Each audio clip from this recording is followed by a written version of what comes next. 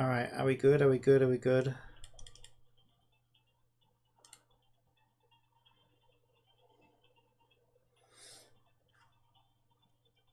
Okay, for now it seems good, so we're live again. Whether it'll stay good. So I was checking online, apparently there's been outages reported all over, so sounds like it's affected everybody. So hopefully we'll stay stable. Let me just make sure I'm not showing anything I shouldn't be. Just gonna hide my screen a second. I did close my emails. Okay, we're fine. All right, so yeah, I'm still on hold trying to get through to somebody. 20 minutes on hold. 21 minutes and nobody answered. But you know what? It seems okay for now, and I just need to get on, so put that to one side for now. All right, so where was I? Yeah, basically, the dialogue system I've set up works differently for this game because the opponents are shuffled, and so the way the game's going to work is your best friend is the final opponent that you face off against. So that's where the game starts. You go meet your best friend, you talk about things, you learn about the winter games, and then you'll go through and you'll verse opponent 1, 2, 3, 4, 5, 6, 7, 8, 9, 10, and then finally 11, your BFF. And then each one's going to have their own like little mini stories. So what that means is, unlike with other games, I can't just say, okay, we want Iron Mouse to be the person you're talking to for this part. We want, you know, whoever, Melody to be the person you're speaking to on this particular scene. Instead, what we have to do is we have to refer to the character by opponent number. So opponent -1 I've used for player character. And then I think I showed the script here. Yeah. So if opponent is -1, it looks up the active character that the player chose. Otherwise, if it's an opponent number, it grabs the opponent number from the opponent order from system objectives opponents.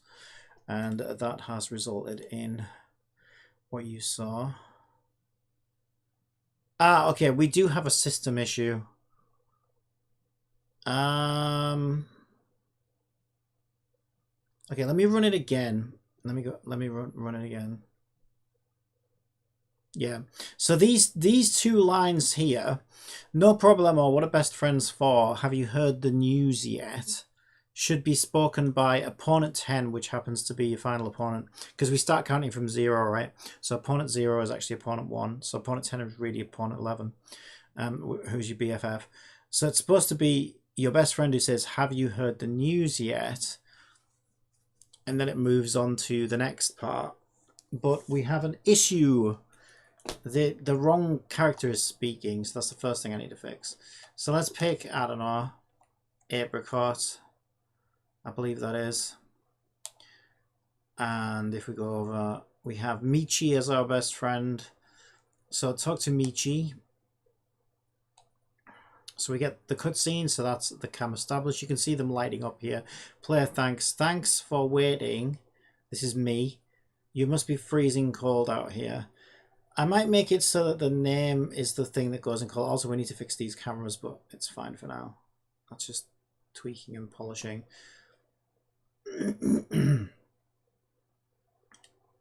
So far everything's working fine.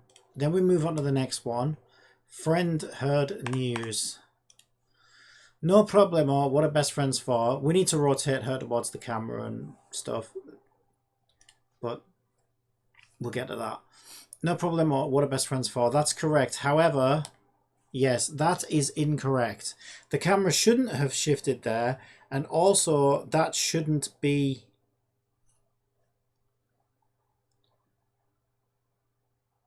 That shouldn't be the player saying that. That should still be the friend saying that. So we made a mistake somewhere.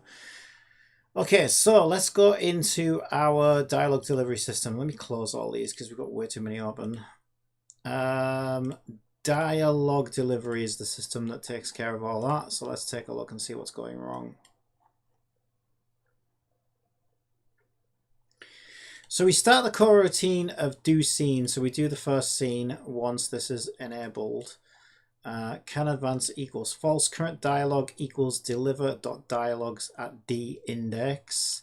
Current dialogue.game object set active to true. So we enable the current dialogue game object. Now the reason I've done that is so that I can place things like Cinemachine virtual cameras on the dialogue objects. So you'll see here, this is the camera for that specific piece of dialogue. So if I want to tweak things, so let's say I want to tweak this scene right now, we can see that it's cam player, and we can just go in and adjust the camera for this specific shot. Okay, and we could do whatever we want. We could put an animation on there, we could reframe it, whatever. They're under the table right now. That's another bug. I'm not supposed to be able to move right now. There are so many bugs. We'll get there, we'll get there, we'll get there. We'll get there. But yeah, that's why I do that. Okay. Get duration integer is current dialogue.duration. So each dialogue can have a duration. That's for autoplay, auto advance, and also camera shots, camera transitions.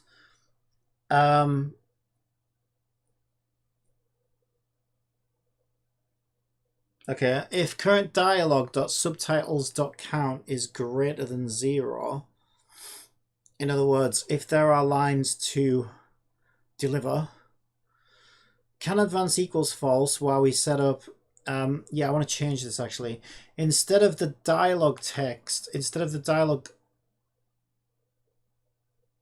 being the color that gets set, I think I'm going to make it so that it's TXT name color that gets set, because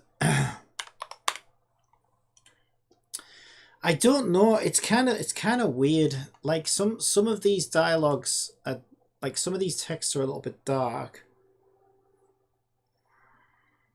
Now you know what? We'll leave it as it is. I think I just need to put like highlights on it. It's just that some of the colors are a little bit dark and hard to read. No, I think I'll leave that as it is actually, for now. Text dialogue set active to false, right? The reason we do this, the reason I'm doing this is because I have a typewriter component on dialogue. So if we look at my canvas and I have a dialogue, TXT dialogue here, this is a TM Pro. I've also got like a text animator on here, and there's a typewriter component on it. In order to start the typewriter animation, we need to enable the game object. So if I disable and re-enable this now, it didn't work, bastard. I think, okay, I know why. It's because the text has to change as well. So if I disable it and then change the text and then re-enable it, there you go. Yeah, the problem is it's a little bit clunky like that, where when it first enables, it still shows the old text, which can look a bit jittery. I need to, okay, we'll fine tune that later, whatever. That's the reason I disable and re-enable it. Okay, so we basically grab the line of dialogue and deliver it. Can advance equals true, meaning we can then send a signal to advance the dialogue.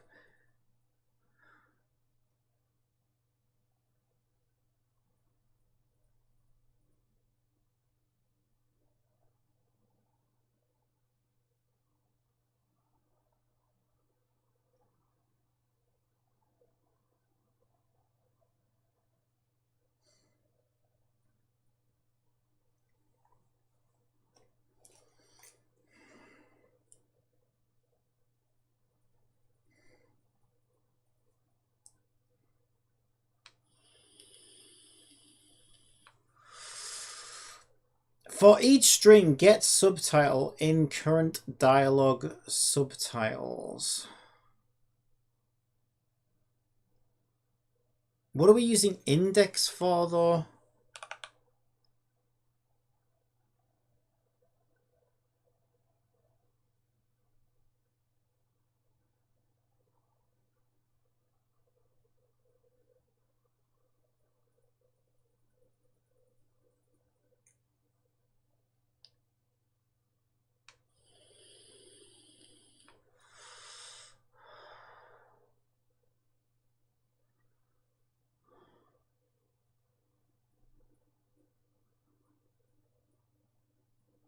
We don't actually use index for anything.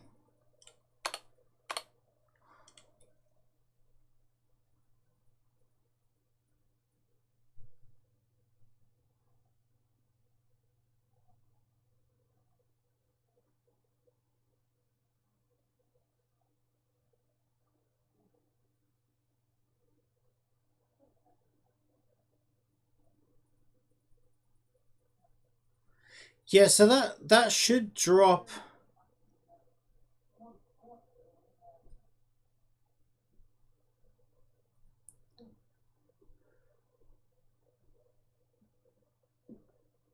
TXT dialogue, game object, selected, true.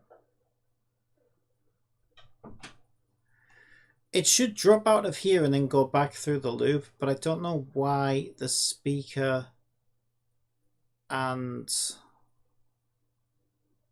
the camera is changing.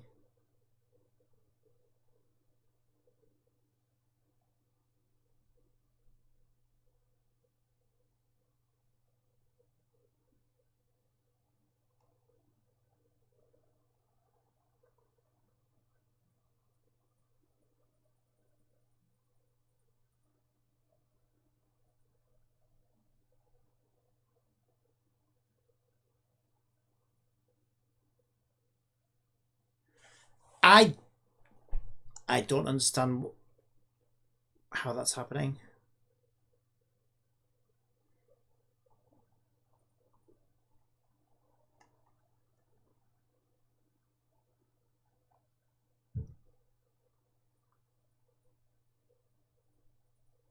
Oh wait, I think I do. I think I do. So no, I do. I think I do.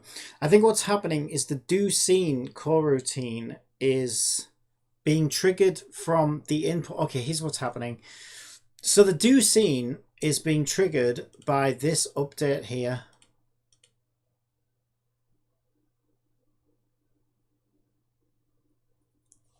Actually, maybe now that I've put that condition down there.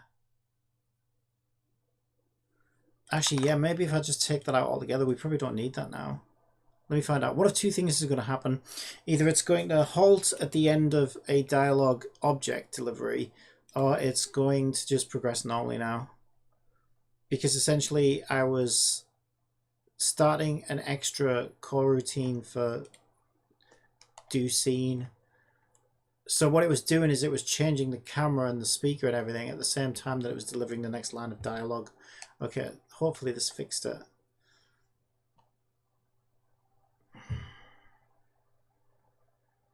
Thanks for waiting. You must be freezing cold out here.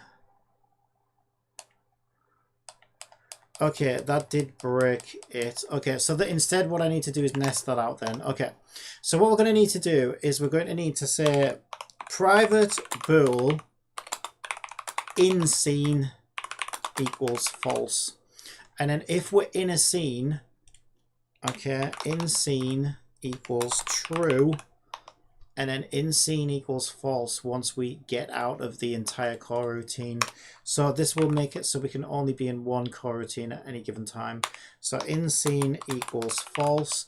And then back to that condition, which advances each segment of dialogue, each dialogue object, we can say if can advance and input next was press this frame and not in scene, then advance. So what that should do is let us advance individual dialogue objects, but not individual lines of dialogue, because the individual lines of dialogue need to be handled inside the coroutine itself now. So hopefully that is what we needed. Okay.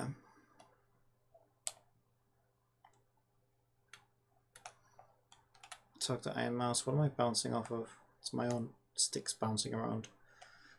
Okay, hopefully. Thanks for waiting. No problemo. No, it's the wrong character still. I don't understand. Right, let me just make sure that what is happening is what I think is happening, which is that we're starting too many coroutines at the same time. So I'm going to do a debug.log entered do scene coroutine. All right, let me just run it again and test it to see if what is happening is what I think is happening. But that should have stopped it from happening. So I don't know why it didn't. Also, I don't know why the hell our character controller is still enabled when I disable it. Something is re-enabling that and I don't know what it is.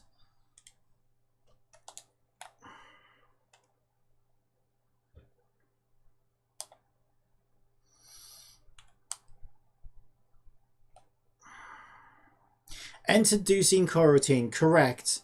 Now entered again, correct. Right, let me just clear that. So we've entered 2 so far, which is correct. And then we should enter another one. Correct. Right, now we shouldn't enter a new scene. It should just deliver the next dialogue, but I bet we do. Yep, I knew we would. So the problem is what I think it is. But why is it happening? Because it must be being triggered by... Okay, it's being triggered by advance, probably. Oh, okay, yeah. Okay, I see it.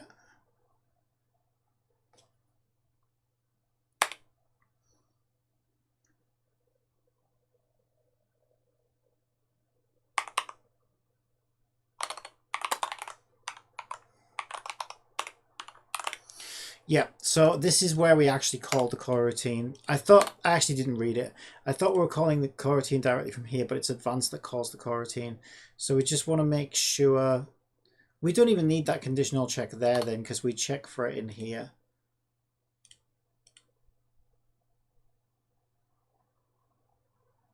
No, we should check for it there, because otherwise we're going to disable the current dialog game object, which we don't want to do.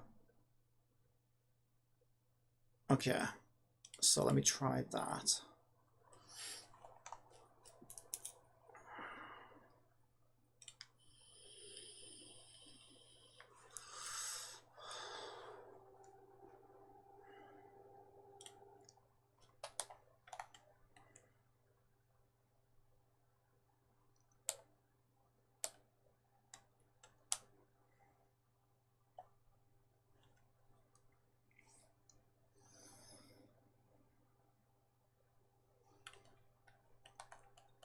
Now it didn't deliver it at all. Okay, so I guess we were still... I don't understand. We were still in scene then. We didn't enter the next scene.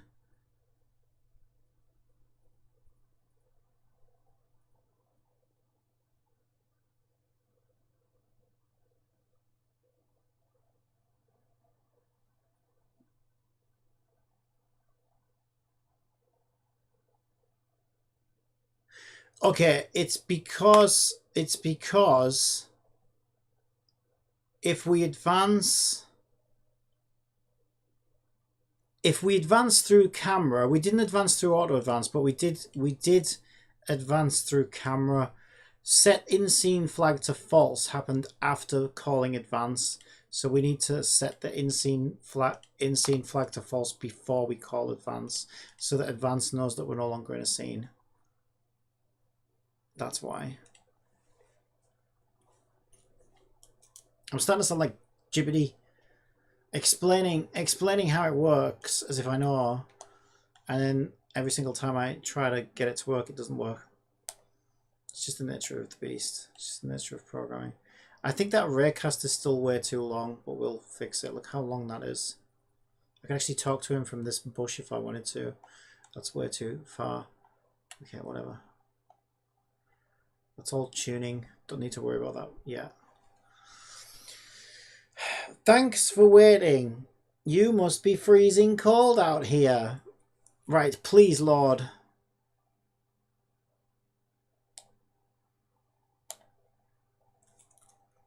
Okay, it made me press advance twice for some reason. No problem, or what are best friends for?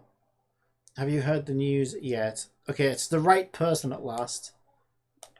Yeah, okay, for some weird reason, the only problem now is it's making me press confirm twice in between dialogue objects. So the first time I press confirm, nothing happens.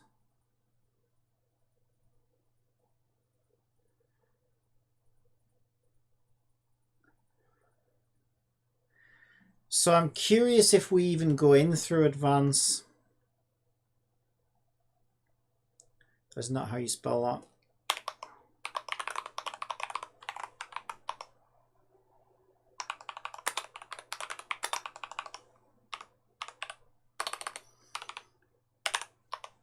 Okay.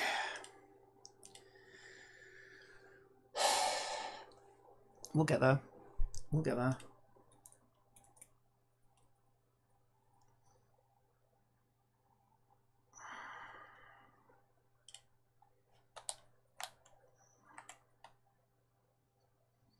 So when I'm forced to press confirm twice, are we actually going in advance?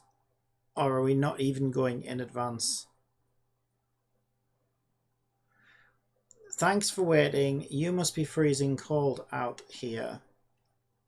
Okay, so if I press clear now and I press confirm, nothing happens. Okay, I think it's because the game lost focus actually. Okay, try it now. Yeah, we didn't go into advance the first time. We only went into advance the second time. Okay, that helps me. So we're not actually going into advance. So we're not. So these conditions aren't even being met. Can advance input next was pressed this frame and not in scene. So one of those conditions is not resetting correctly. I don't think it will be input next press this frame. It's got to either be can advance or not in scene.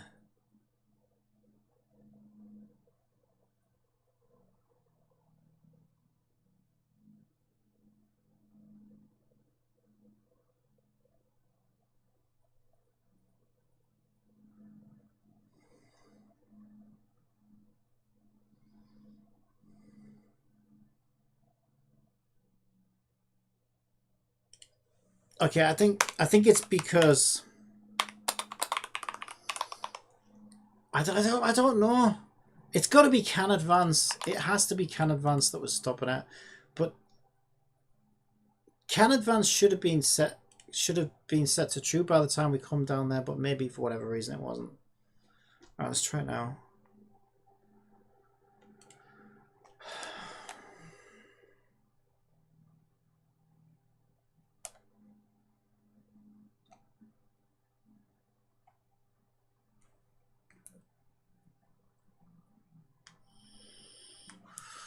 Thanks for waiting. You must be freezing cold out here.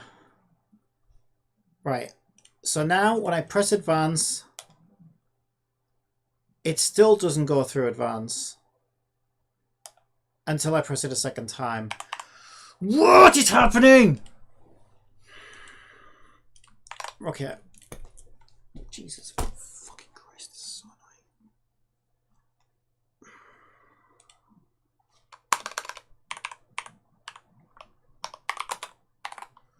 Right, let's nest this condition out better.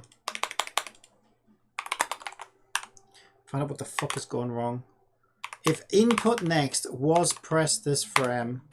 Sorry, I'm really in a bad mood because like my internet was out when I woke up. I've had to piss around resetting everything. I had to wait for it to come back on. I was on hold for 22 minutes trying to get through to somebody. Didn't even get to speak to anybody. All they do is gaslight me and make it sound like it's a problem at my end. And now, like, I don't know.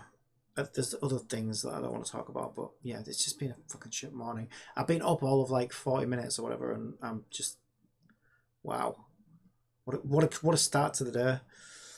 And now this, it's like, right, okay. Input was pressed this frame. So let's do this in logical steps, right?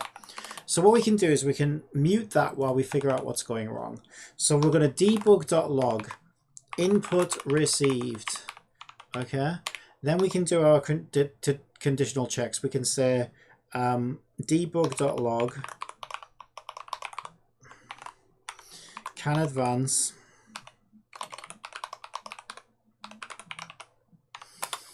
and then tell us what can advance says, and then we'll do in scene and tell us what in scene is.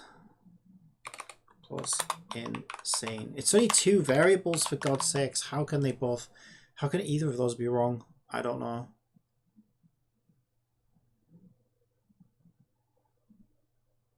We can leave that in, I guess, because we're not doing anything other than debugging in there. I just want to see what is going wrong, because I don't understand. That all looks good to me.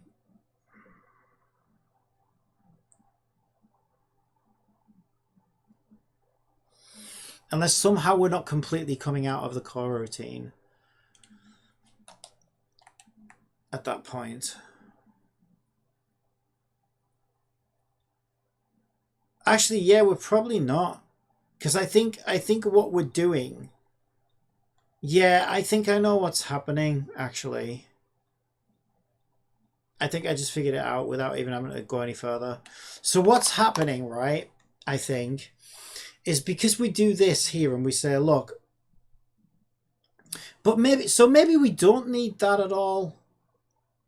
Yeah, I don't think we do need to detect it here at all anymore. We can just detect it within this one place, which would be better anyway, whilst we're still in the coroutine. Although no, because one coroutine of doScene only does one object at a time, so we still need to call another instance of an object. So I think what's happening is we basically say, look,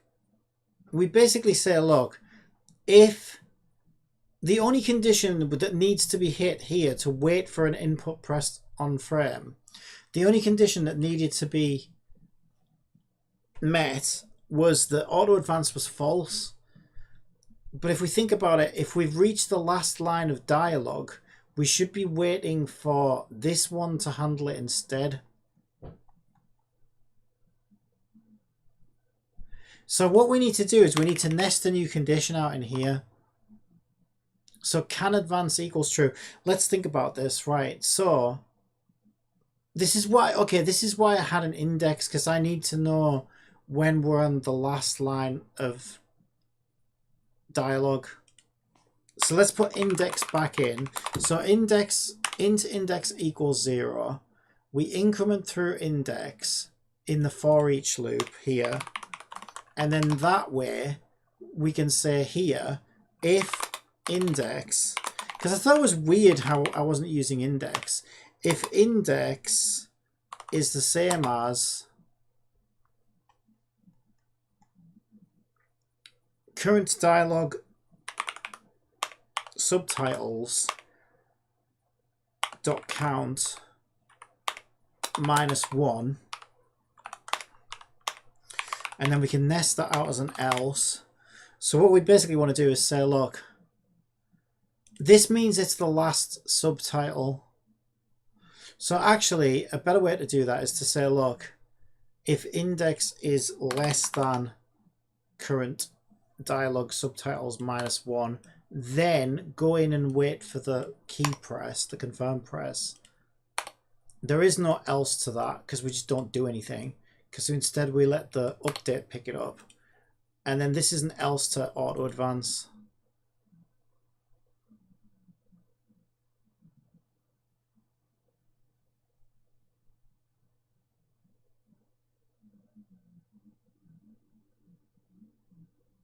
I think. I'm not sure about auto advance yet. We'll worry about auto advance later. I want to get it to work normally first.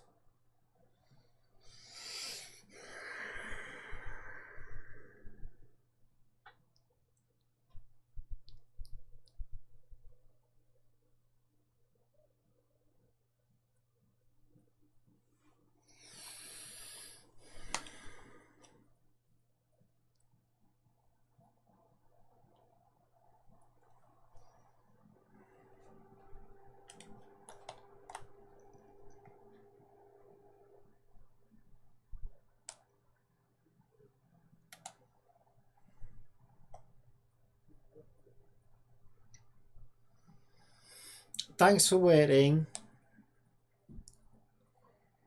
You must be freezing cold. No problem. What are best friends for? This is why I'm worried about the text colours, but we'll worry about that later.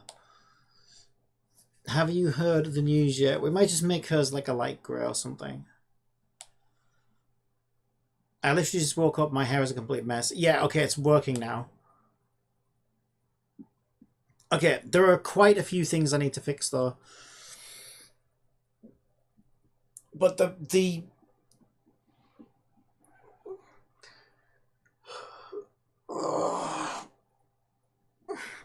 advanced thing is working properly. My biggest beef right now is this is happening, right? My character can move around and he's not supposed to be able to while he's in cutscenes. So let's have a look. Something is resetting that, I think. So the first thing I want to do is get rid of all debug messages out of here because we're done with that now. So we don't need any of that anymore because I figured out what the problem was.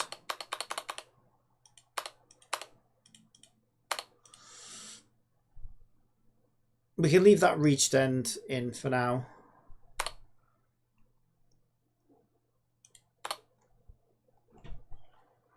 Okay. So what we should have is a...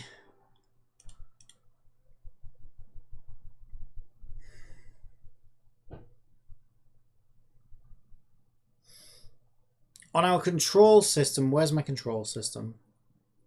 Core. Control. Okay, on my control system, I should have a link to the third-person controller. There it is. Third-person controller on control. So, let's just say in update, let's see if this brute force approach works. The whole time we are inside of dialogue delivery, let's just brute force system control third-person controller enabled equals false. And then we already say on disable third-person controller enabled equals true.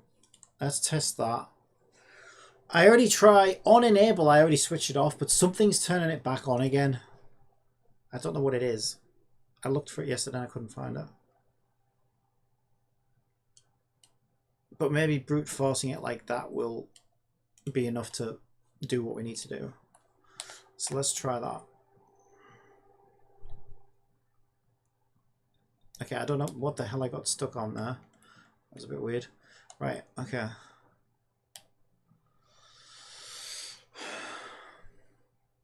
Thanks for waiting. You must be freezing cold out here. No problemo. What are best friends for? Have you heard the news yet? I literally just woke up. My hair is a complete mess. News? What news is that? Your hair looks fine. The town mayor has an important announcement. Everybody is being asked to gather at the square. Oh, I didn't know anything about that. Okay, it's what... Yeah, it's kind of working. So our stick... he doesn't move though, which is good. Like, he does move, he animates. So I need to... Basically, I need to turn his animator off as well. But now he's stuck in one spot, which is good. So he doesn't jump up and down anymore. Which means he's staying where he's supposed to stay. Okay, so we fixed that. That's great. I hope it's nothing bad. Well, we'll find out soon enough. We're meeting a few minutes from now. Just enough time to grab a bite to eat. I'm starving. Me too. Actually, it's my turn to buy the hot dogs. You want the usual? You betcha. Extra mustard, please. Okie dokie. I'll be back soon. I've got to... I've got to stop the character from jumping whenever I confirm. Because that's kind of annoying. So then we're going to go and speak. Then we're going to go and get snacks, basically. We have to buy some snacks. Okay, so that's almost perfect now. Now I just need to rotate this character at the start of the scene.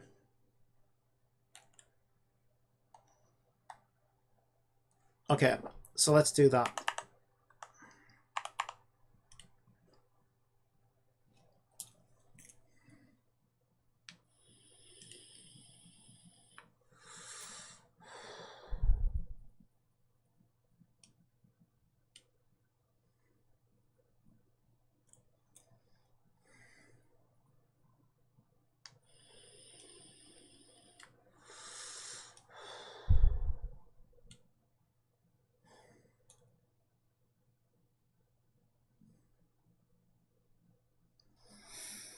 these things aren't. Okay, these things aren't named very well. Okay, so I have a script here called position NPC, but the more I think about it, the more that should be called set NPC. Because what this really does is it lets us set one of the order of opponents in a specific spot. So that's what I use to bring the best friend to the bench, right? Because we don't know who the best friend is until we roll a dice. So I use that script to set the best friend at that bench, whoever the best friend happens to be. So now that I want to reposition the best friend, I can't use that script. Well, I could, but I'd rather not. I want to keep things simple.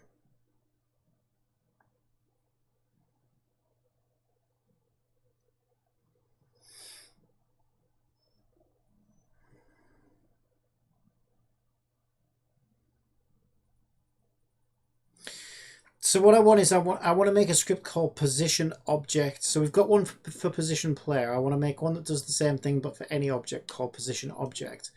The problem is if I see three scripts called position NPC, position player, and position object, I'm going to think that I can use the position NPC script to position the NPC because, well, it sounds like that's what it does, but that's not really what that does. I've already renamed the script once before, but I need to rename it again. I think it makes more sense if it's called set NPC, because it's not really. I mean, it does position them, yeah, but setting them is by positioning them to spawning them into position, spawning them into place. Give me a second. I can't manage it. Right, 2 seconds. I'll be back in a sec. Let me turn everything off.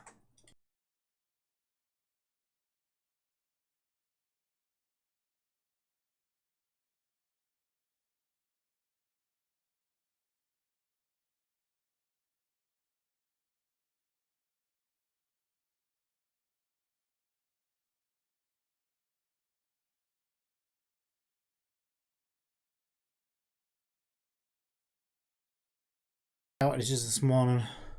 Oh. They had outages this morning. Will that affect you then? It's affected everybody, it looks like, yeah. So it doesn't happen too often, eh? Well, it's been happening a fair bit, yeah. Right, okay, sorry about that. So basically, I'm going to rename this to set NPC because essentially it is setting an NPC in a position instead of, because originally I was going to spawn them in, I was going to clone them, but then I realized, well, we don't want lots of NPCs around the town, and then it becomes difficult to manage those clones. So better to, yeah, that's fine.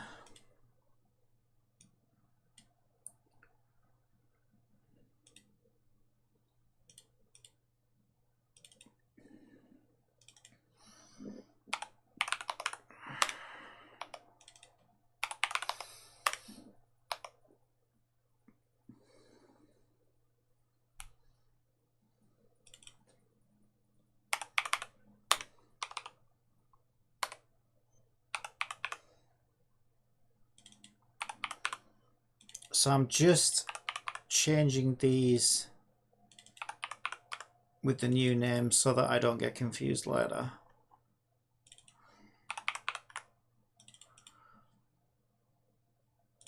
Okay, so if you're curious how this works, I'll show you how it works. So basically in the town, I have a bunch of position setters here, position sets. These position sets are where we position items for scenes. So here's the friend position. This is where the best friend is spawned at the bench. Here is the player position where we reposition the player for that cutscene. And friend bench is, I haven't done it yet, but that's what I'm going to use for this next part, which is the position NPCs. So what my dialogue system does, I think it's my dialogue system that does it. No, sorry, my objective system does it. My objective manager basically looks at this position set and finds any object with a set NPC script on it and adds it to its set NPC list of items to track.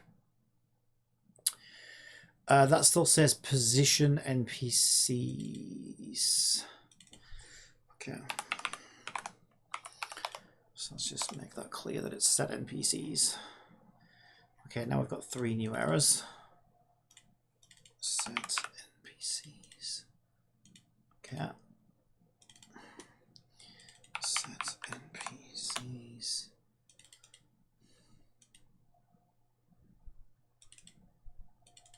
Set NPCs. Okay, there we go. So now position NPC is called set NPC because that's a better description of it. You see how tangled things get, don't you? Pretty easily. Set NPC. Okay, that's better, I think. Position player, set NPC. So now I want to make a script called position object. And what this is going to do is going to do something similar to position player, but it's going to let me do it with any object instead of just the player. So position object. Let's go into it. And the way this is going to work is if we look at my position player script, you'll see how it works. Basically, all we do is on enable, we set the position and the rotation of the player to the transforms, the linked, publicly linked transforms position and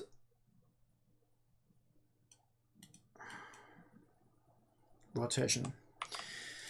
So I'm literally just going to paste that in here because we want it to be as close as possible. The only additional thing I need here is we're going to make it so that we can move any object. So I'm going to do a public game object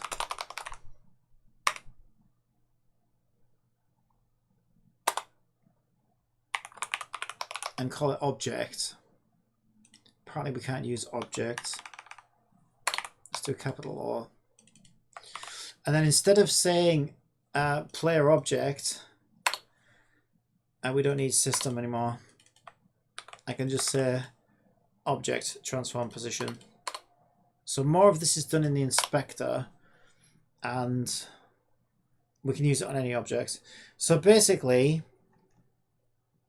this is our position here.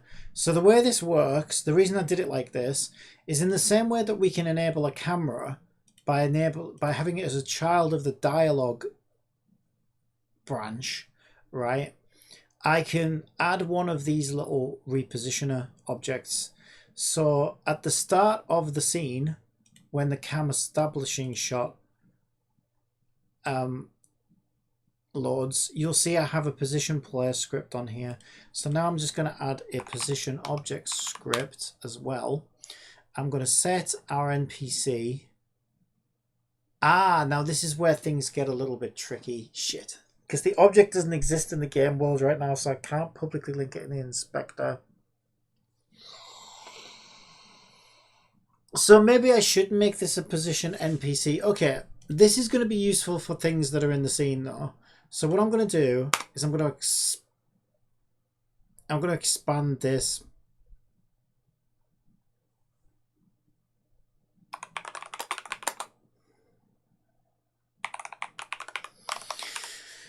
Okay, so instead what I'm going to do is I'm going to make it so that if the object is null, we can use an integer of an opponent instead. Okay, and we've got a reference to SYS there. So what we're going to do is we're going to say if object, if object is not null, then we want to do this, right? We want to reposition the object that's publicly linked in the inspector. Else, essentially, if we're not using a publicly linked object, then we must be using an opponent number instead from the system. So this is where we can say game object find core get component SYS, so that we can go in and we can find the opponent. So the opponent is going to be game object get opponent equals SYS objectives opponents at position opponent dot game object. And then get opponent is the object we want to do this to instead. Because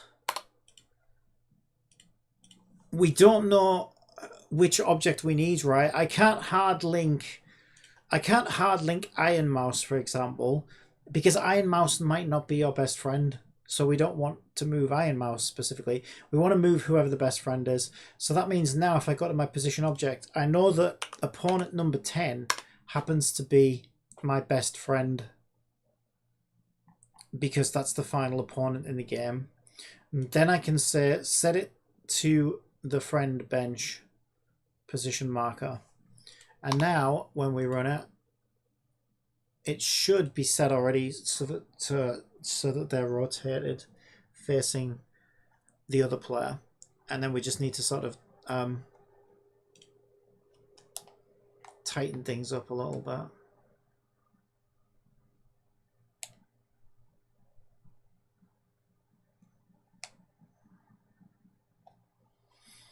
We got a null reference exception on position object. No, we didn't. Yeah, we did. Position object line 20. Get opponent. Opponents at opponent. Dot game object.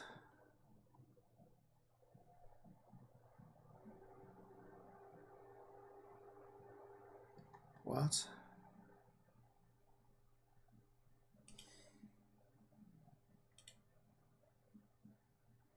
So he's our opponents. So Iron Mouse is our best friend, as you can see. So opponent 10 is Iron Mouse. So that should have worked.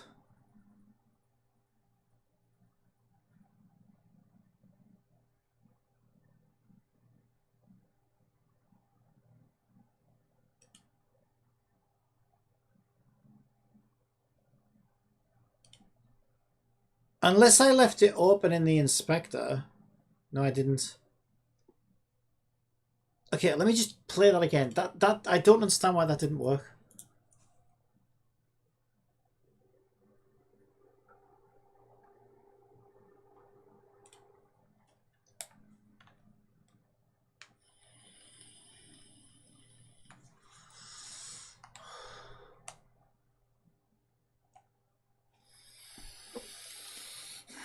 Position object line 20. Game object get opponent equals system objectives. Opponents at opponent number, which is set to 10.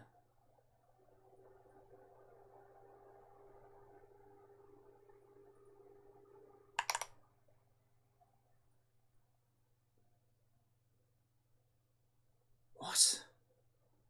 Dot game object. Oh, wait a minute. Opponents are character references. Okay. Yeah, okay. I think opponents are character references. So we actually want to say model.gameObject. Okay, that's why.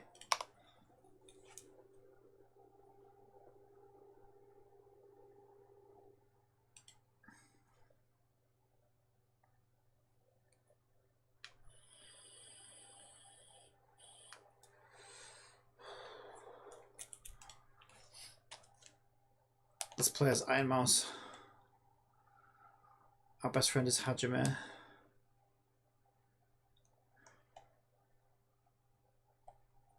Oh my god, are you kidding me? What is your problem? Let me just sanity check this a second. Objectives. Opponents. Hajime. Hajime is... Okay, Hajime links to the character reference. So I said model. Model is this. And this is the .game object. This should be her. It is. So why doesn't it like that?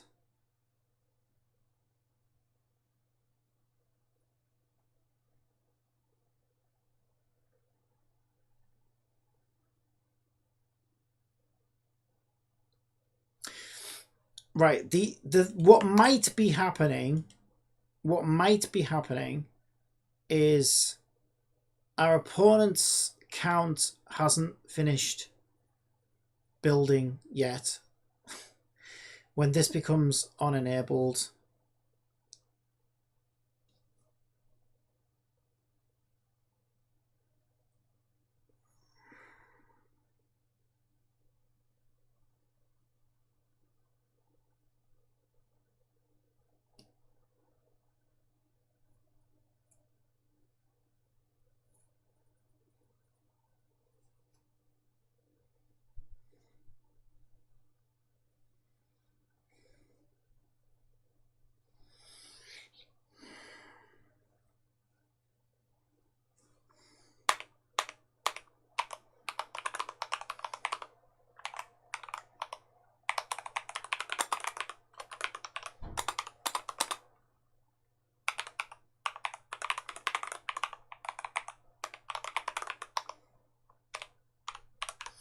that would be my best guess. In which case we have to wait for the... We have to wait for the opponent's script to finish before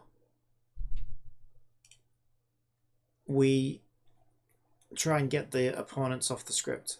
So we could do a script execution order would probably be the best way to fix that.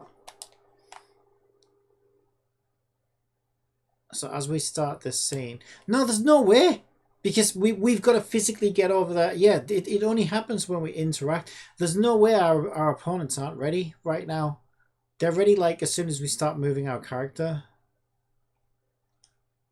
I didn't even get... Well, that's interesting because I didn't even get line 21 on position object. So I got a null reference trying to get system objectives opponents count.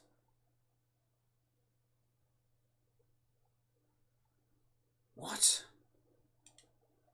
System objectives opponents.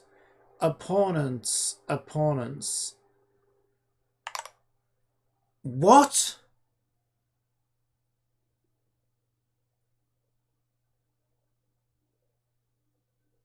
What? That makes no sense.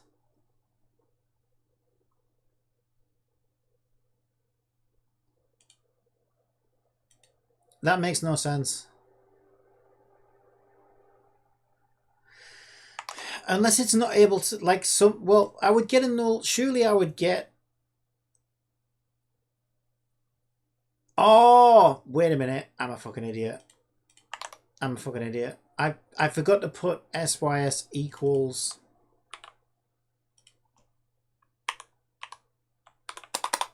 Okay. I'm an idiot.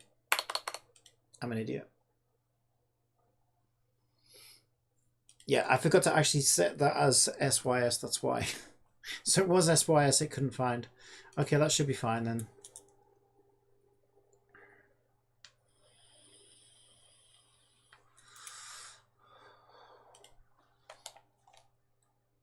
Okay.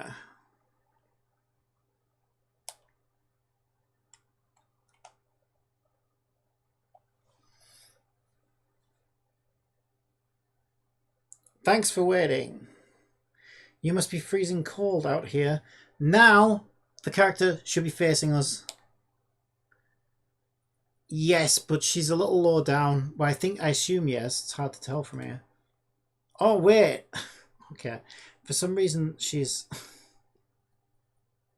Okay, so we can take our friend Benj. You know what might be a good idea is to do that in update rather than on enable. Because that way, if we need to reposition stuff, like now...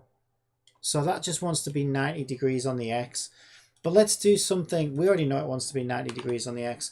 But yeah, let's make that change, actually. I think that's a good idea. So on our position object, rather than do it on enable, let's just do it in update.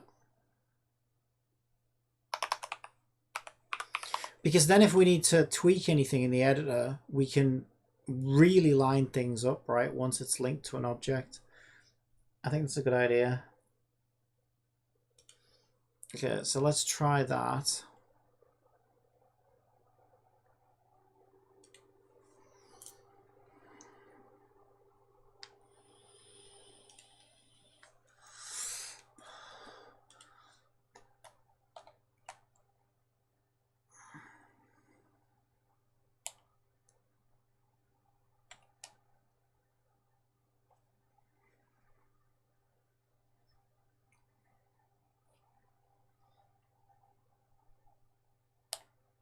There we go. And now, what's nice about that is if I want to tweak this now, right? So I want to actually really line that shot up. Let's say this pole, we don't like the pole that's in the way a little bit, right? So we can... Oh, you motherfucker. Oh, because we're not in that scene anymore, that's why. Shit. Shit, shit, shit, shit, shit. Shit, shit, shit, shit, shit, shit, and shit. Ah, you fucker. Okay, I've got a better idea. Then what I should do is I should put the position scripts on here, because then I could link it. You see what I'm saying? Because then I could just I could keep that off, I could turn that on, and then I could do the position. Because for example, if I position object and I position friend bench, hang on, and I say best friend, there you go. This is, then I can just enable that. It's not quite as sophisticated as I wanted it to be, but now I can, look how good that is. Now I can like really line things up. I can be like, okay, well, I want your friend to be, maybe I want the friend to be here. I want the friend to be here, and then I can rotate a little bit. Do you see what I'm saying? I can line things up now. I actually quite like it there, actually. That's pretty good. About there.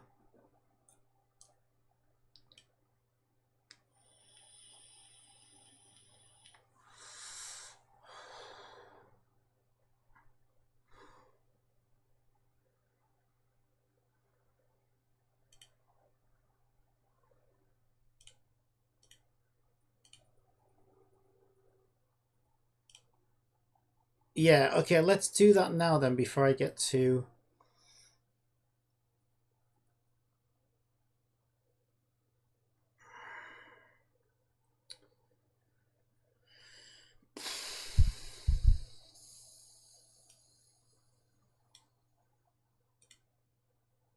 There we go. Okay, we can just drag and drop them, that's nice. There we go, we can just drag and drop them, that's nice. Okay, so now I can put them on the parent instead, because that makes it easier for me to line things up.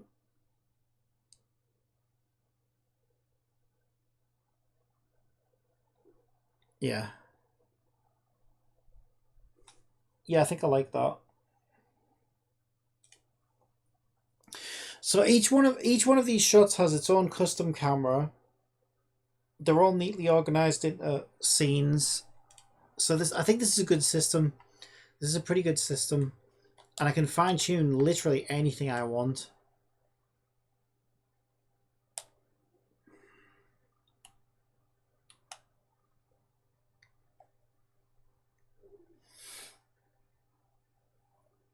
Thanks for waiting. You must be freezing cold out here. No problemo. So she's now in the position that I set. What are best friends for? Have you heard the news yet? I literally just woke up. So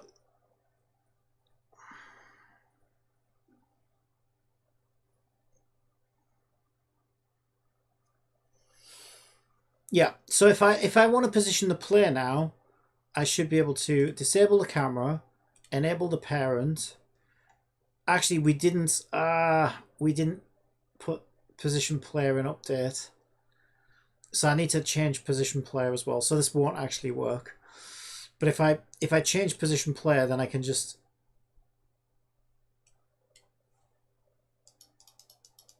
now fine tune and position the player where I want the player to be. But I need to change position player to also do an update. So we'll make it so that these are update scripts. There we go.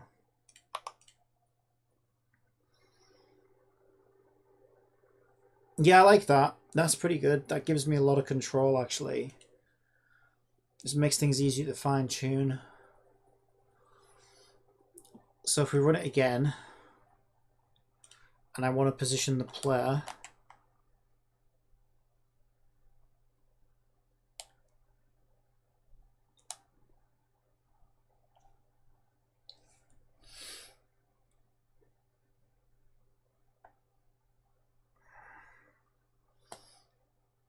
I can wait till it goes to the player camera. There we go. I can disable the first one. I can enable this one. Now that should be locked on, and I can grab player position, and I can figure out exactly where I want them to be. Maybe I want the player on the left. Maybe I want the player on the right. I think I might put them on the left because if you look at where they are on the bench as well, right, then they're sort of on the same side of the bench as each other.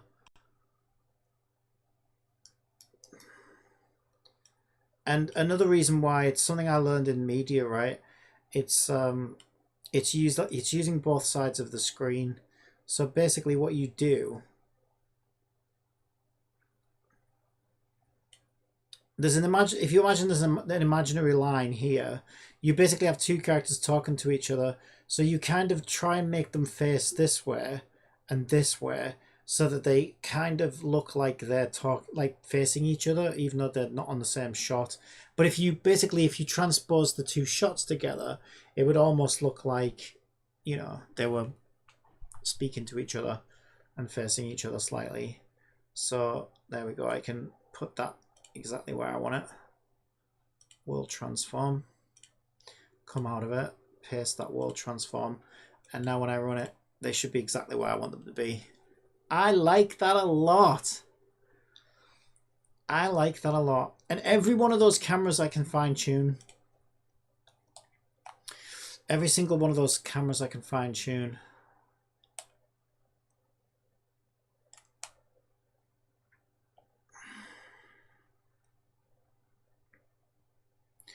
Thanks for waiting. You must be freezing cold out here. So that's me on the left. No problem. Oh, now they're on the right. What are best friends for? We obviously need to disable this and disable this as well. The interface is a bit messy right now. This font needs sorting out because it's too dark. You can barely read it. Because I set an individual color for each character, right? So, but that one is kind of hard to read on the dark background. Have you heard the news yet? I literally just woke up. My hair is a complete mess. News? What news is that? Your hair looks fine. The town mayor has an important announcement. Everybody is being asked to gather at the square. Oh, I didn't know anything about that. This is the first time hearing about it. I hope it's nothing bad. Well, we'll find out soon enough. We're meeting a few minutes from now. Just enough time to grab a bite to eat. I'm starving. Me too. Actually, it's my turn to buy the hot dogs. You want the usual? You betcha. Extra mustard, please. Okie dokie. I'll be back soon. Right, and then it's going to move on to the next objective, which is to buy snacks, buy hot dogs. All right, I am quite happy with that for now. We can flesh it out and build it out more and more. Yeah, that's looking pretty good. I'm quite happy with that.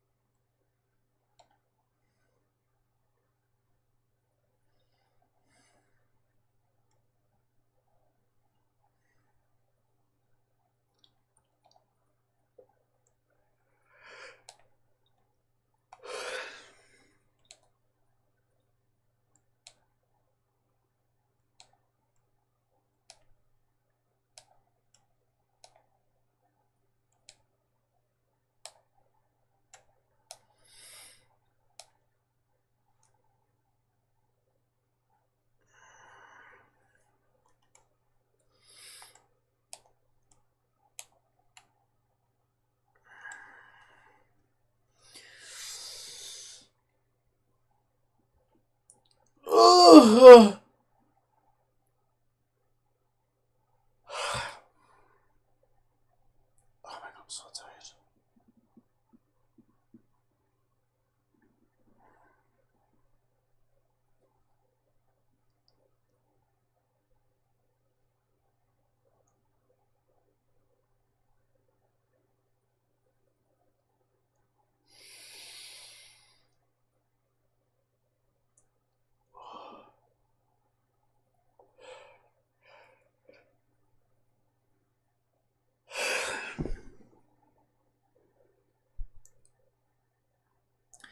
Oh my god.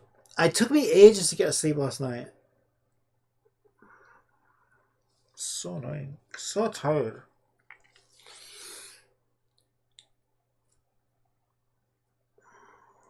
And I was just fucking lay there awake all night and I'm like, oh my god, I'm so tired. I just need to sleep.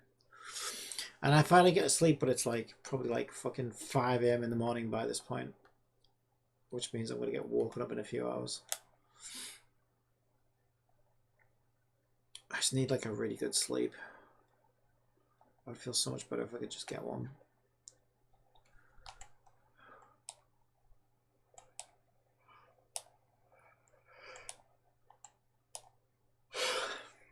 Jesus Christ. I might need to drink some coffee again. That seemed to help a little bit yesterday actually. I am just like in a haze of sleepiness. Well, seems better now. Had to take a break. The freezing was giving me a headache earlier. Yeah, I know it was terrible. We had outages apparently. It was reported online, so it was affecting everybody, I think. Okay.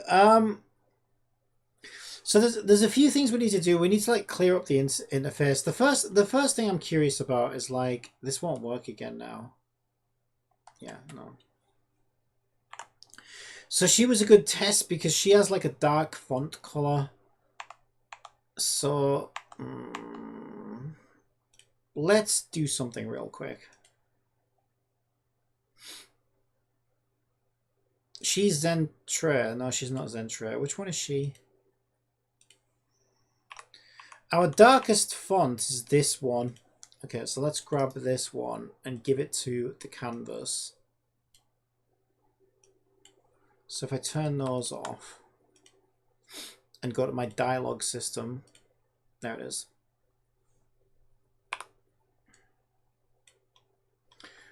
It's kind of hard to read when it's her color.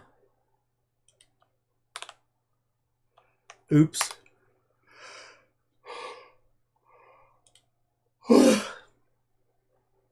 Oh my god, I can't stop yawning. Right. Yeah, I might go make a coffee in a sec. So that's kind of hard to read, right? So I could just make hers lighter. But I'm wondering if maybe like a white outline or something might just help with that. Let's have a look. Where's my outline option?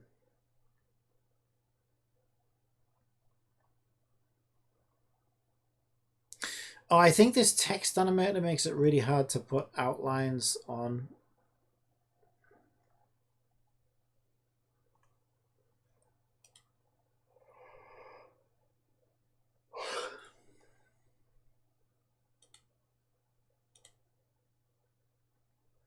Jeez, there's so many options. So many options, but no outlines. Appearances. Size. No, they're all for the animators, I think. Yeah, for whatever reason, this text animator seems to destroy... Oh, there's outline. I found it. Ignore me.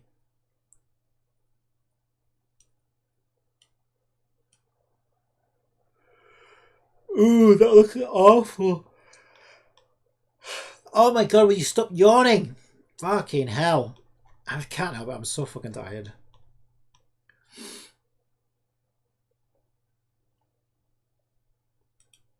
Yeah, I don't think outline is the solution. It just looks fucking awful.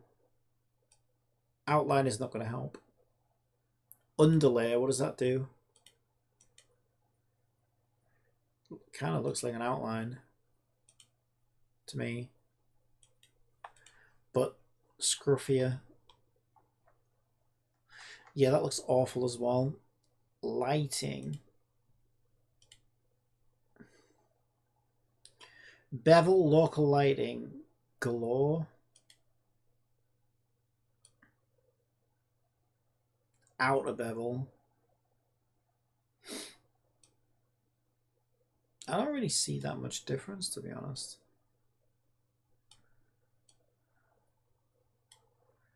Yeah, I don't really see that. It went a little bit brighter, and that's about it. Yeah, I think I just need to change her color, because her color is way too dark to read against that dark background.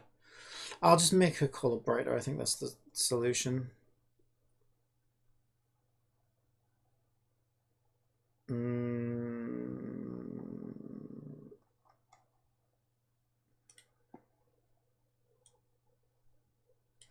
Just make it like that one or something.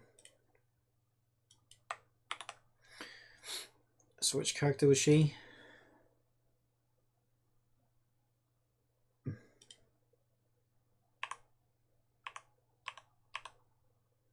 This one, Kason.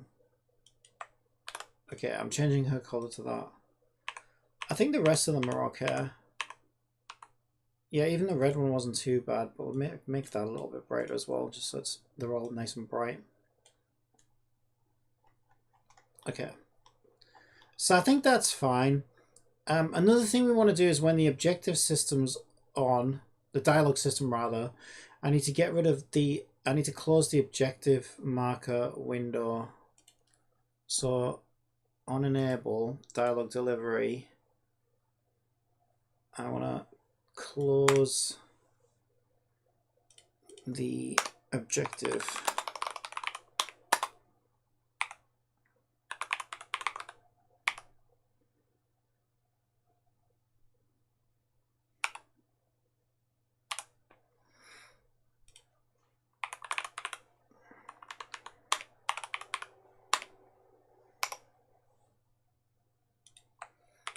And then on disable, we can make it true again.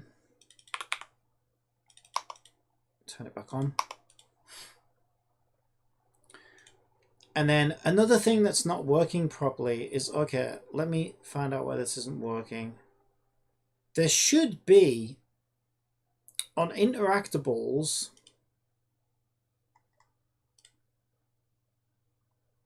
this is the interactable. There should be a, yeah, I made a bool system, but seems to not be working.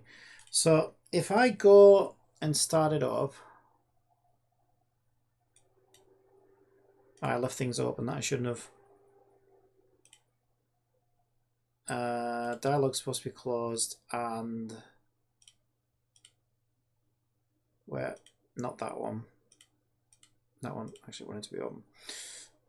It's on the canvas. Where's the canvas? Canvas dialogue. And then these two want to be on. You have to make that sound effect when you do it. Oh, I forgot to link. I always forget to link. I forgot to link that there, objectives. There we are.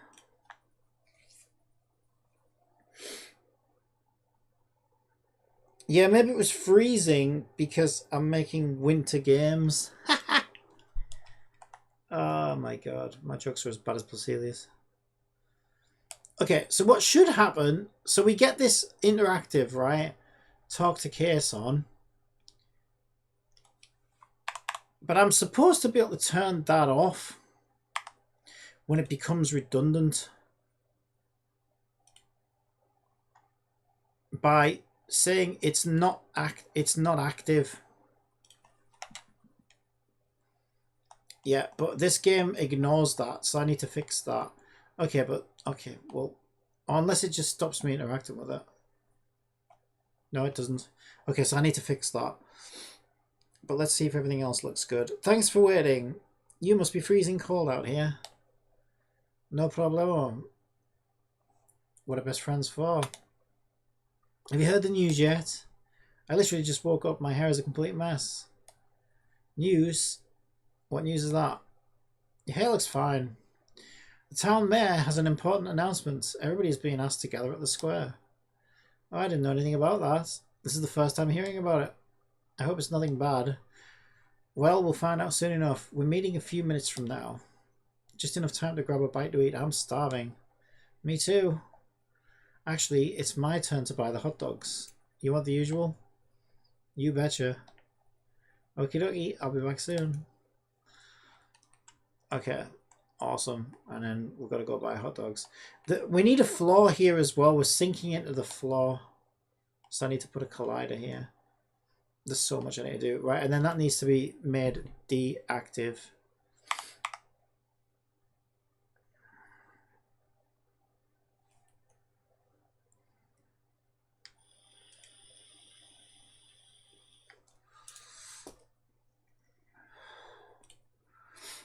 So what I'm going to do, I'm going to make a script called Disable Interactive.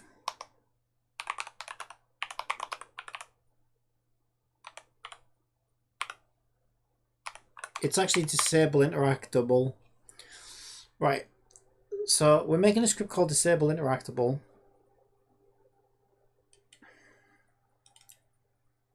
And I spelled it wrong. Let's fix that.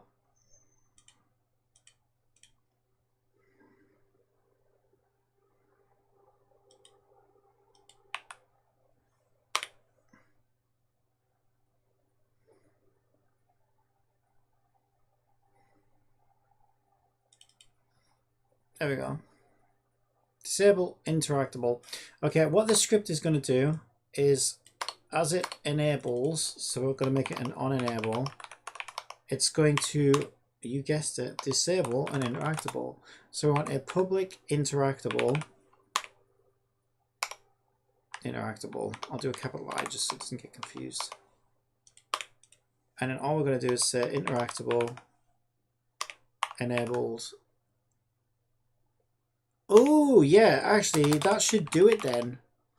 If I'll just turn the component off rather than say that it's active. Oh no, because I think our system doesn't care whether they're enabled or not.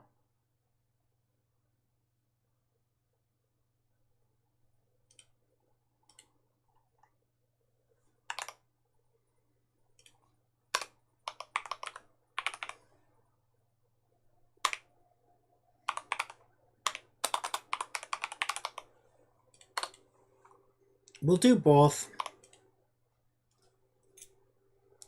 What that's going to let me do is when this dialogue triggers, if I add on the camera establishing shot, if I add a disable interactable and then tell it to disable this interactable, then when that launches, it should stop us from being able to now interact with that particular one.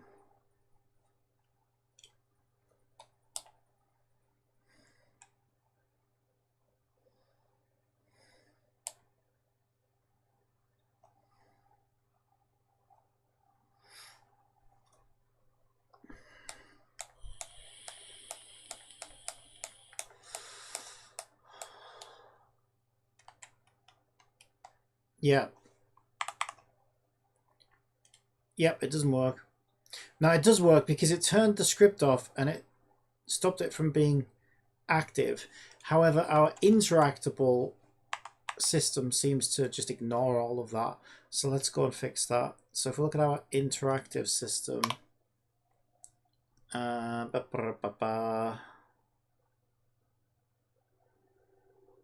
yeah, this is what I'm going to say, and active. Okay, active is not, what is sender then? Sender is the interactable, so it should be sender.active. Sender is active. There we go. Let's test that. Okay, so this should now allow those to be disabled at will.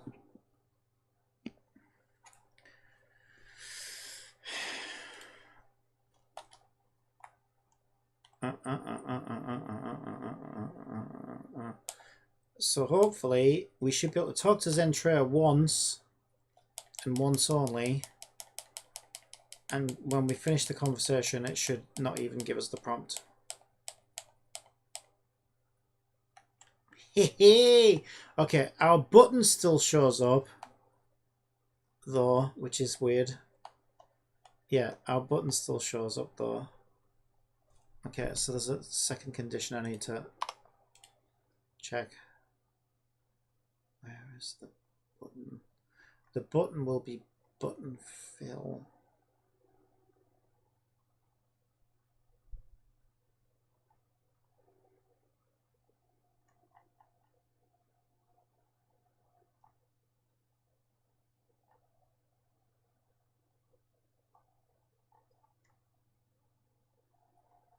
Huh?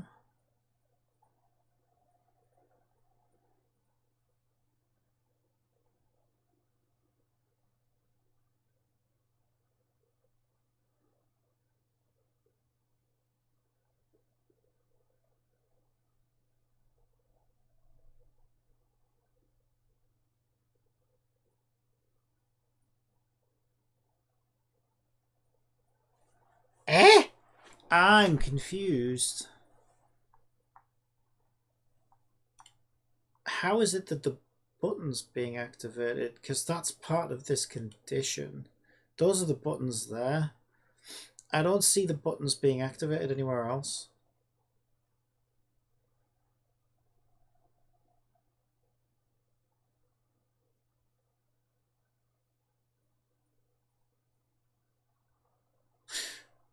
Oh wait, these are the button fills.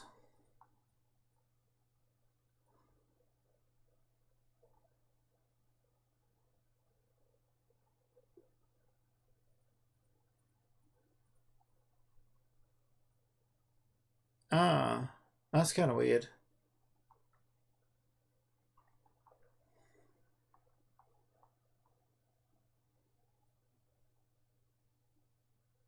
So it looks like we don't have a reference to the actual button prompt itself. So it must get deactivated. It must get deactivated though. I think what's happening is the scheme is being turned off.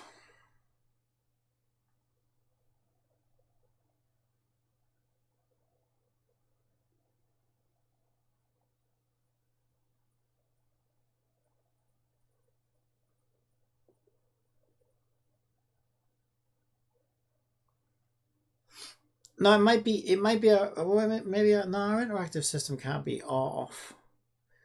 I'm so confused. I don't understand how.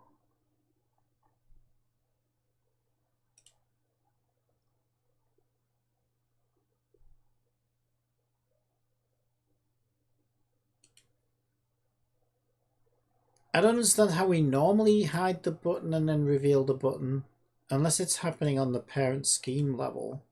It's kind of weird. I can fix it. I'm just confused as to how it's working currently. Okay, whatever. We'll just do a public raw image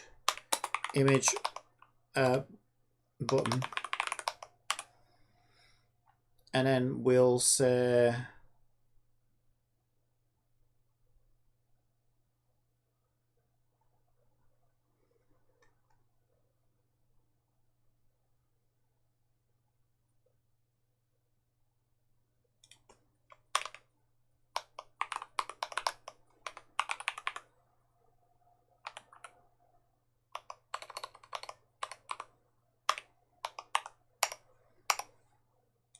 image button set active to true if sender is not null and sender is active, and in our else image button false,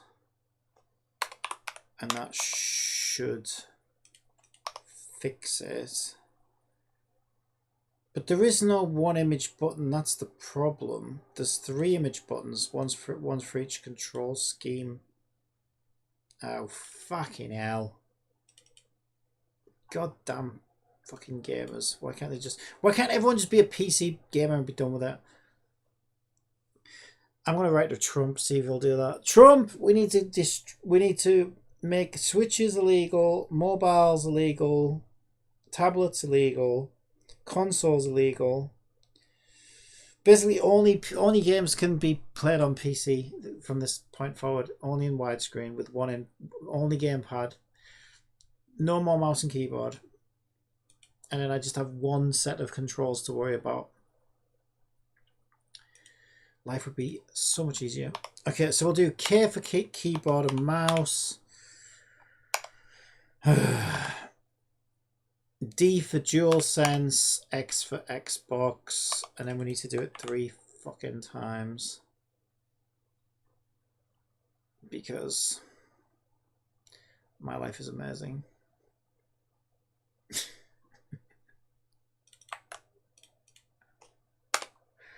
Basically. Okay, and then all of those to false here.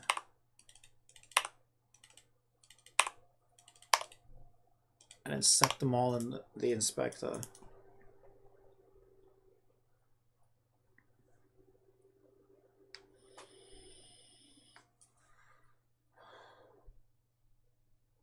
Alright, key prompt, keyboard, key prompt, DualSense, key prompt, Xbox. And I haven't even begun thinking about touch controls yet. Frickin' touch screens. Those Pika mother... Nice people.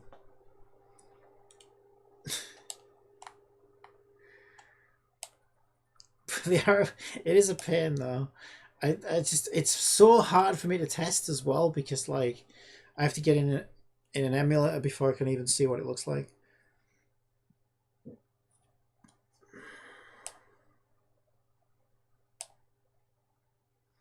Okay, what am I even testing? Okay, the interface went off. Yeah, that is working. That seems to be working fine because it already went off the thing. So I think, yeah, that's working perfectly now. Oh my god, it's so nice. Right, it still says speak with Apricot because we didn't move the objective along. And then we need the new objective. But yeah, if I just put a little bit of a collider on this grass, and I think I'll build it out while I go make a coffee so I can actually wake up. I'll try. Okay, so let's find that scene. There it is. We need a new floor.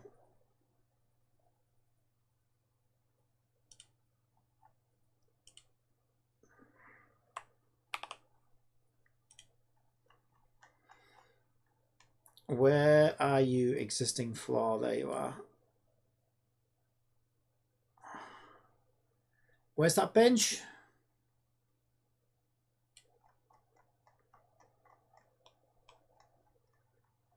That's not it. The fuck is it?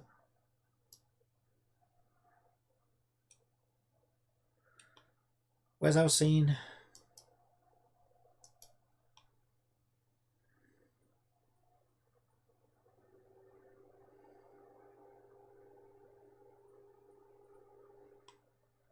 There's the van there. There's the van. I found the van. Right, so our area must be... I wonder if there's a really nice snow effect I can make, you know? I really want like a snow that leaves footprints and stuff. That'd be really cool.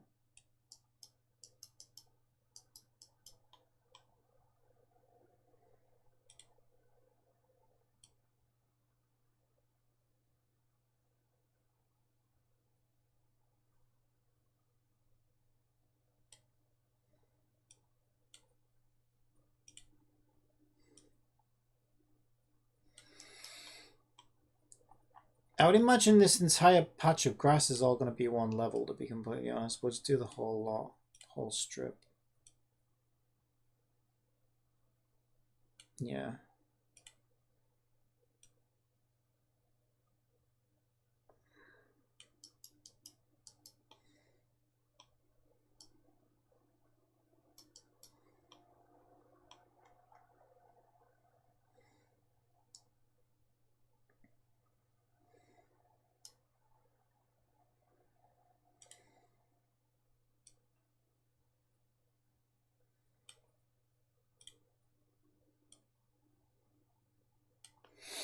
For this particular one, I'm going to turn the mesh renderer off as well.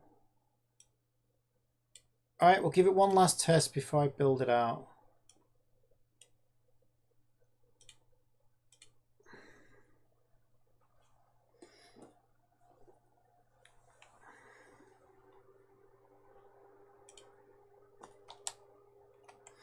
I need to stop the character from jumping when I confirm in and out of UIs because it's kind of weird.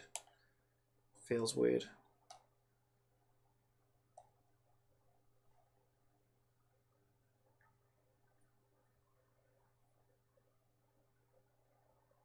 Yeah, also my UI is not changing. That's supposed to say like next and...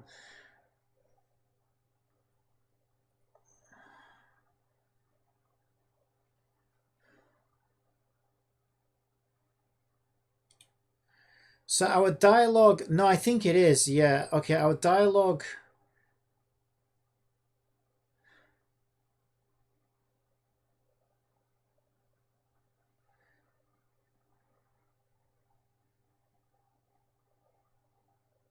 Isn't that the original control bar?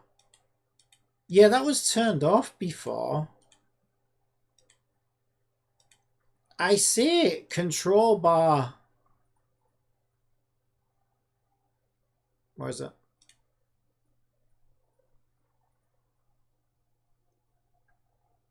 Main bar set active to false, so it's being a little bitch again. So I'm going to do what I did with the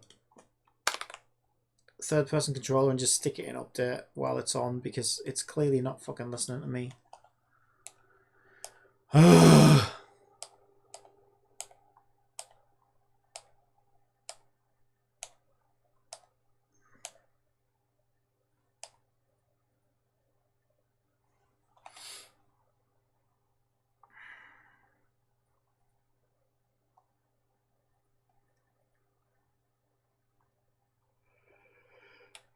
Yeah, that seems better. Now we're actually stood on the grass.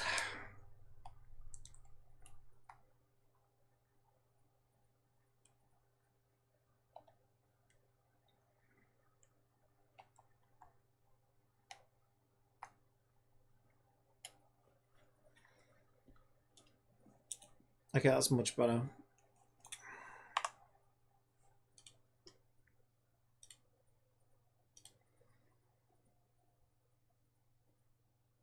Alright, I think I'm going to give it a quick build while I go make a coffee. There's no such thing as a quick build with this. It's so slow. It's one of the downside of web builds.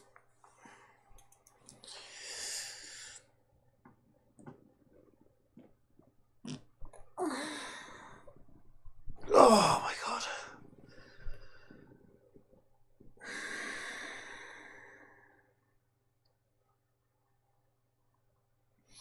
I got a cup up there. There's my cup. That's where my coffee cup is. Alright, I'm gonna go make a coffee. See if I can wake the fuck up.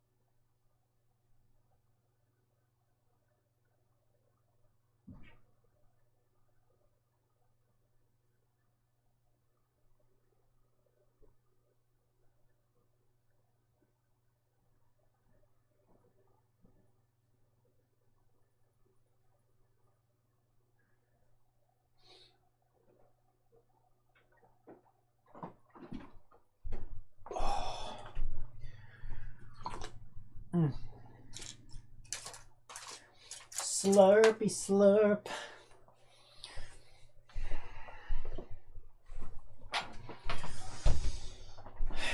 We slurp the coffee in the morning. It's not even morning anymore. We slurp the coffee in the day. Hey, hey. Hey, hey.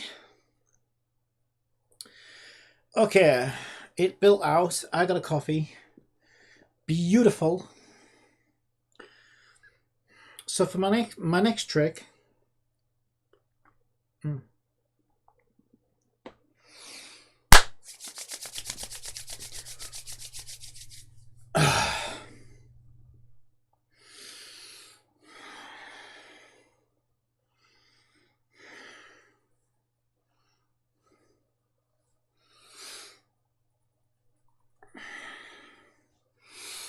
I think the best thing to do is to make a next objective script now.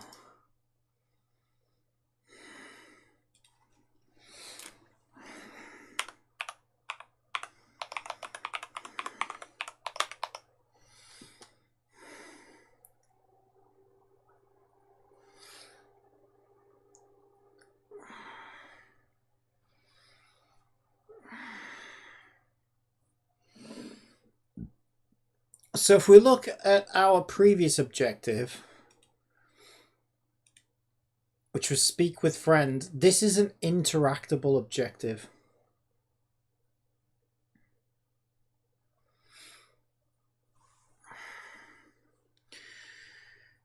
So what we can do is on our dialogue, at the end of the conversation, on the last conversation thing, we can add a next objective script on here.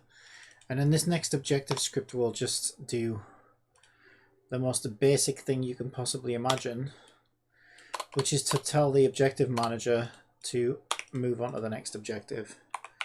So for that, we can do a private SYS. We'll do it as an on enable. An SYS equals game object find core get component SYS, and then we can say SYS objectives. I thought I had a next objective. Let's have a look at my objective manager. Set positions. We do have a next objective, but it's not a public. Make it a public.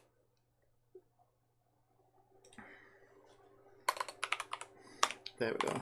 Next objective.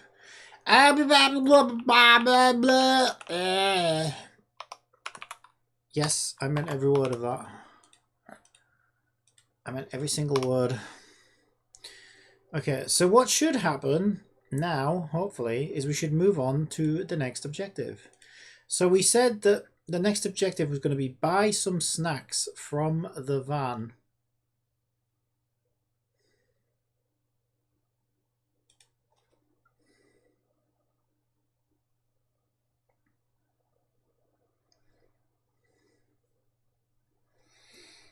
Now I just had an idea. What if we do the same thing with the objective system that we were doing with the dialogue system?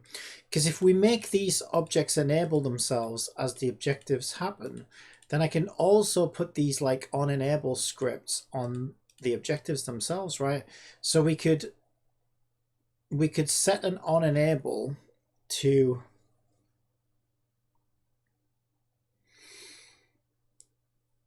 set up an interactive on the van, for example,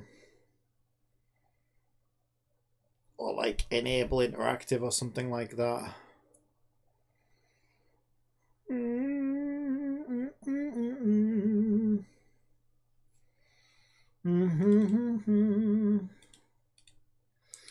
Yeah, because at the moment, the way it works... Okay, so I'll explain how it works at the moment. So how it works at the moment, which is fine because we only have one thing, is you come into the scene and the interactable is already set here, even if the friend's not there. Now you don't really know this because when you get there, you just see the friend and then you interact with them.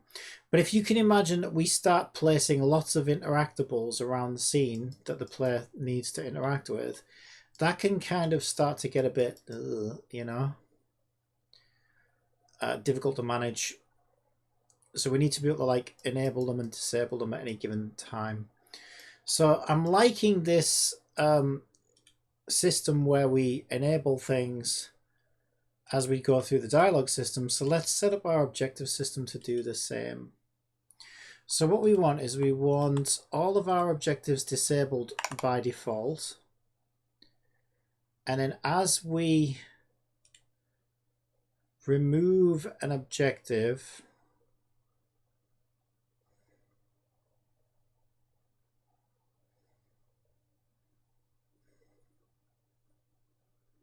actually, I think I destroy the objective from the list in this one. Yeah, we do.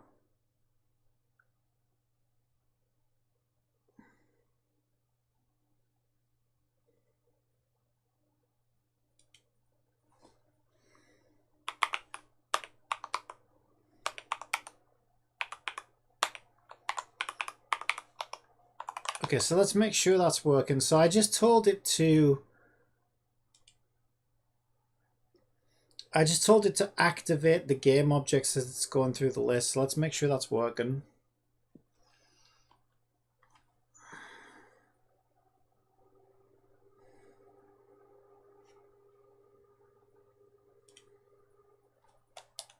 There you go. Meet friend just came on.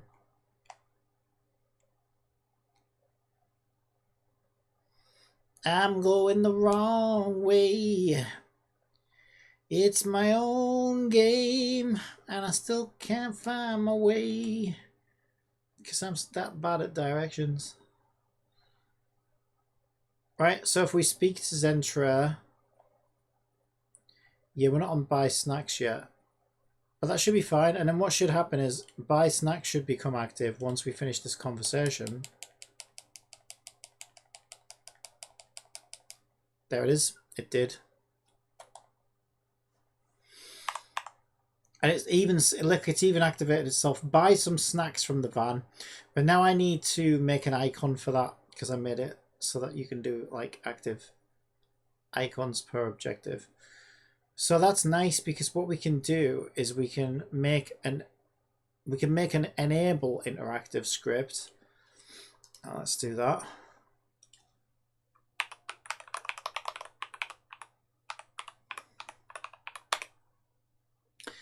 Enable interactable. And of course it's going to do the exact opposite of the disable interactable. This is object orientation at its finest. Beautiful. It's so beautiful. You're beautiful. I love your stinky toes in my face and up my nose. You're so beautiful.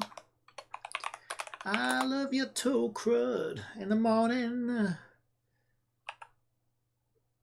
Don't ask.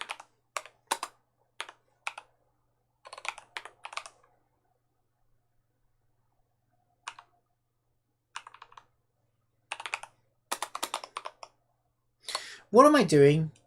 I don't need SYS for this. We just need a public interactable, but I like to have a capital I there. I don't know why.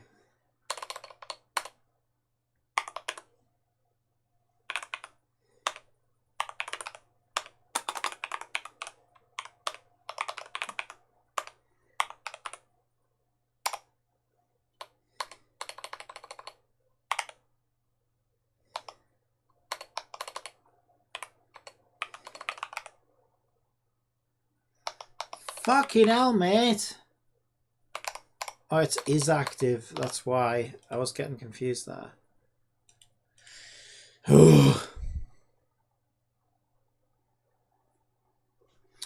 Okay, so the idea here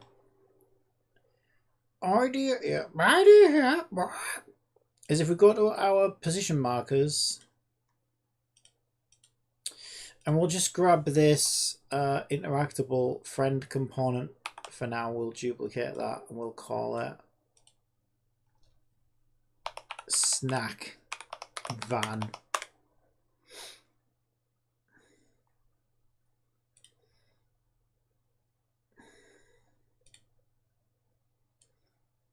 And then what we can do is we can see what kind of size we want.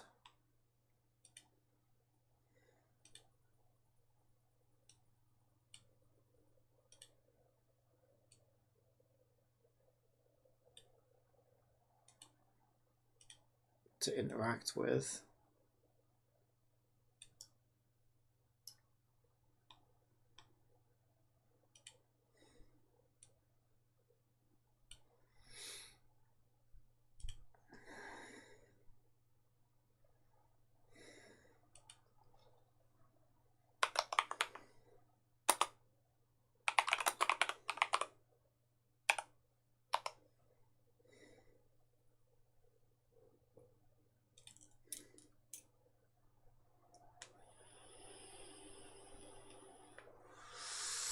Buy some hot dogs.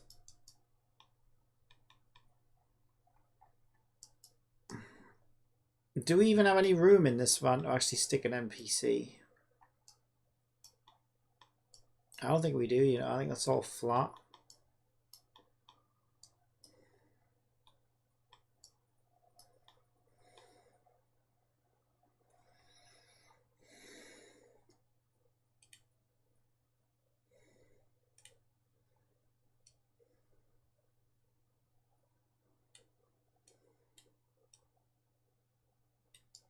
Just put the fucking thing in the van.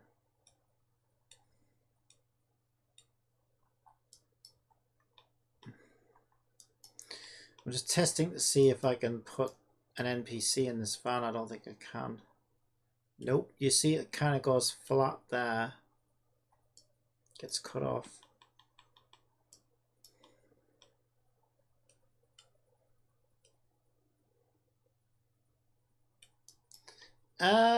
Okay, you can just to say put a sphere back there. Okay, you do have a little bit of room in there actually. I might be able to put an NPC there. So we could make it so that one of the other opponents is the opponent that sits in the van.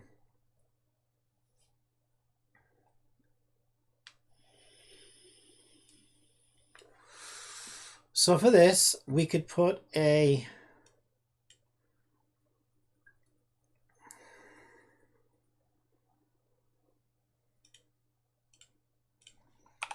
set NPC script.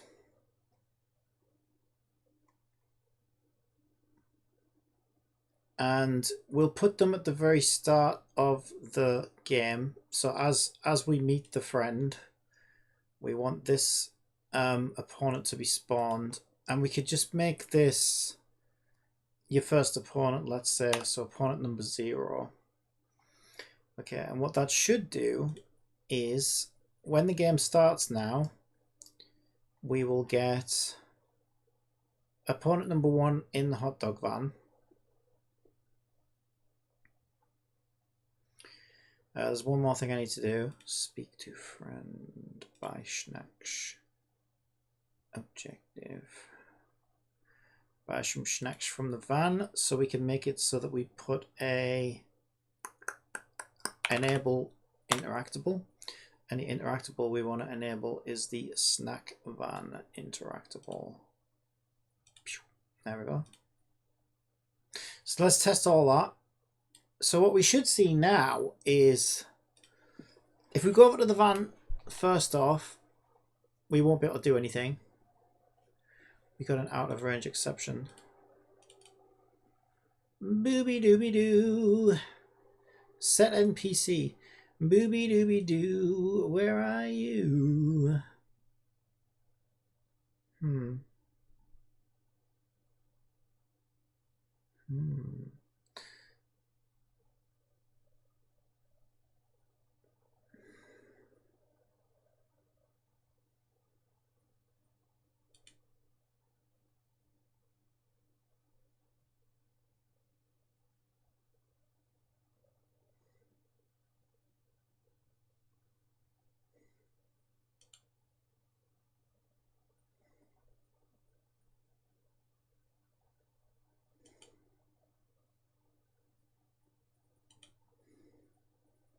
I know why.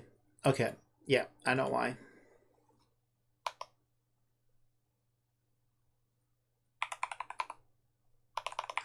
So I'm going to put opponent 1 position. It needs to be disabled, that's why, and also it wasn't a child of position sets. So there you go. Now when we run it, it should activate it when it's time. There we go. Woohoo! Some of these systems are pretty good, actually. I'm quite happy with them. So now, if we go over to the van, we should have opponent 1 in the van. Oh, friend didn't show up. What the fuck? Hajime is not here. Hajime is not here, but... okay, Zentrea is lying down in the van, which I'm guessing is opponent 1. So we obviously need to rotate her because she's sleeping on the job. And also, that shouldn't be active now. Buy hot dogs shouldn't be active yet. So we have issues.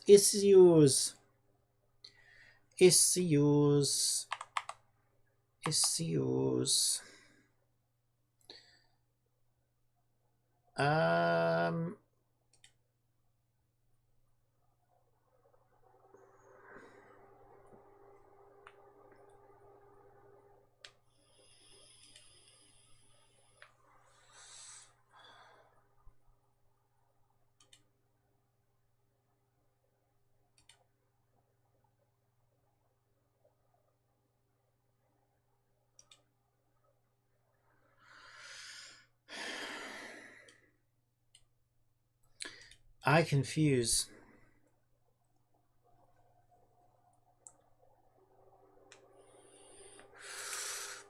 My guess is it doesn't like me having multiple of those per objective. No, there's something wrong with the friend. So it doesn't matter which way around I do them. It still puts the friend, the opponent rather. Oh wait, they're both here.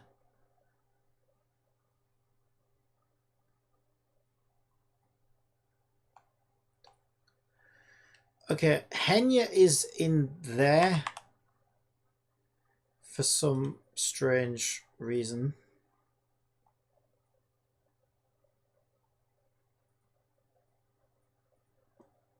What the fuck is happening? What is happening? What is happening?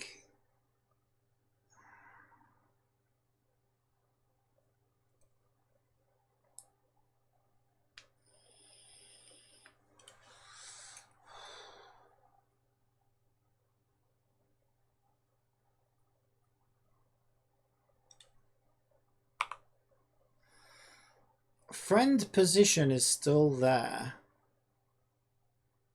I assume that's me. Is that me? Actually, no. Yes, that is me. Okay. What the fuck is happening?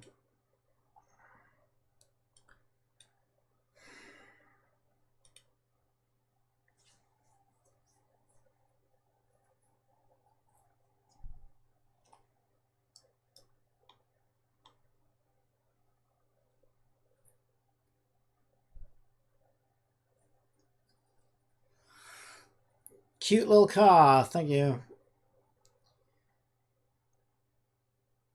We're in crisis. Why is it falling apart?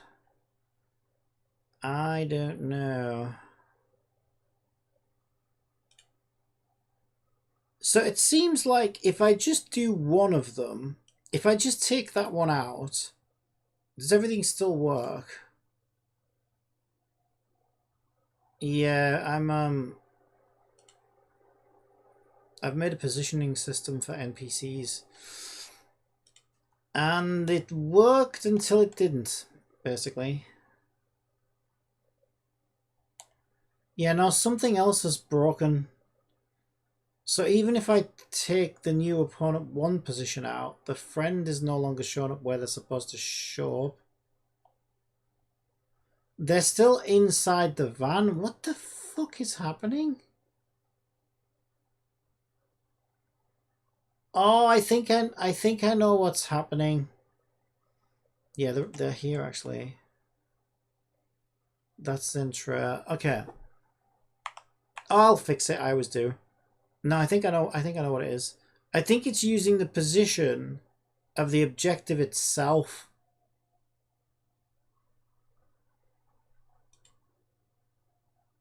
Which isn't gonna work, is it?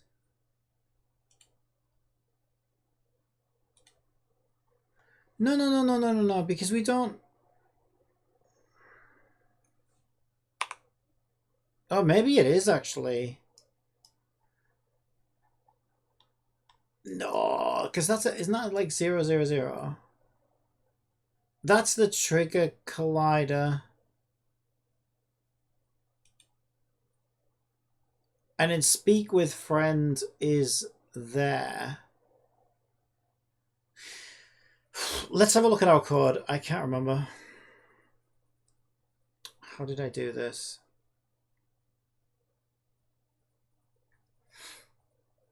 Where the hell is my objective manager? Objective manager, where are you? Okay, there it is.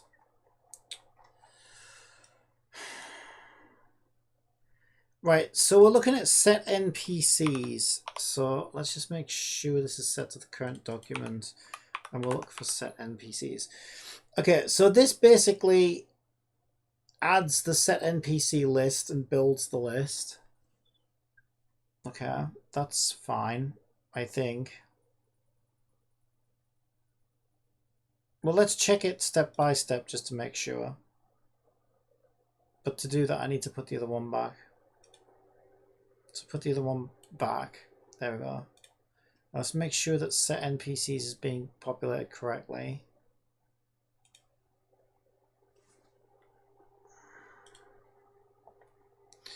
Okay, there's my objectives, there's my opponents, there's my set NPCs. Ah, set NPCs has nothing in it. Ah. Ah, okay, that might be why it's not working. That's weird.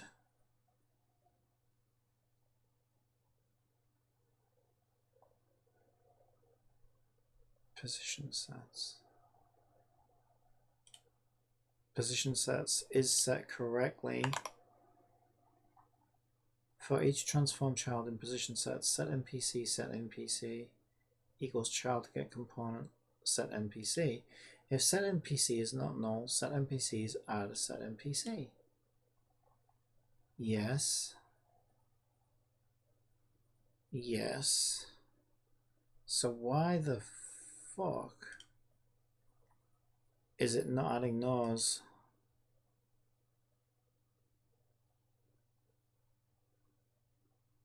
What? I'm so confused. If I manually add those, we should end up with 4.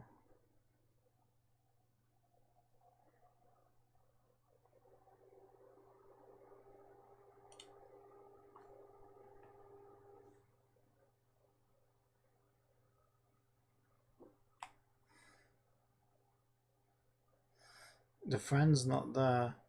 Oh my god, what is happening? This was working fine. Until it wasn't. Let me drink some coffee.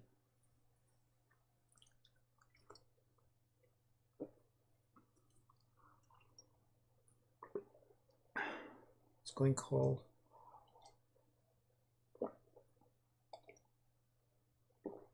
I need the caffeine.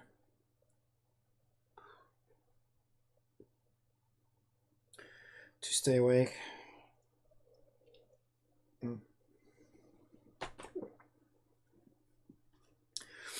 Okay, so the first thing I want to know is why aren't the set NPCs being automatically populated?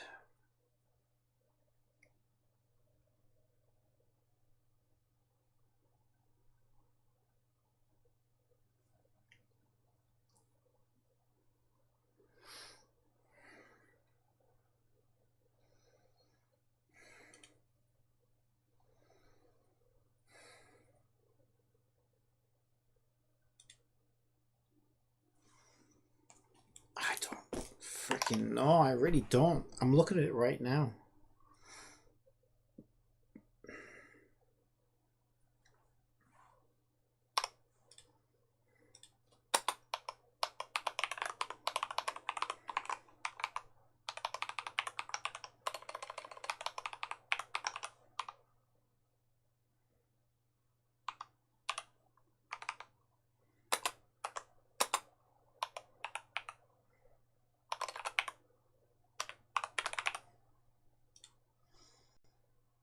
Let's find out if that's actually running. Ugh. Ugh.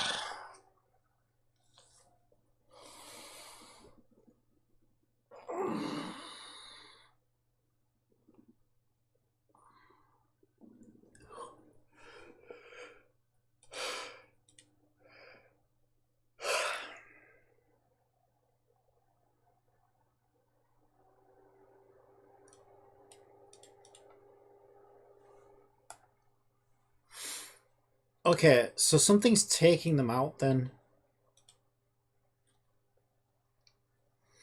So added friend position, added up one position, added snack van. Okay, snack van is not supposed to be a NPC positioner. So that shouldn't have that script on it, for one thing.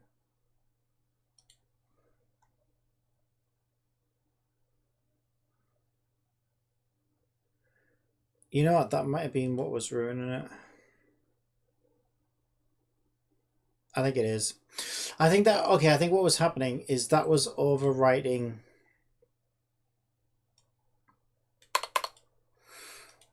Yeah, I think basically what was happening is we were moving the best friend from their initial position back to the van because I didn't realize there was a set NPC on the van interactable. So it was cancelling it out. So the only issue is the one that's shown up in the wrong place, which we just need to realign. Now for these set NPCs, they should probably work the same way that the other ones were working. Yeah, there he is. So our friend is there, so that's working. This one's working. It's just that they're laying down and they should be stood up. So they just need to be rotated, basically. So on that, this keeps happening. So given that this keeps happening, I actually think it would be better if set NPC works in update.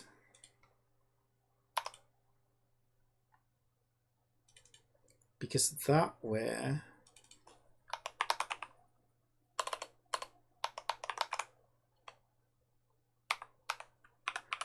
if we need to realign it, we can do it at runtime and get it lined up perfectly. So let's run it again.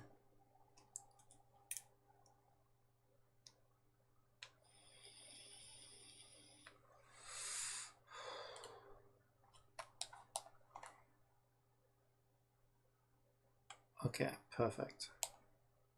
So there's our best friend. Okay, also Ice Cream Van isn't interactable right now, so that's working as well. Okay, so now we just need to stand her up, right? Because she's supposed to be the ice cream salesperson. So if we go into scene, now, hopefully the way I've set this up now, I should be able to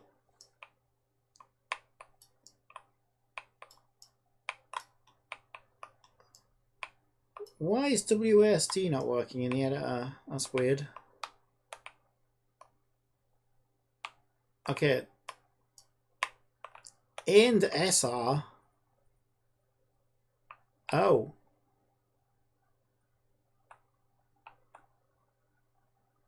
Weird. There we go.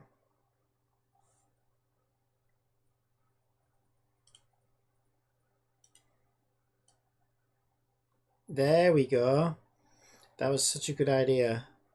Because now I can actually line them up exactly where I want them. And yes, we can make it look good. So we're going to be down on the floor here.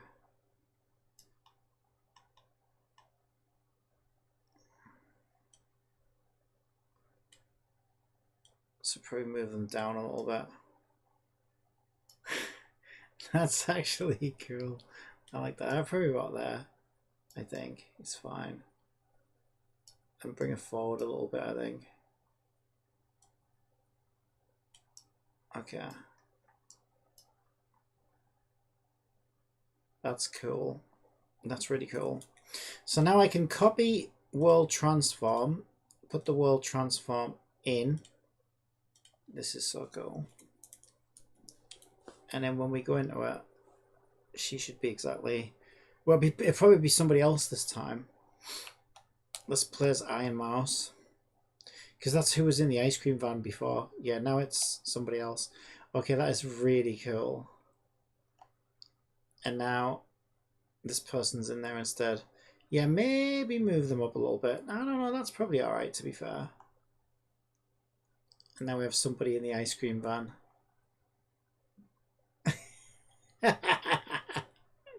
That is so cool. Okay, so if we speak to our character now.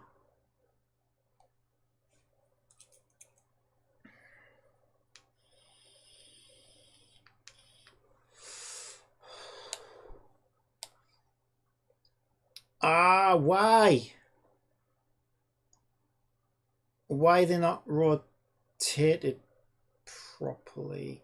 Oh, I know why. Because friend position is repositioning them. Shit. Okay, I got a better idea then. What we'll do, we'll make these positioners. Right, we're going to make these positioners work in both modes. So what we'll do is we'll make it an on enable again, because it was useful for in the editor, right? But what we'll do is we'll do a public bool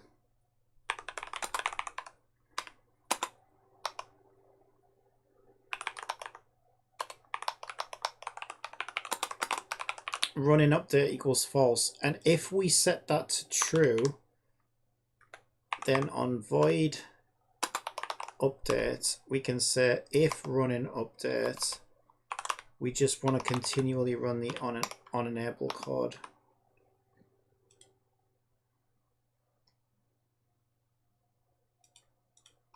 That gives me the best of both worlds, because it means if I need to line things up, I can just tick that box and it will override it and run it in update for me so that I can line things up.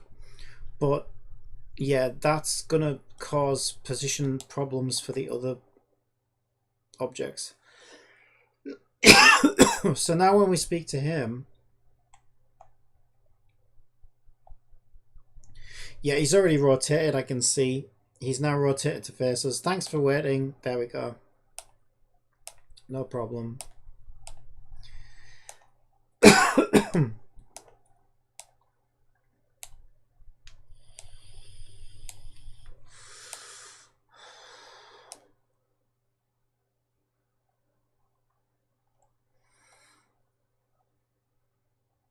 Okay, our van interactable didn't become... This didn't work.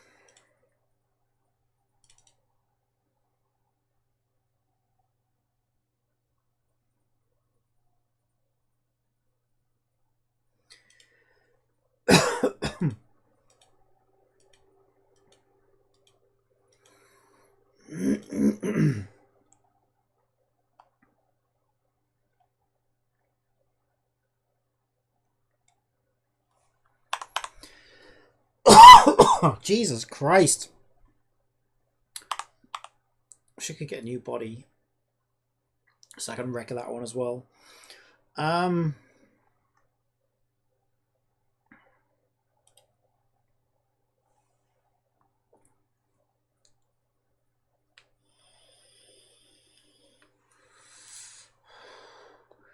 So why didn't that work?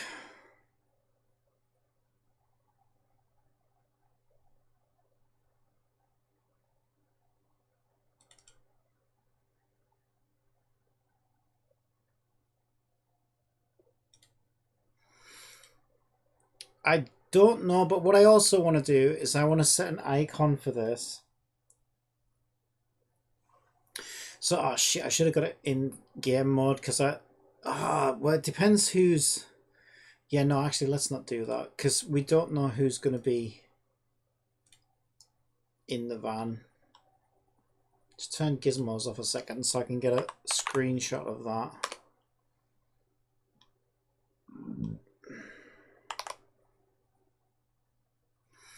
I just realized as well, this is actually an ice cream van.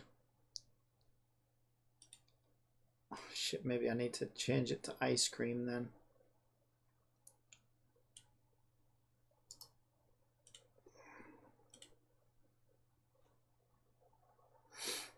I wouldn't mind the new body to wreck as well.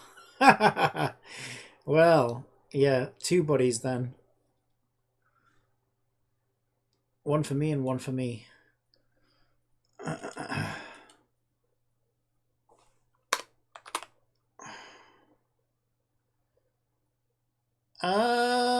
Okay, so this is going to be the in-game icon. So these need to be square. Square, square, square. What I'll do is I'll grab that and we'll make a... doesn't need to be that big. 222 by 222 should probably do it, I would think. Yeah. And now we can make an icon for this objective.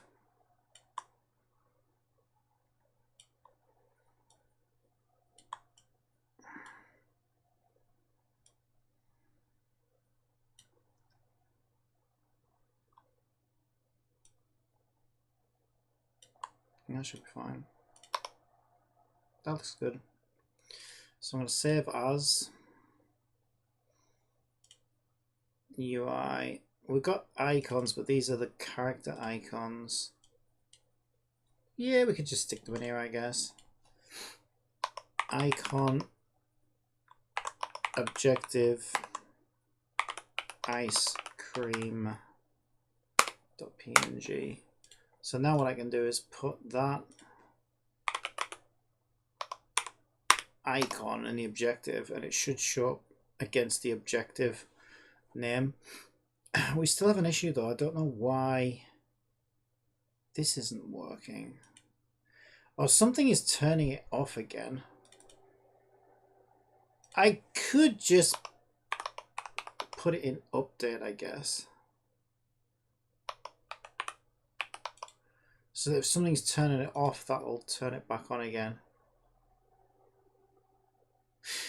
The problem with that... Oh, no, I suppose... Yeah, no, the objective stays on the same one. So as you speak to friends, as the dialogue system starts...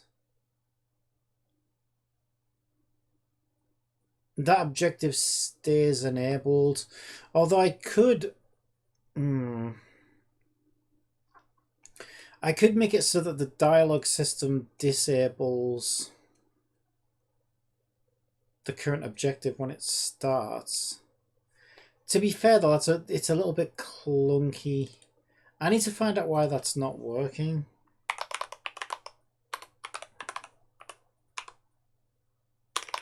So first of all, let's make sure this is actually working. This is actually running.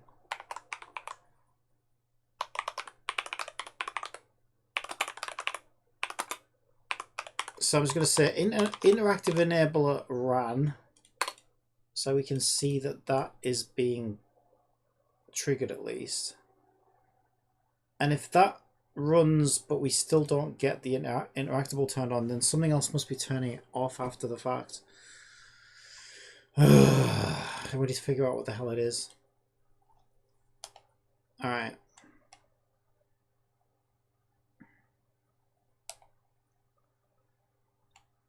Okay, so make sure that it's not on here. Yeah, it's not on here. We've got somebody in the ice cream van. Excellent. So let's talk to Haruka.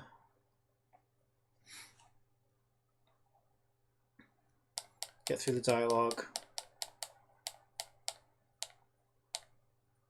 Interactive enabler ran, and we reached the end of the dialogue. Buy some snacks from the van, and now we have an icon with the little van picture on, which is really cool.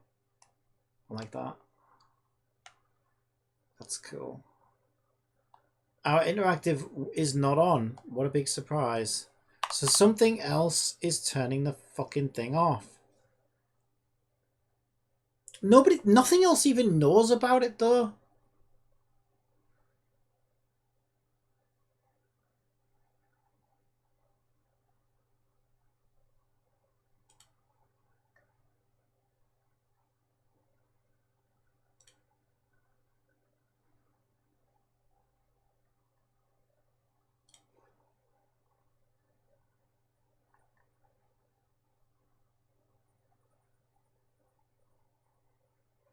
That's just a marker. That's just a marker. Snack van. Interactable. Tree collider. Buy some hot dogs. I don't. What the hell is turning that off?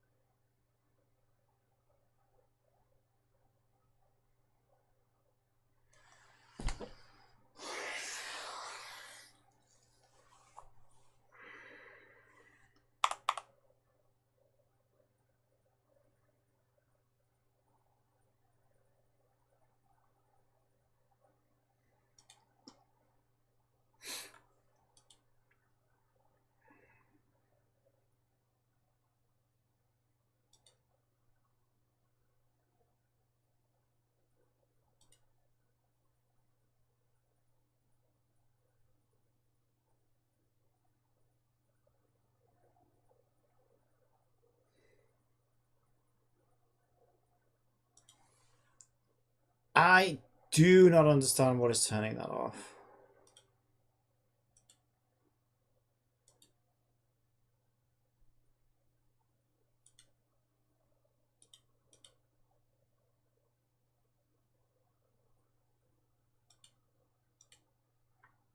I am so confused.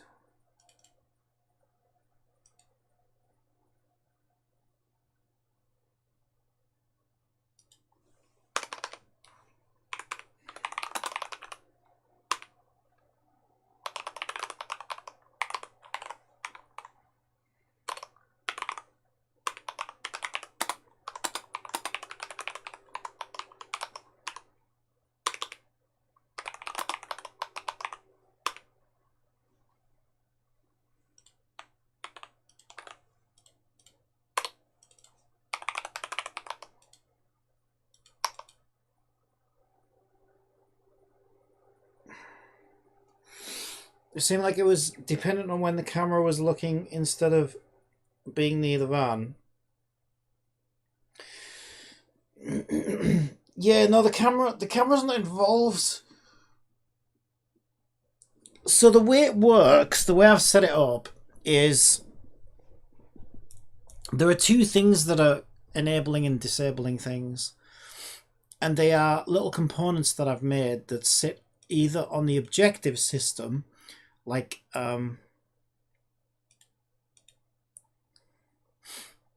this one, reach trigger, or on this cutscene system that has the dialogue in it, like position object, position player, disable interactable. So yeah, the camera isn't involved at all, to be honest. So I don't even know what is disabling it, because nothing else, none of the other systems even know about that anyway, because I haven't taught them about it. They don't need to know about it. It's going to be something stupid. Friend position enabled, friend position disabled. So that's fine, because our friend's position was set. There's our friend there, and they are facing the right way, so that worked. We should see one for food truck or something, I think it's called, after this conversation ends, and the next objective becomes active. interactive enabler ran. Now that's interesting because we didn't get the void on enable. Reached end. Okay, so something weird is happening. Hello, Pika. But to be fair,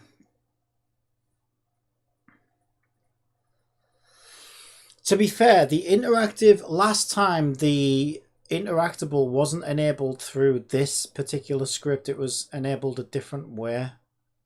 So there seems to be something weird about trying to enable it through an unenable script.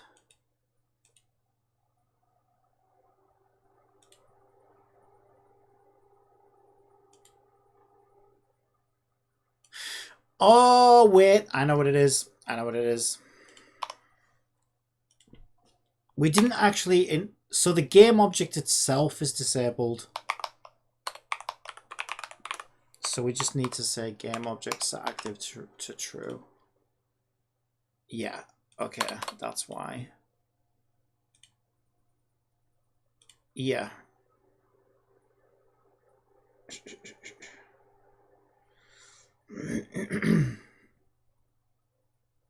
So we don't need this now. Alright, so let's just test that, make sure it's working.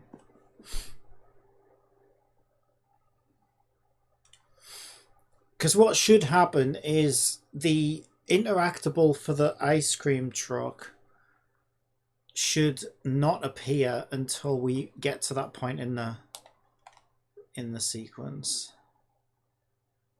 Even though it's there, it'll just ignore it.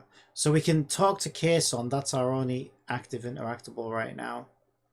And if we go over here, there's no interaction with the truck. But if we finish this conversation, then because that's our objective, we're then allowed to interact with our current objectives interactable. There you go, buy some hot dogs. Except it's an ice cream van, so I guess I've got to... I guess I could change it. I think hot dog's funny, you see. So what I might do is... This ice cream van's nice, so I'll probably copy this ice cream van, put it somewhere else, and make one with a hot dog on it. That could be fun. Because I like it being hot dogs, actually. So what I'm going to do is I'm going to make an alternative van. Buy some snacks from the van. I mean, they could sell ice cream and hot dogs, I guess, but it's a bit of a weird combination. But it might be funny just to put like a giant hot dog on top of that van instead.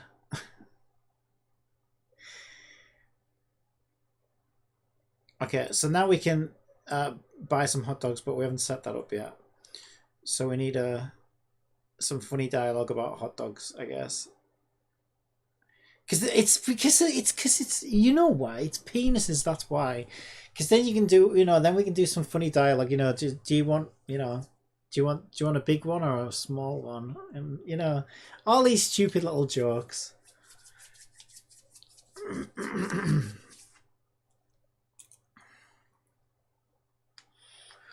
Alexandria, hello. Your game looks like the Simpsons hit and run game that was on Xbox and so forth. Stop comparing my game to other games. Okay, this is a unique game.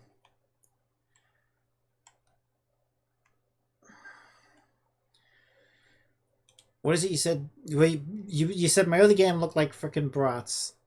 Just stop here. It's not funny. Right, let's grab this ice cream truck. Because I like the ice cream truck, so I don't want to lose it. Okay. We're going to duplicate the ice cream truck. For now, I'm just going to put it just here. Where is it? There it is. We'll figure out where we want to put it. I might even animate these vehicles at some point.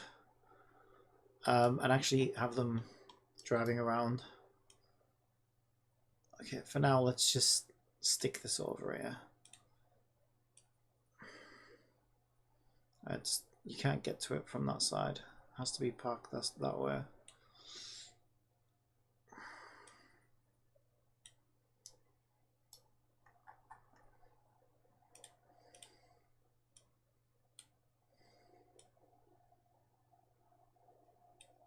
It's too close to the other one though.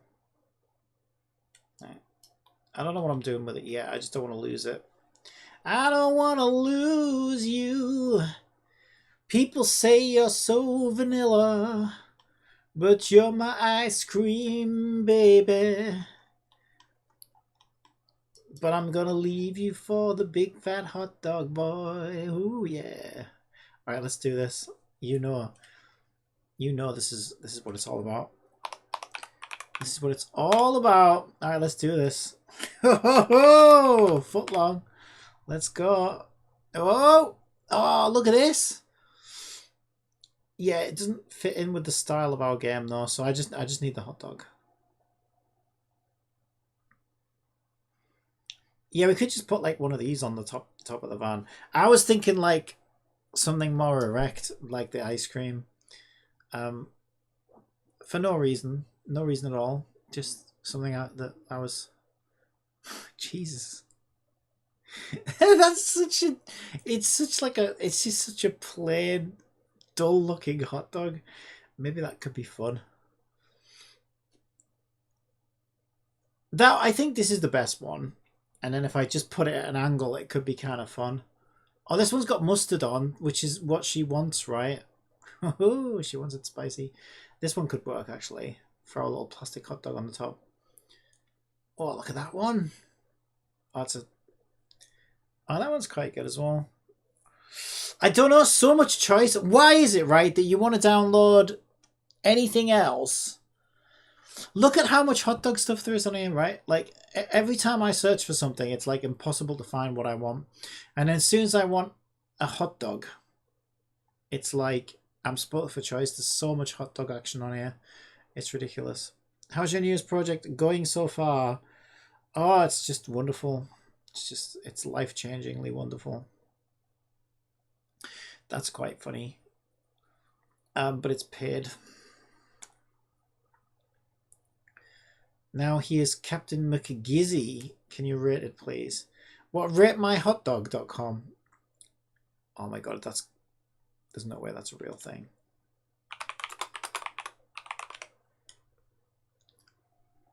Of course, what am I saying? Of course it's a real thing. I'm not clicking that. No, we are not clicking that. If you want to go and click that, you be my guest. But I don't want to see it. I don't want to know about it. What about this one? What I'm wondering is what. Oh, this is a good one for the top of the van. I'm just wondering which one should I go with for the top of the van. This one's pretty cool.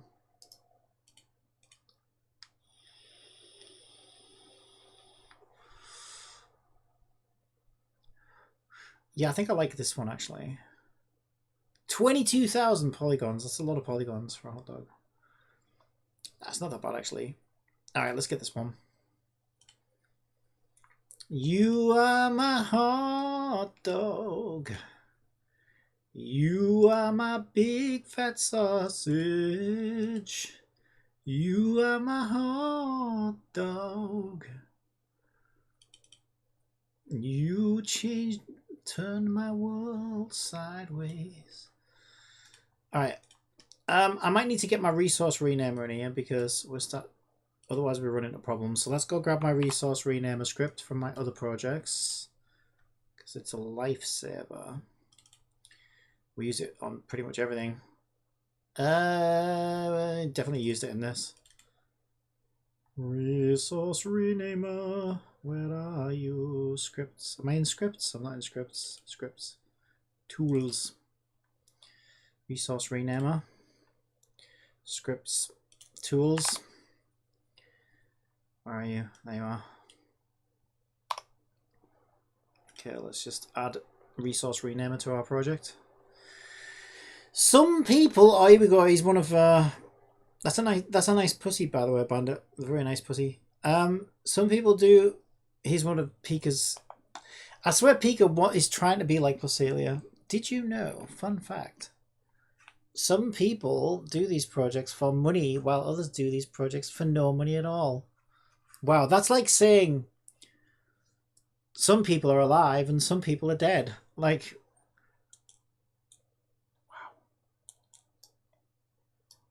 wow. We learned so much from you, Pika. We learned so much. Right. Resource renamer.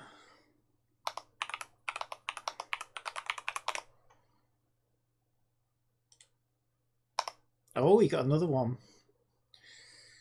Got another kitty. Resource renamer. Okay, so what this does is if I go to Sketchfab and I import this hot dog, boop, you'll see that what happens is it puts it here, assets import. So I need to tell it where my imports go. But what this thing does is it overwrites any existing names. So what a lot of people do, because this is all like fan-made stuff, like community-made stuff, what a lot of people do is they get in their favorite modeler software and they just leave everything at its default name. So you'll have like object 1, object 2, object 3, default material 2, default material 3. And what happens, this thing isn't programmed well enough to actually consider that. So it literally just starts destroying old meshes and materials if they happen to have the same name. So what my little resource renamer that me and ChatGPT made is it just goes through my imports every time I run my project, and it renames the import based on the model name, the import name that I gave it. So it just adds a little prefix to everything. That also means I can find things easier, because when I'm looking for ice cream van's material, it should start with ice cream van, right? So it makes it easier to find stuff as well. I think it should do that anyway, but it doesn't. So we have to do it. So it's just going through and renaming things now for us. I probably should have backed it up first, actually. This might take a little while.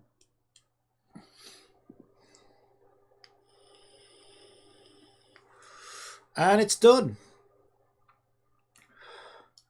And everything still looks good, so that's a good sign. Okay, so now I want to go and get my hot dog. And we don't have to worry about it overwriting anything. So we'll call it hot dog. Hot dog. Import. Yeah, some modelers ain't got no discipline. They all need a right spanking. Good lord. Yep, I'm not... You won't hear any arguments from me. Blah, blah, blah, blah, blah, blah, blah. So let's go get our hot dog, shall we? Oh, yeah. Oh, my. Oh, my. Right, so what I'm going to do is I'm going to delete the ice cream. And we're going to... Oh, wow. Now, I want to make this look as comical as possible. That's quite comical already, actually. I'm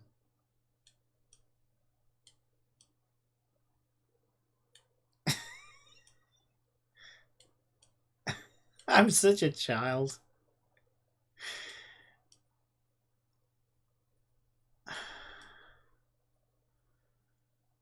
I think that looks funny.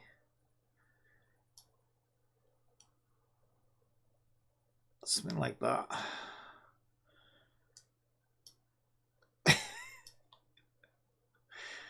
We could put a sign and come up with an amusing name, I guess. Okay, now we still have our little ice cream compartments. And that could be sauce or anything though. I don't think I need to worry about that. I think it's fine.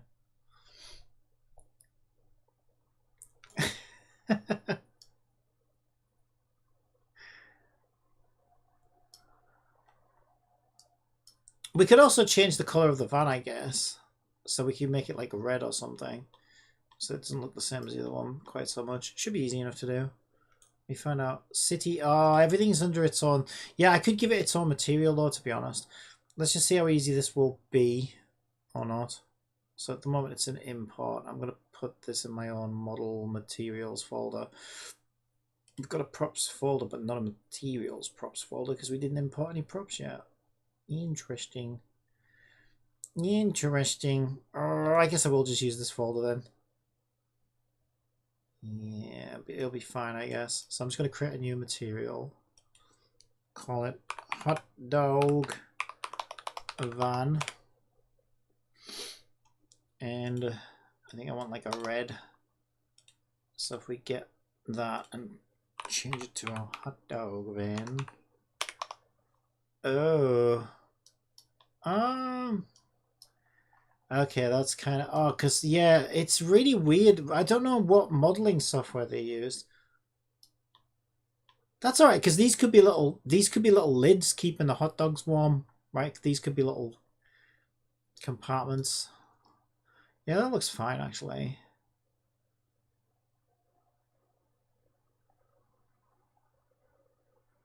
I just wasn't expecting it to be so... I think it looks pretty good.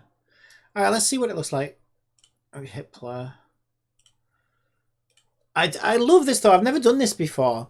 Like in the sense that like everything is shuffled, right? So like,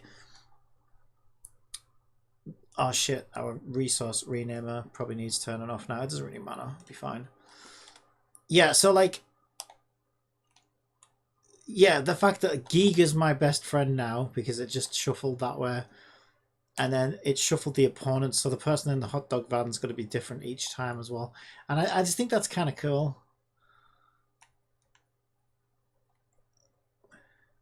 Yeah, I think that looks pretty cool.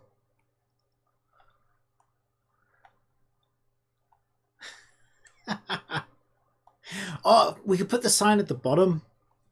Okay, what should we call it? Right, if you have any suggestions for hot dog van names, let me know in chat.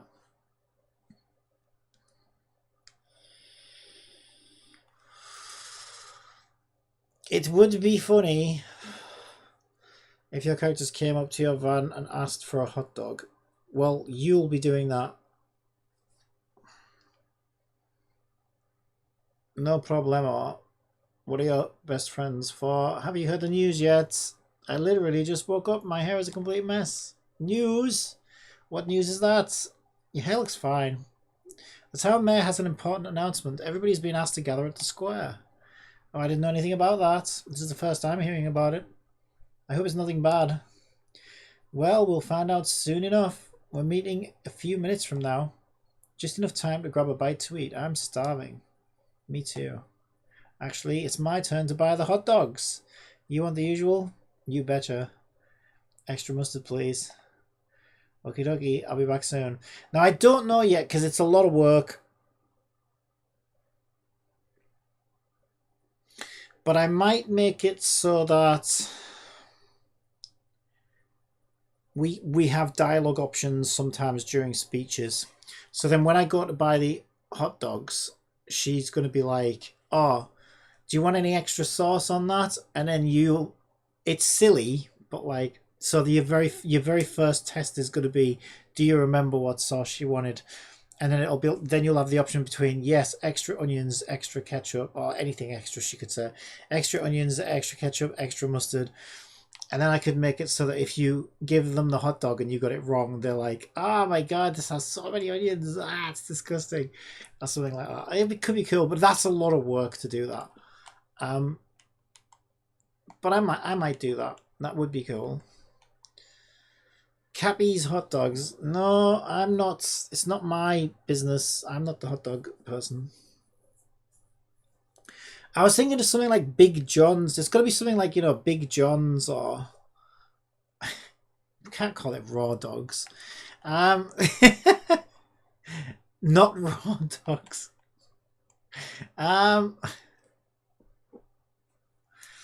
Let's see what Jiminy suggests, since very penis-based to take Cappy. Well, you know, you've got to try and make it funny. Well, the weird thing is about this, one thing it does say about this contest so far, and all the details haven't been set yet by Unity, but one of the things they said is it must not be specifically targeted at children. So I'm like, that's a weird thing to say.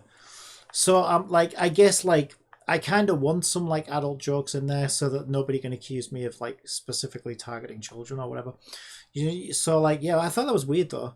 But yeah, it's the game has to not be specifically targeting children. So yep, penis jokes are up for grabs, I guess. Okay, suggest some funny names for a hot dog vendor in my Unity game. Here are some funny hot dog vendor names. Frankly delicious. That's not bad actually, but it's not a dirty one. Worst case scenario. Oh my god.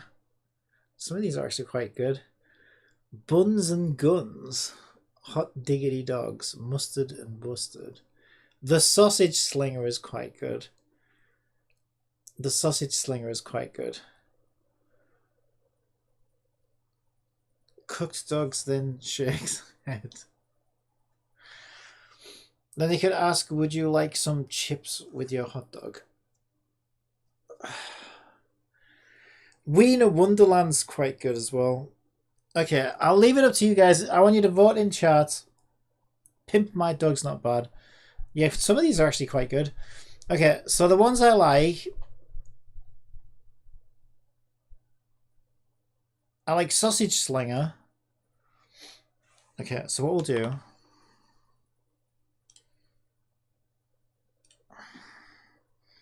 So one in chat for Sausage Slinger. 2 for Wiener Wonderland's not bad.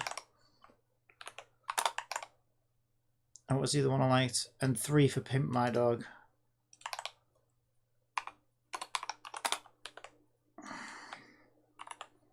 Alright, cast your votes. Actually, how do you do you probably know, do you? Alexandria. How do you do polls in Twitch? Isn't it /poll or something? But I don't know how you set it up. It probably is poll, well let's have a look. But if I type /poll, I'd need to give it some options, wouldn't I?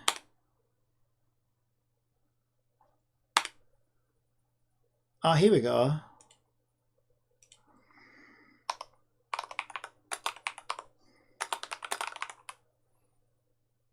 Okay, so it was... Oh, Christ, they need to all be in separate things now.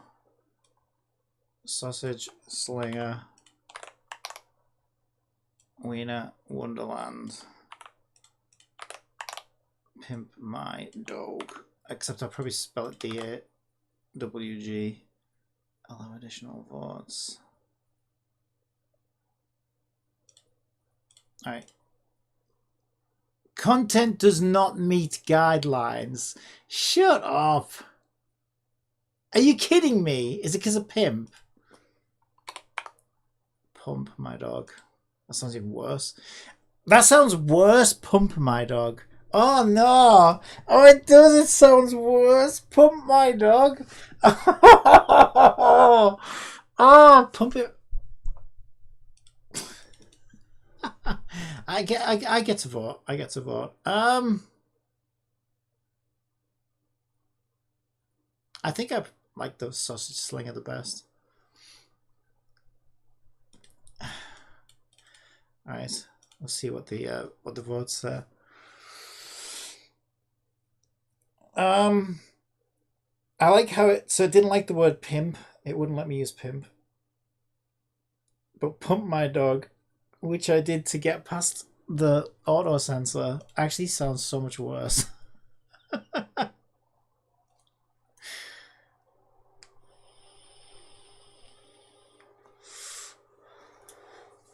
No, we've got 2 votes for Pimp My Dog. As long as you realize it's going to end up being Pimp My Dog and not Pump My Dog.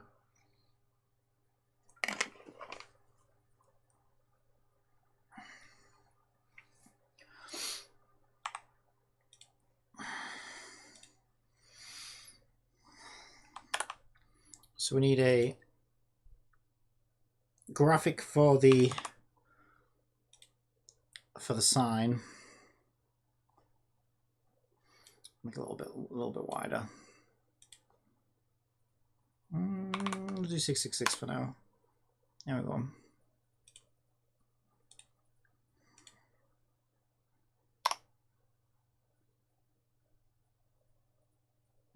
Oh my god, Pimp My Dog 3-1. So Pimp, it looks like it's going to be Pimp My Dog. Dick Pimp John. Alright, Pimp My Dog it is. Pimp My Dog it is. Alright, so we need hot dog clip art. Oh my god. I dread to think. So if it's Pimp My Dog, we need a... yeah, something more like that would be better. Like, it can't just be a normal hot dog now, can it? If it's going to be Pimp My Dog.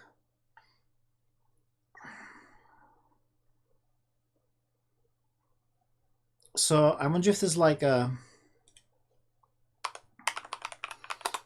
gangster hot dog. I put Gangaster. Gingaster.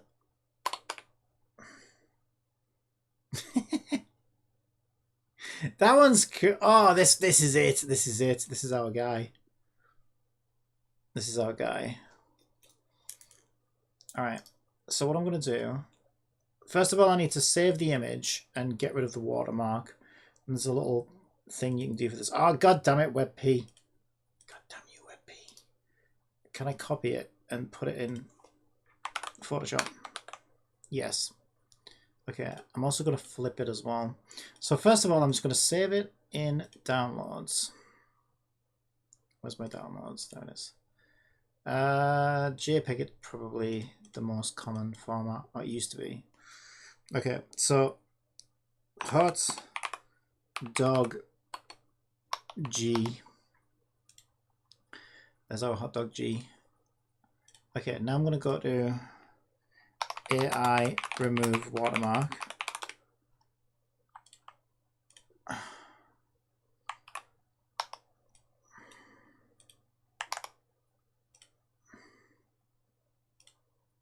Hot dog G. There we go. Remove. Removing. We could have been a tiebreaker if we wanted to, but nah. What? Is that supposed to be it removed? Because it's still there. You suck! Boo! Okay, let's try this one. You suck. Hello? Hello? Hello? Okay, you've got 5 seconds to load your page. 5, 4, 3, 2, go away. What about this one?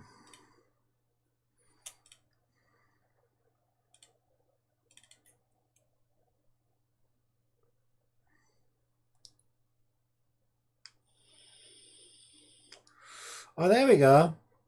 Yeah, that did a much better version. Okay, so there's our version with the watermark gone. Oh, that's pretty good, actually. It brightened it up a little bit as well. I want to flip him because I want him on the left. All right, actually, let's get rid of the background.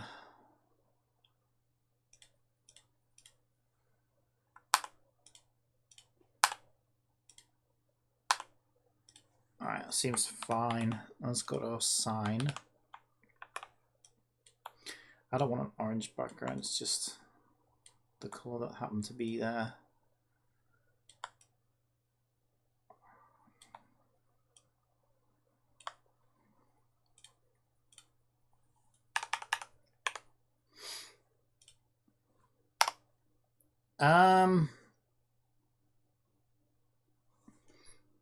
It's a red van.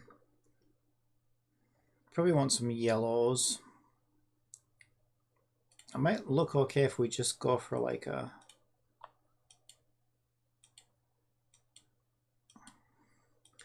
Nah, I'm not sure about that. What I can do is hue it, because he doesn't stand out enough. That's quite bright. Like, you want to grab people's attention, wouldn't you, with your sign? I don't want to be too crazy. That one's alright. Alright, let's get some cool text. Cooltext.com. This one's pretty good. We change the colors, I guess. Although more gangster might be better. It needs to be legible as well, though, so this is probably going to be very small by the time we see it in the game. So, gotta watch out. What about the Pimp My Ride font? The thing is, with this website, you have to use whatever's here. So, we could pick some more horror. Let's start with this. Shut up.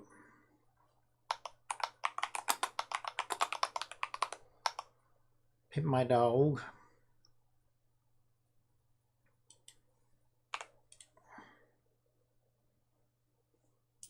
And then when we got the font, you have to pick by category. Oh, hang on, P. Let's see if there's a pimp one. There's no pimp ones on here. Pink Candy, Penny Poker, Pixel Plan.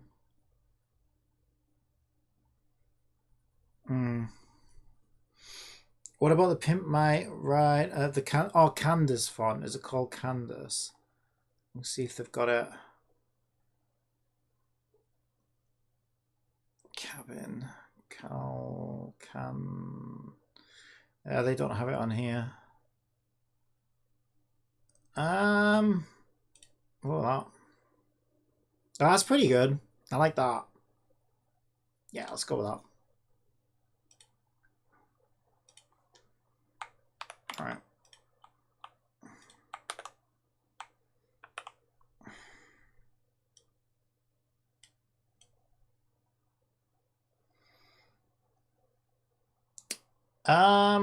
It's just trying to fit it, isn't it?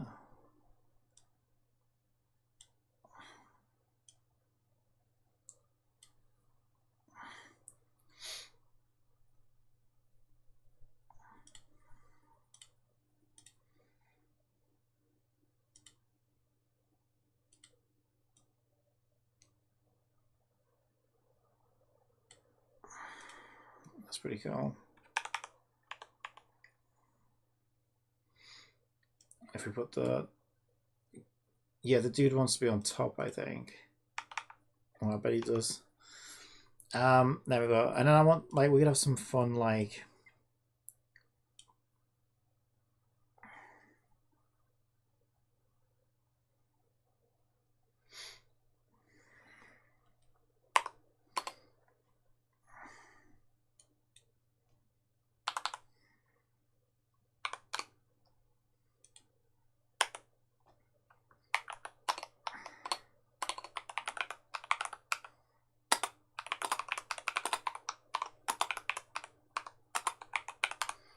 Contains at least 1% real pork.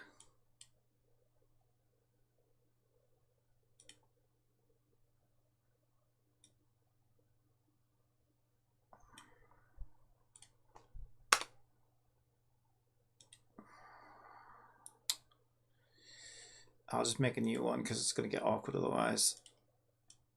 Nah.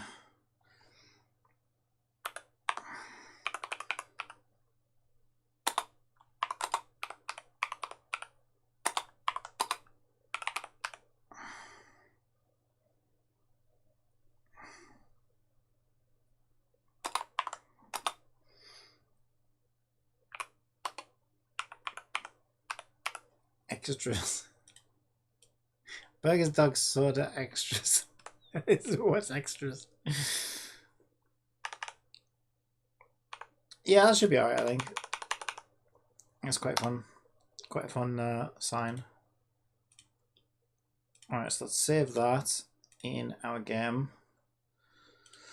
Documents, Unity projects, Winter Games, assets. It's not really UI. I'll stick it the models, props, I guess. Hot dog sign. All right. So now back to our game. We'll create. Let's make sure we're on the truck. This is the truck. Create a 3D object plane. There we are. Zoop. Zoop. There we go.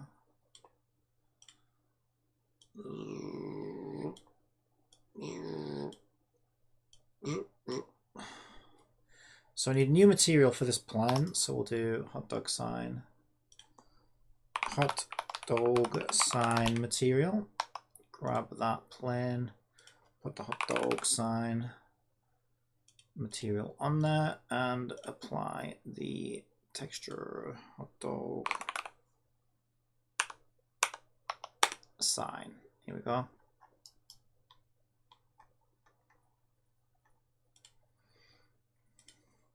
And you're going to sponsor your AI in your Unity project too. What are you on about?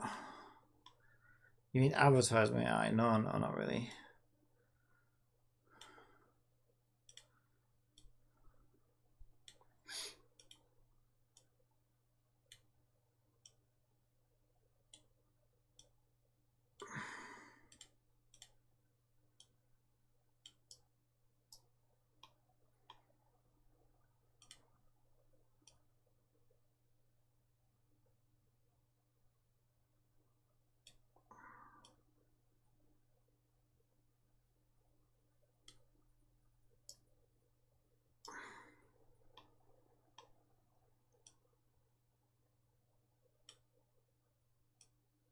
If we want it over the hubcap, there we go.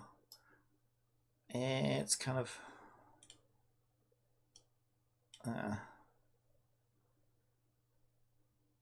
yeah, that's all right, I think.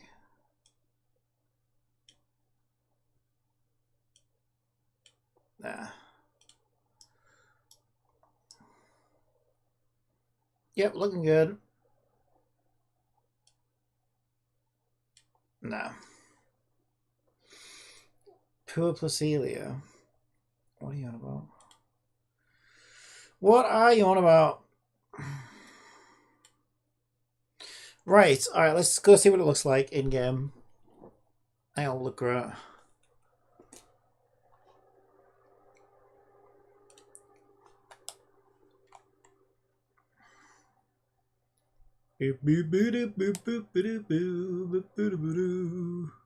Oh yeah. Pimp My Dog. Contains at least 1% real pork. Yeah, you can kind of see it's sticking out a bit. I do need to flatten it against the...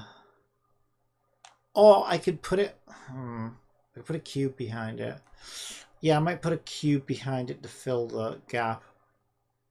Because when it was flat against the truck, too much of the hubcap kind of got in the way. But I'll need to put like a bit of a cube to fill that gap there. And then it could just be like a thick board that's stuck on there or whatever. But yeah, no, I think graphically it looks good.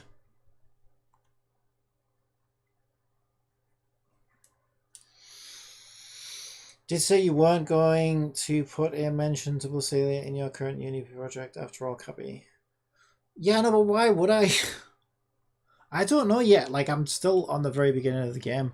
But I'm not going to just stick it in. It's stupid. Like, nothing about what I'm doing right now would make any sense. How would that fit in here at all?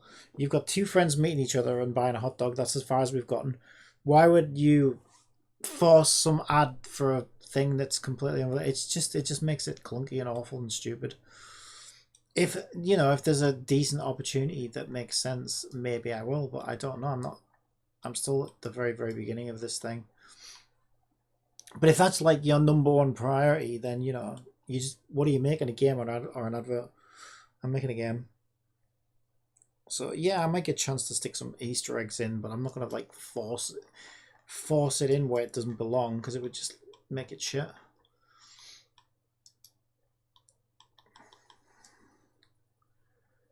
Ah.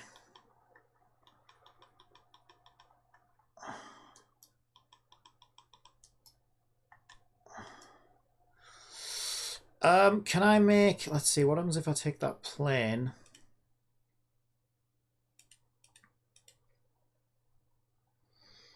and put a cube at exactly where it is? Does it inherit the size? Not really, but at least it's positioned roughly where it wants to be.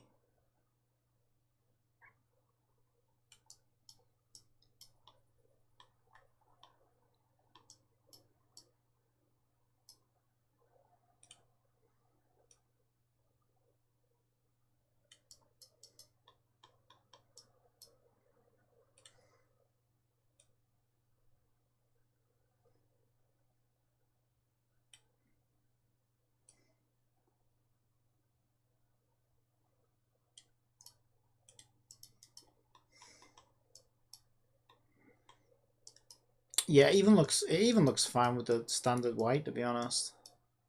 It's not terrible. That's camera, draw distance, line to us. There we go. We could give it a different colour, but I'm not that worried about it. It's just to fill the gap, really, in case you see it from the side.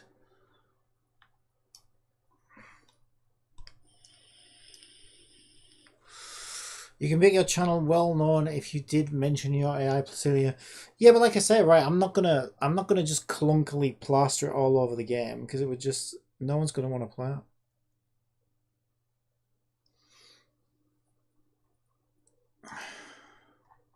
Like, nah, that's not my top priority. Again, your top priority should be to make a good game, and that is my top priority. And then, you could think about those things, I don't know, if you get time when you're polishing later on, or if there's a suitable opportunity that comes up. But to make it your number one priority is just, yeah, it's not the right, for me, it's not the right frame of mind to be in. Because it's just like, what are you making, a game or an advert?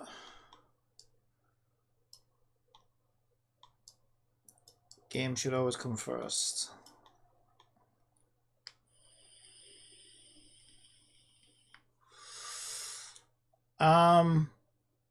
Right, what do I want to do next? Right, so basically when we start, now we can make a new conversation. So what I've done with my interactables, so this is my interaction with the snack van.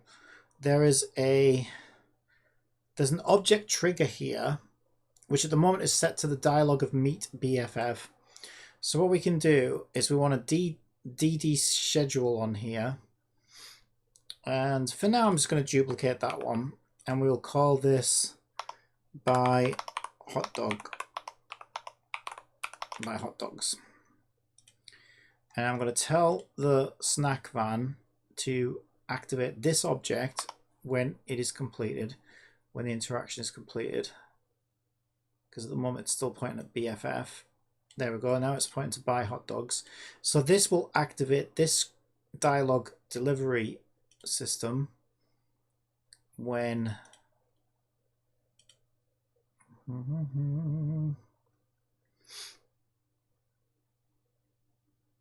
we interact with that. So at the moment, everything is like, this is its center. Because that happened to be 0, 0, 0. That's why. Okay, so to give us a little bit of a hand, if we guess the distance between here and here and move this at a similar distance, our cameras should all move roughly that distance. And also our camera was looking this way and this way. Now we want our camera to look this way and this way. So friend was here, we were here. Hot dog vendor here, we're here. So we need to rotate it 90 degrees that way as well. So I'm gonna, on the y-axis, set that to 90 degrees. Now nothing's going to be perfect, but it should give us a little bit more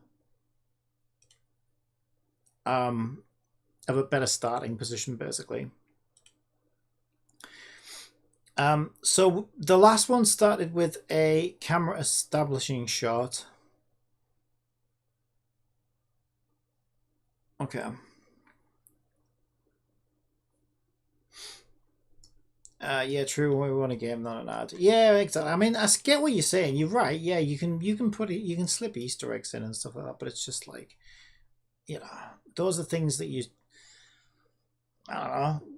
Those little tiny little extra details that you add, like when everything is 99.9% done already. Unless, like I say, some amazing, this happens to be the perfect opportunity or whatever. But yeah, I'm not thinking about that right now. I've just started out. So the last one started with a camera establishing shot. So we could do that. I'm not sure if I should do that though. For this one, I don't think we need one. Alright, so I'm just going to take that one out for now. And then last time the player was the first one to speak, so we could decide if the player should be the first one to speak.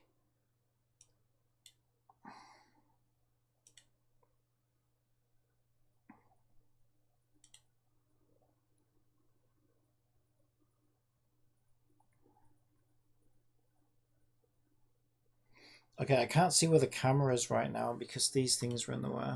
So if I turn these off, there we go. So our camera happens to be there, which is nowhere near where we want to be. I think that's that camera. Oh, no, it's not. Okay, I don't know what that camera is. We can hit solo. According to this, that is that camera. Yeah, the camera's all the way over here.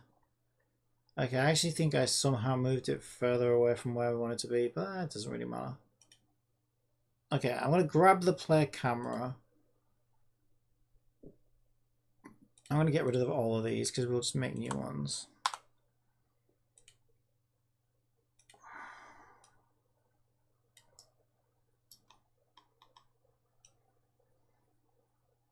Okay, so there's our hot dog van. We're behind it. So I'll play camera.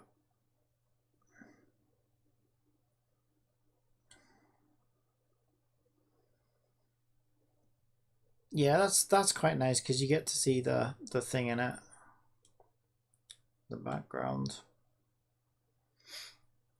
So I'm going to set the cam up here. And then what I need to do is I need to reposition the player because it's hard to tell. Stay engaged, and I bought the Fontaine teapot layout. Oh, did you? It's hard to tell where the player's going to position when they complete an action because they could be anywhere within the range of the raycasting thing.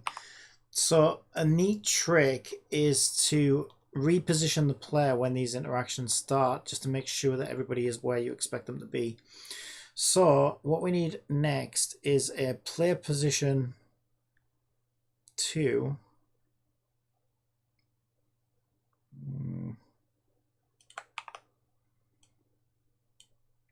Or whatever you want to call it. So I'm going to call it player van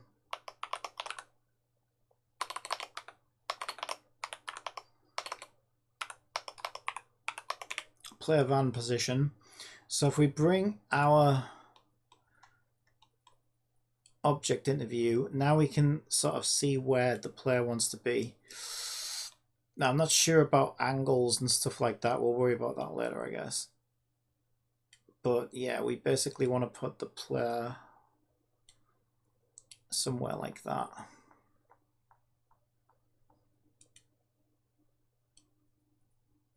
Maybe like there. That looks like a good spot.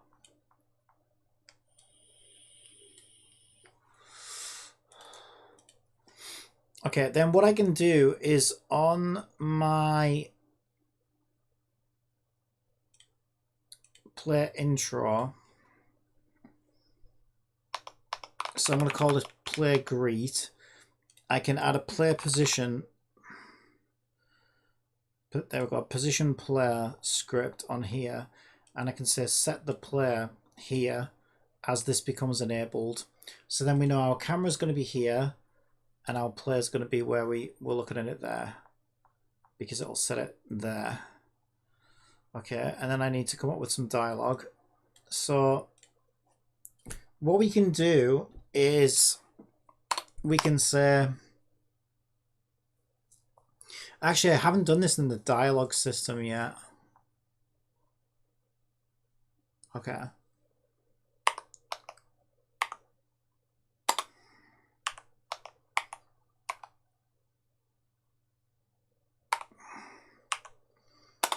Okay, so what I'm doing is I'm using hash op1. Oh, actually, it's going to be 0. 0. I'm going to do hash op0 hash because I've made a system called retrieve tags using like shortcode basically. What that's going to do is it's going to look up who opponent 0 is. Well, it will when I do it. It'll look up who opponent 0 is from the control system, and then it will get their name and it will put their name there instead. So if it's Iron Mouse, this will now say hi Iron Mouse, you know, etc. etc. So hi whoever you are, right? How's the hot dog business going? That'd be a good start, I think. That's pretty cool.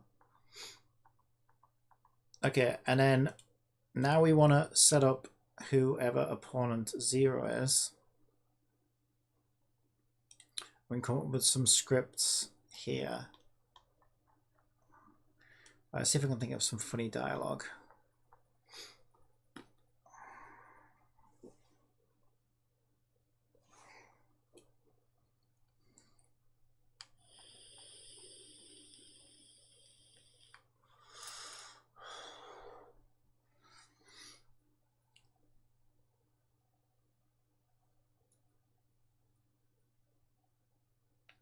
How is the hot dog business going?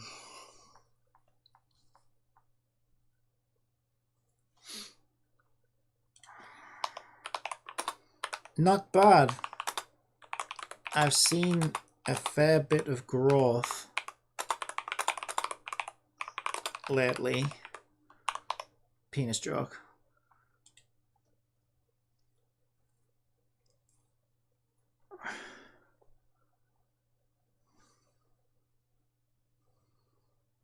To be honest, I've kind of had my hands full.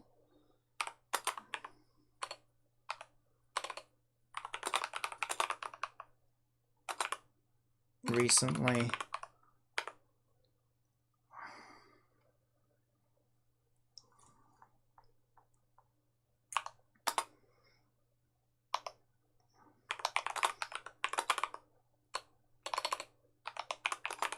Are you here for the usual?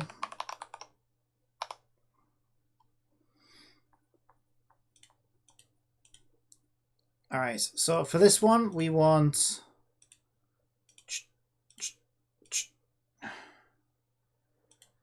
I've got a cam friend, so let's grab that solo camera and position it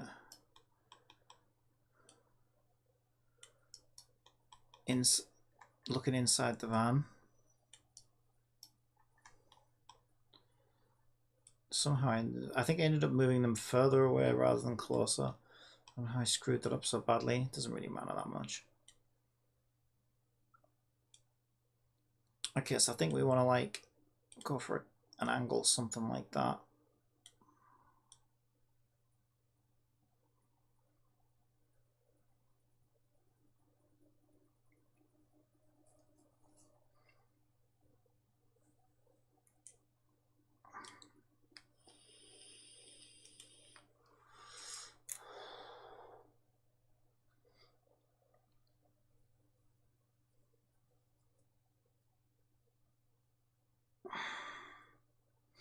Yeah, what you've also got to remember is our dialog box takes quite a lot of the bottom of the screen up.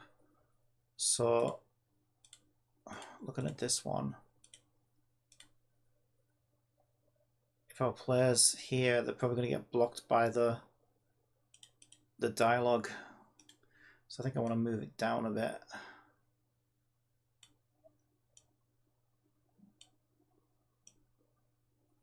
Maybe something more like that, and then hopefully the player will be like there.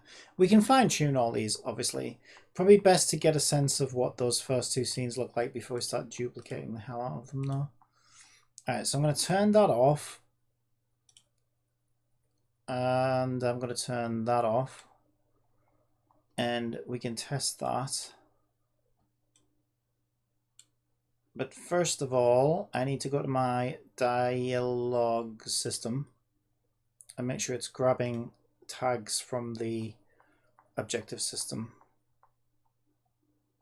So in dialogue delivery, what I haven't done yet is made it so that subtitles run a filter through the objective system. So what we can do is,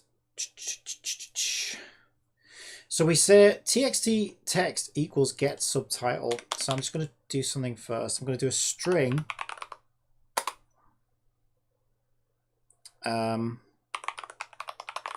final subtitle wants to equal system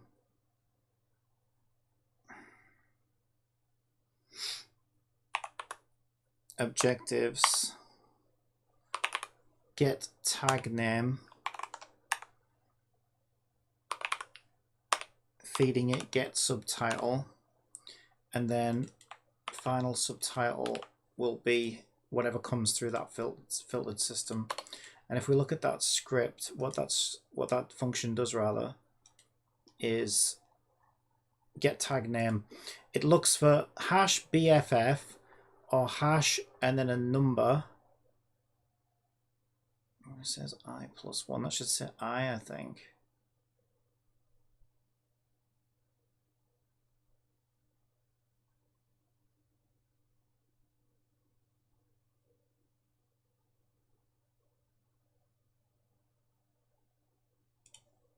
It has been working though.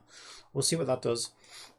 But yeah, basically looks for those hash shortcuts so that I can actually refer to a character that I don't know who it's going to be.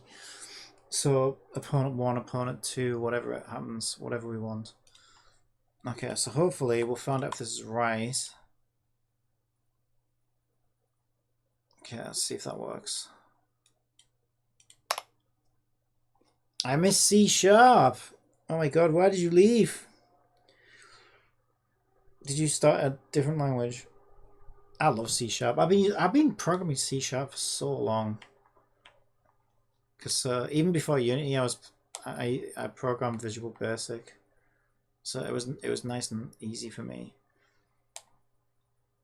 to come up with Unity. Okay, so we'll get through this objective, this dialogue rather. Oh, you're doing C++. Oh my god. It's probably not that bad, but yeah, I mean, it's like, you know, like I've learned a bit of Python since then, and you know, some other stuff. You do get the hang of it eventually, but yeah, C#. I'm just so C# feels like my freaking left hand at this point. Maybe even my right hand. Okay, buy some hot dogs. Let's see if this works. Come on, baby, no errors. Okay, so okay, what we need to do though is rotate the player. Right, so what we can do, I made a little system here. So what I can do is on player position, player van position. If I activate that,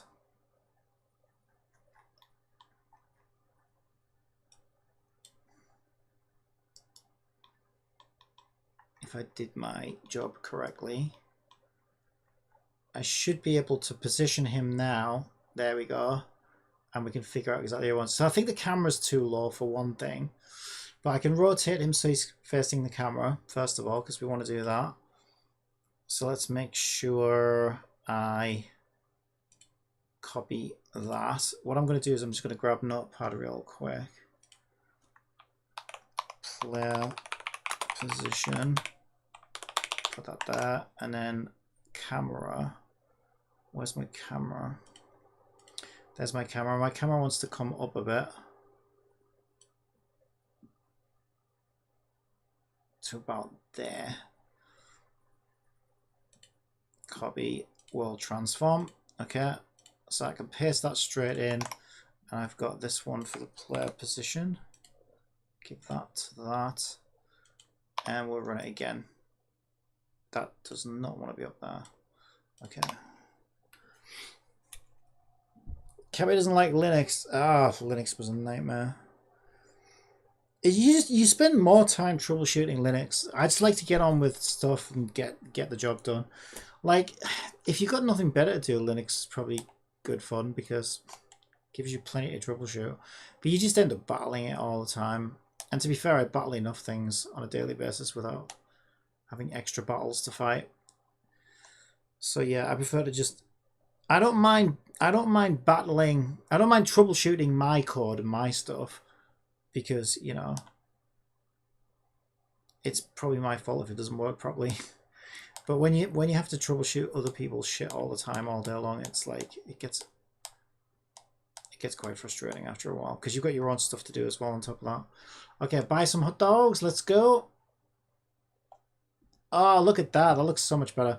Okay, so OP0 didn't work.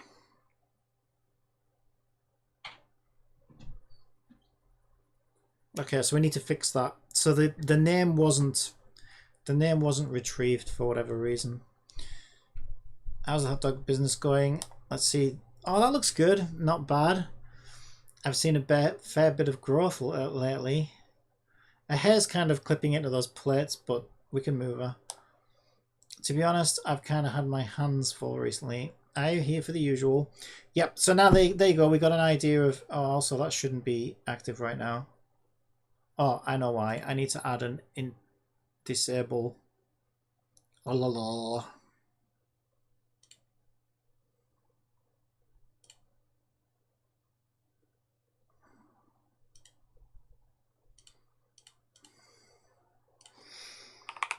If I add a disable interactive and then the snack van interactable, as this comes up, then we will get rid of the interaction with the snack van right as that comes in.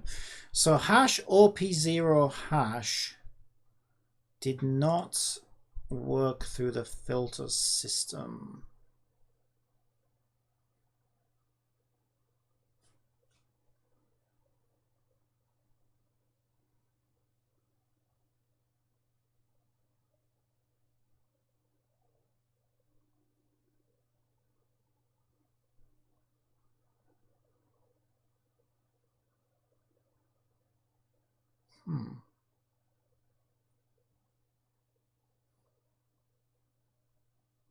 See, I asked Jupiter to help me with this bit, so I didn't actually write this little bit of code.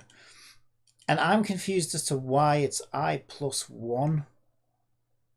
For int I equals 0 to I less than opponent's count, shouldn't I equals 0? So why do we start with I 0 plus 1, opponent 1? But I don't think that's the reason it's not working. So let me just try something. I don't think that's going to be the reason it's not working. I'll comment out the original so I can see what it was. I feel like that should be I. But again, I don't think that's the reason it's not working.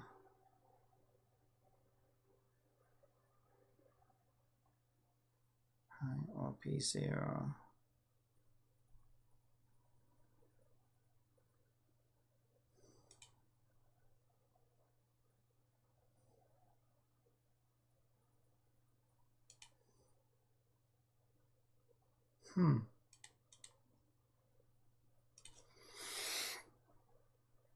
Oh my god, Pika, what are you spamming me with? Time to learn it. Alas, time our hindrances once more. Can't really daily drive because I miss my Windows apps too much.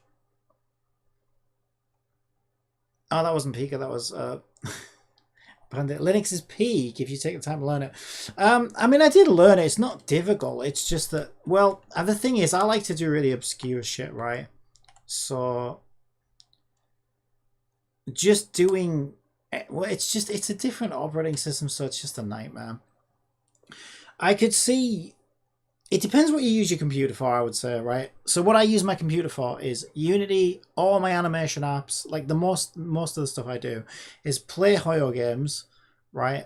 Or gacha games. And do creative stuff with Unity and like animation software and all the rest of it. And most of the software is built on Windows for Windows. So as soon as you start having to like try and freaking, what do they call that thing that runs Windows? I can't remember what it's called on Linux. whatever it's called. Yeah, like that's like it's slow, it's clunky, sometimes it doesn't work, and then you've got to battle like file system things, and you know what I mean. It's like, look, if it's built for Windows, then you just better off running it on Windows. And that's the thing, I think most of my software runs on Windows. If what I did, if the stuff I did had Linux alternatives, which they don't, then yeah, I could see it'd be fine. If you can run everything natively Linux, it'd probably be fine. But even Unity was dodgy on Linux when I last tried it. It didn't have like support for some of the like really common stuff like video file formats and stuff like that. So it just made life so much harder. So yeah, I ditched the idea. Sorry about that. The TV turned itself off for a few minutes before I turned it back on. We don't, our screens don't go off when your TV goes off, you know. It's fine. I need to apologize for that. Yeah, that's basically what that wine. That was it. I forgot the name of it. Yeah, so like, I managed to get to run like Genshin Impact on Linux and stuff like that eventually, but it was it was a challenge, and it still just runs so much better on Windows, so much quicker and easier. Oh shit! I wasn't paying attention. I wasn't paying attention. Oh, I need to turn my resource renamer off. Let me see it again because I wasn't paying attention. Yeah, you can do that, but then you run into issues of having to pass through a GPU. Not really worth the hassle if you plan to develop for other systems. Not gonna lie. Yeah. Yeah, I think you can build out to Linux anyway from Windows, so it's like you don't really need to be on Linux to build for Linux. In the same way that you don't need to be on Android to build for Android and stuff like that. Unity's really good at that. That's what I love about Unity. I mean, this is going to be a web game. Like, it's insane, right? This game will run in a web browser, full controller support and everything. It's nuts what they've achieved. I think it's actually, because I mean, look at Google Stadia, right? Google Stadia was trying. Google Stadia was trying to achieve all this, but you needed like a special controller, or you needed like a special plugin for the browser. I can't remember what it was, but there was certain things that you needed. Okay, let's see if that thing's working. I don't think it will. Oh, it worked. There we go. Hi, Iron Mouse. How's the hot dog business going? So my code was right. It didn't want to be I+1. That's interesting. Not bad. Except it thinks that's apricot.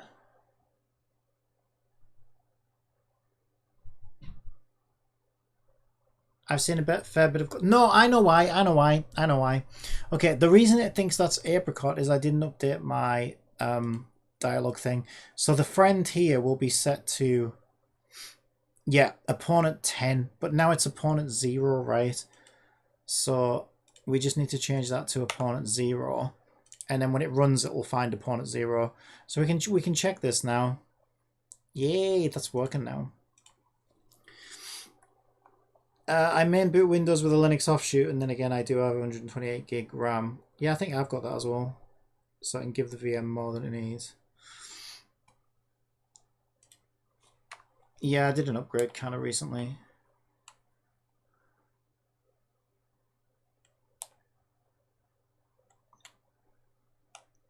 But yeah, multiple operating systems can be a bit of a bitch as well.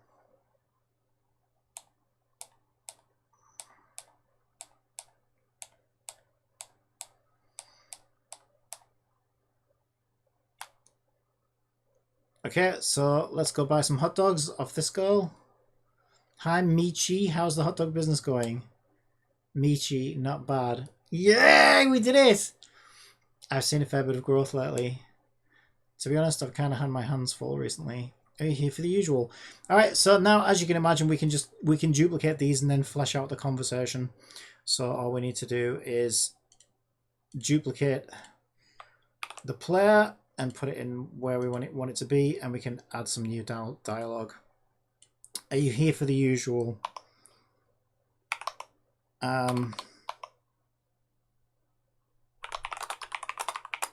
You know me too well.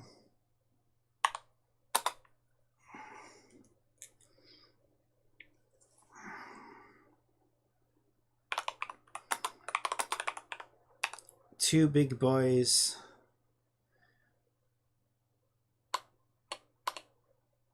I'll just make player say you know me too well, and I'll have the hot dog person say 2 big, no problem, 2 big boys coming right up, no problem,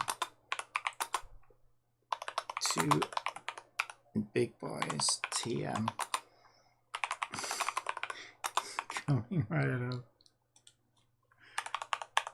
Coming right up. Stop!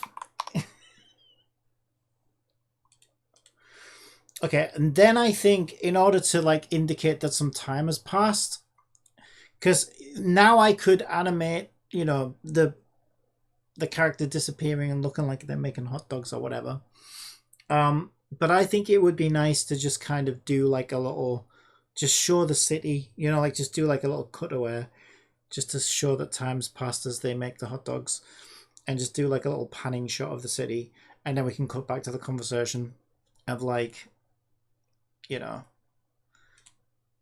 and I need to decide whether I want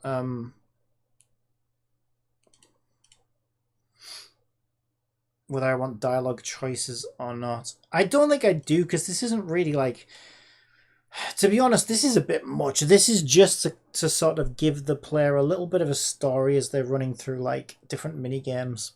Completely unnecessary, but like, you know, why not? It's fun. But I don't want to go too deep with this side of it, because it's not like, this isn't the main game really. This is kind of just like a little bit of a vehicle to get you through to sort of, yeah, pass you from one mini game to the next, basically. So I can do a camera cutaway. So what I did is I made so this one is a camera establishment. All I do is like tick camera only, and then what that will do is it will wait for this amount of time and just animate that camera. So what we can do, let's use this as a template actually. So that's cam establish. So we'll make this one cam cook hot dogs, so that I know what it is. And then if I turn these 2 off, this will be wherever the other one was, yeah, which was back there. So let's pick a different spot, I guess. Actually, that's not what we're seeing right now. Yeah, it's because it was turned off. Right. So yeah, we could do whatever. I like to just move my camera around and see what I think might look good. I think maybe a sideways. It's not sideways. Wait. Oh, I'm controlling the parent. That's why. I thought that was weird. Controlling the parent. Okay. So maybe like just a little scrolly bit like that, nice and slow. Just something like that I think could be good. Something like that. And then when it finishes its transition, then we continue the conversation. Just to kind of hint that, you know, some time is being as passed as the hot dogs are being cooked.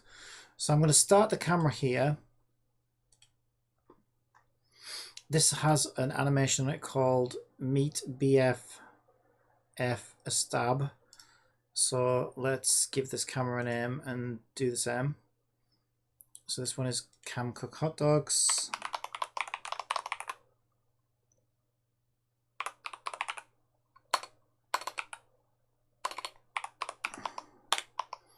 So we want an animation controller, Cam Cook Hot Dogs, and from there we can make an animator. So we'll change that to Cam Cook Hot Dogs, create an animation, Cam Cook Hot Dogs, record, start from here, and maybe just scroll to about here. We could rotate it back onto the van a little bit if we wanted to. That looks kind of nice. All right, and then we can figure out, I think about 3 seconds is probably fine. It's 2 seconds. Something like that.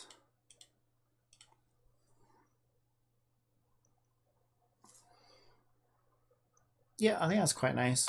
All right, make sure it's not looping. and then that will play as it gets activated automatically. So that takes care of that. And just make sure this is set to 3 seconds, which it is. You know what? We could do 4 because it is supposed to be cooking hot dogs. So let's do 4 seconds instead.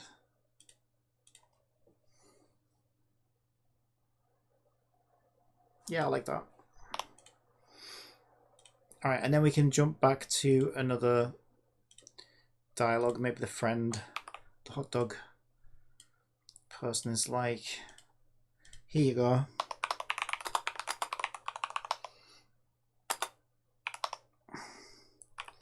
Extra onions on one and extra mustard on the other.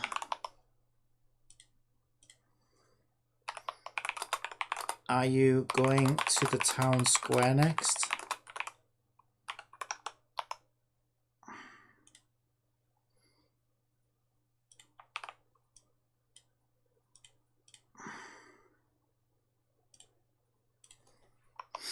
Yeah, and I've got a shortcut BFF for best friend.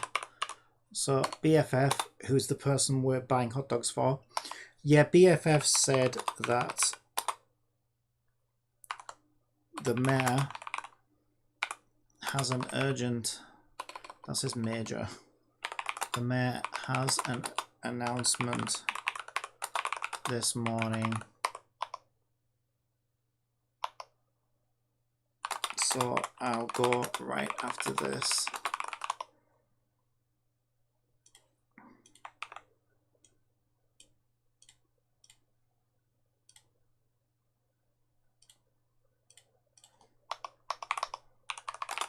I'll see you there then.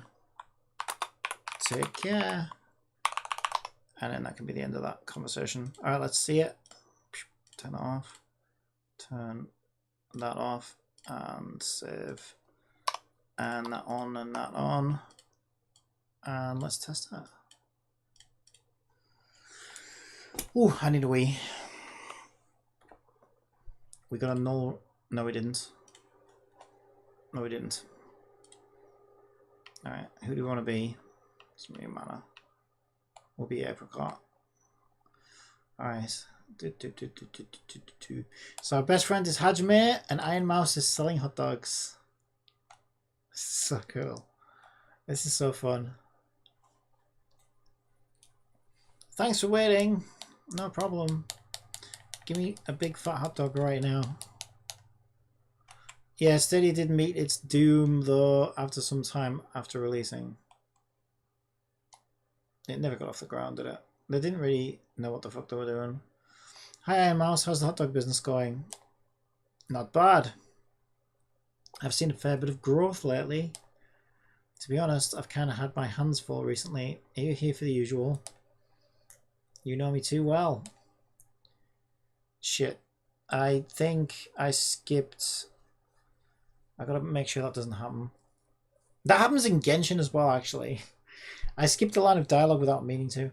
No problem, 2 big boys coming right up. And there's our little camera transition. Here you go. This is great. Extra onions on one and extra mustard on the other. Are you going to the town square next? Yeah, Hajime said that the mayor has an announcement this morning, so I'll go right after this. I'll see... I spelled that wrong. I'll see you there then. Take care. Cool! Wow. Alright, this is really coming together, actually. Looks pretty good. Just add an extra E on there. Okay, and then we can make the next objective like eat hot dogs with your friend or something.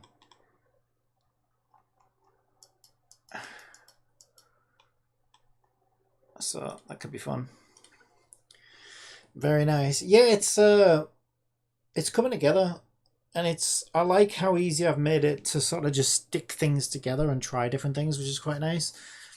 And everything's customizable. If I want to move a single camera in a single piece of dialogue, I can do that. If I want to spawn an object in, move an object, I can do that. if I want to reorder dialogue, I literally just change them in the hierarchy. So it's the perfect system to just kind of, you know, kind of reiterate and try things out, which is nice. Yeah, I don't need that debug log anymore because that is literally fine. I didn't know whether I needed to do anything else when I reached the dialogue end, but that seems fine. It lets me move on to the next thing. So yeah, I think we're all good. Talking about Genshin, have you watched the special program from last night yet? Yeah, I had it on the background. I wouldn't say I watched it. I had it on in the background, but like, yeah, whatever. I wasn't really watching it though. I just listened to it in the background. But yeah, it sounds like there's going to be some stuff. Right, I need a wee, so I will be right back. Yeah, I jumped into Zenless like just really quick while this was building last night and ended up getting the new character. I didn't even know what she does. Which is quite funny. Oh, I need to take this phone downstairs as well. I've got my parents' phone up here from when I was trying to call internet customer services. Oh.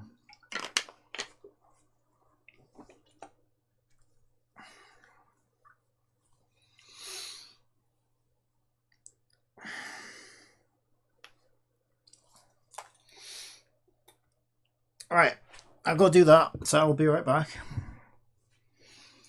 Oh.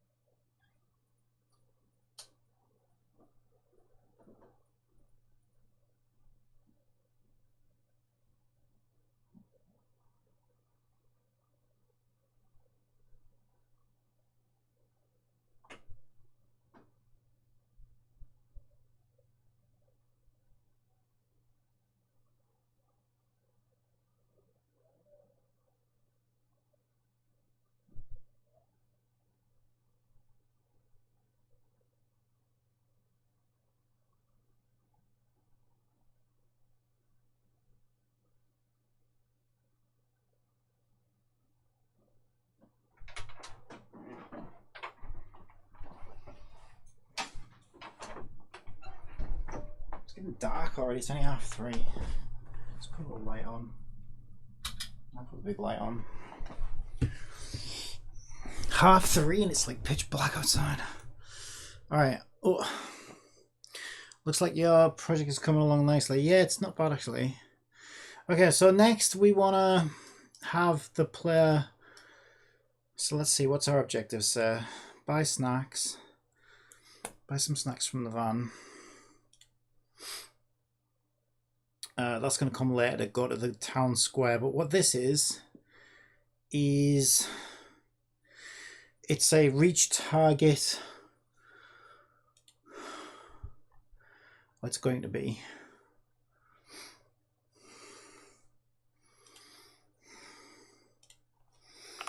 So I've made a little system where if I put a reach trigger, isn't it?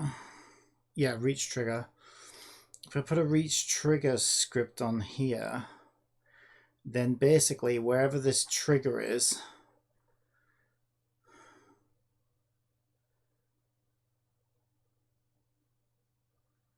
but this doesn't have a mesh render on it. Yeah, okay. I think I ended up changing it to a cube, that's why.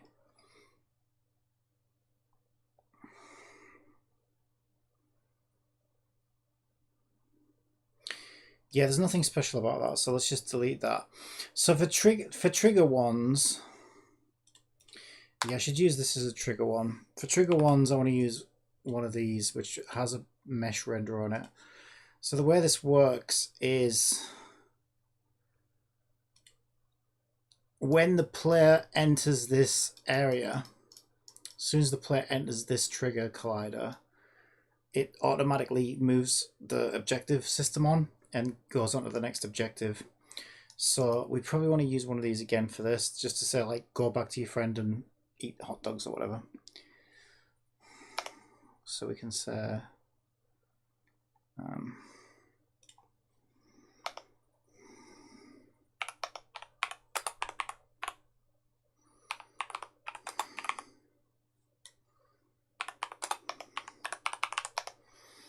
eat hot dogs with,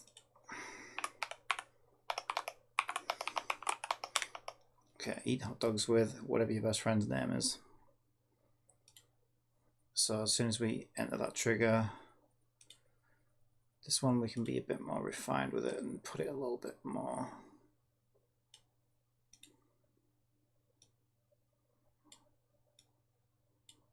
No.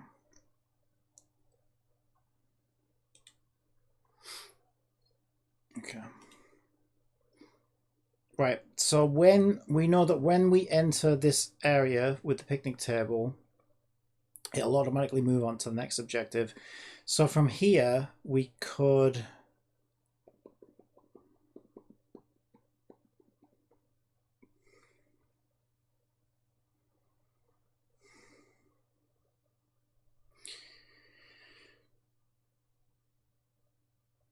yeah, it'll automatically move on to the next objective. So if we wanted to,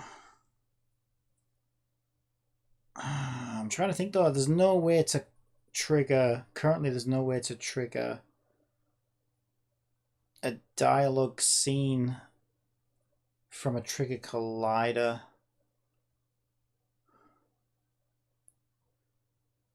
So let's add one.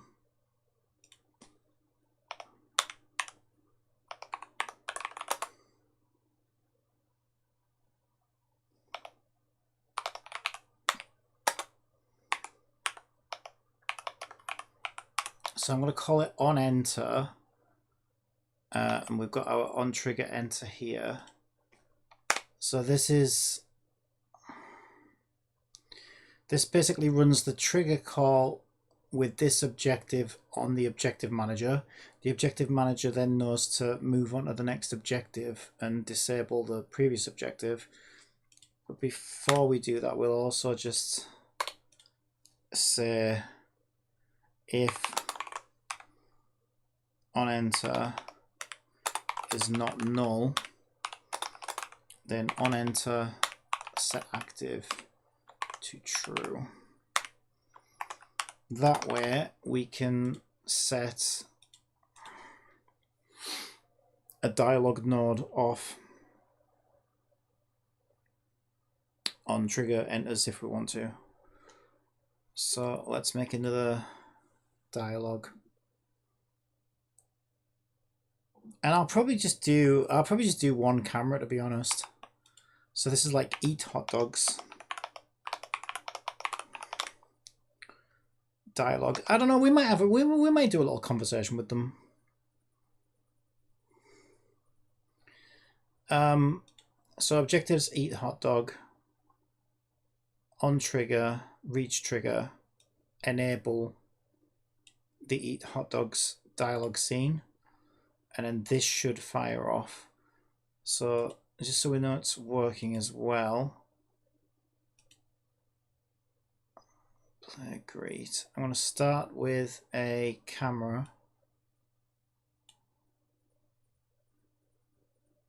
Maybe not.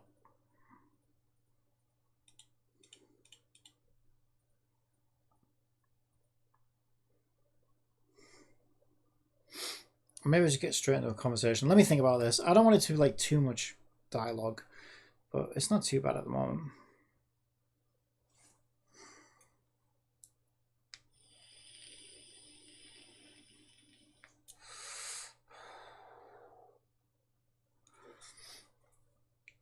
In Genshin, I might wait until 5.3 drip marketing come out to decide to spend any pre-rolls. Yep, you do have the most important decisions to make.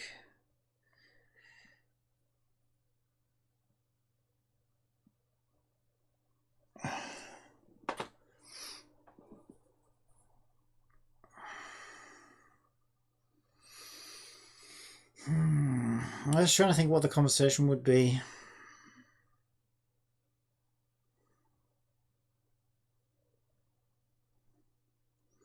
I think just some basic, like, you know, oh, the hot dogs are yummy. Yeah, they're always good. Yeah, yeah. You know, that's like probably enough. And then just go to the town square. Anyway, you know, anyway, it's time to go to the town square. I also don't want it to be too much like Paimon where it's repeating itself over and over and over again.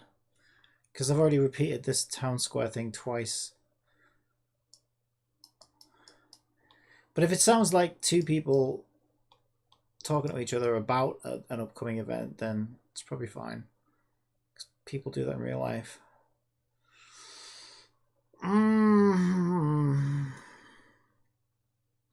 I think what annoys Genshin players about Paimon is it's always like, oh, so what you're saying is... And then she literally just repeats everything back again.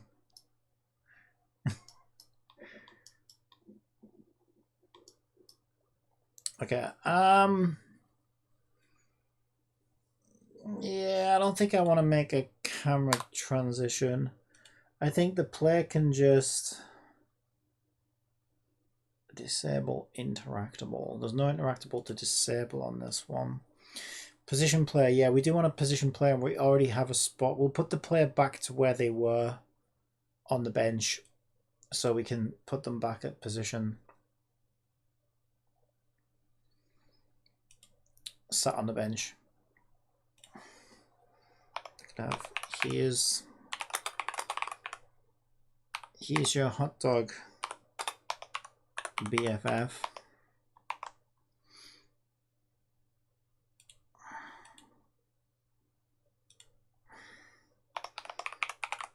Awesome.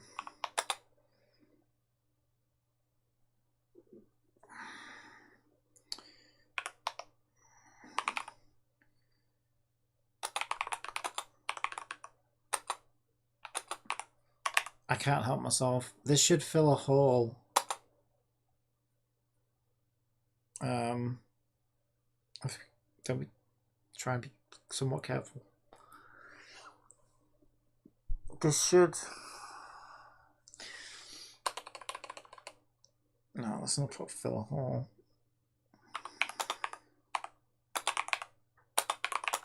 This should fill me up for the time being.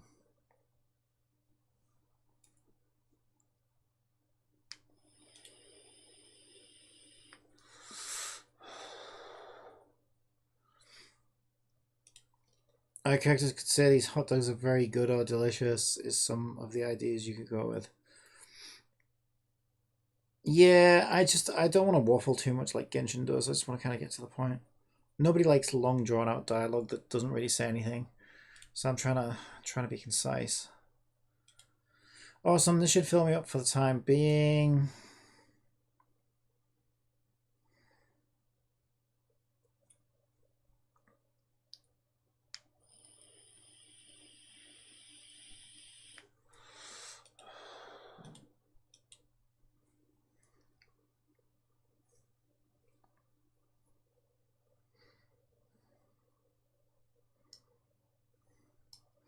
Why is there a floating bench?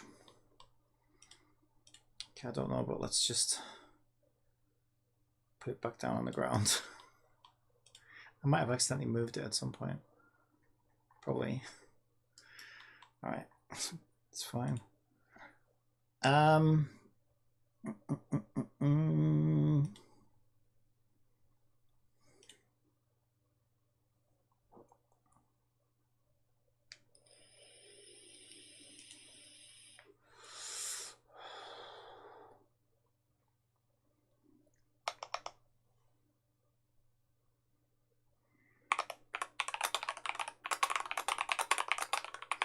It's almost time for the announcement.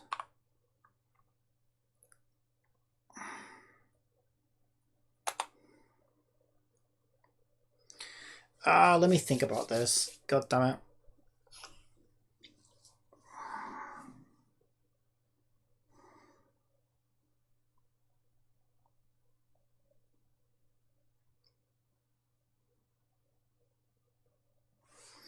Okay, let's start. Let's carry on. I don't want to repeat too much.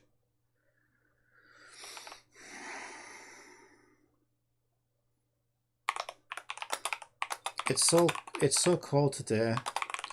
It's just nice to have something warm.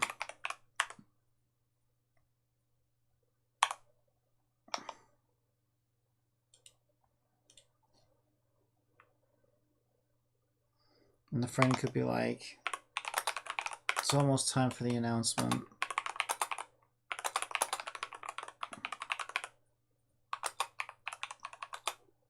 We'll go over right after this.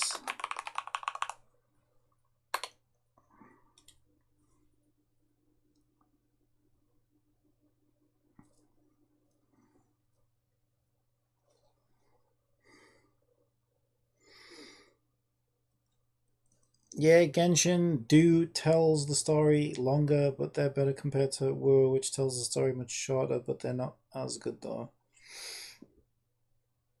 Yeah, writing for video games is tricky.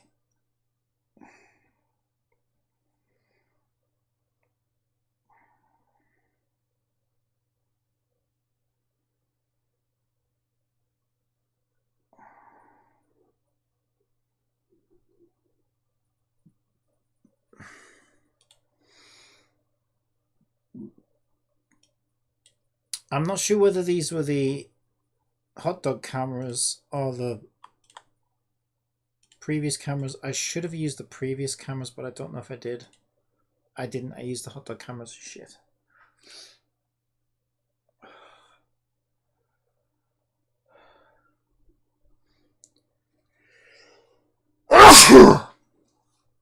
Excuse me, more.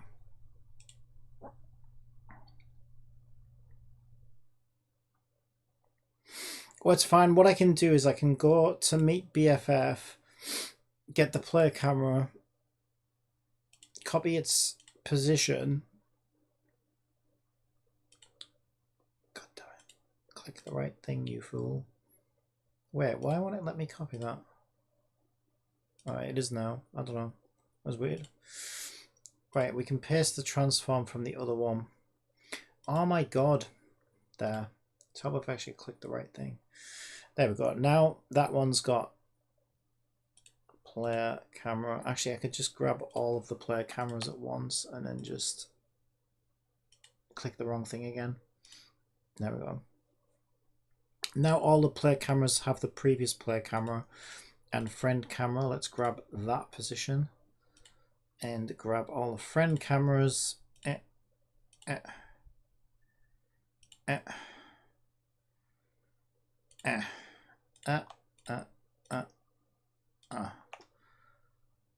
think that's all of them. God damn it, why do I keep clicking there? I don't know. I wish I knew.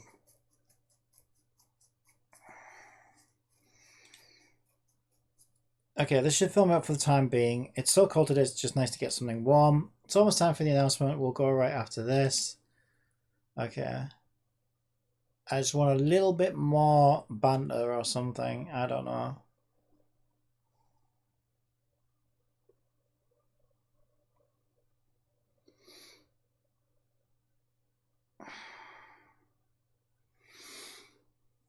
So you need to try and balance your dialogue between Genshin and Wooer. I don't.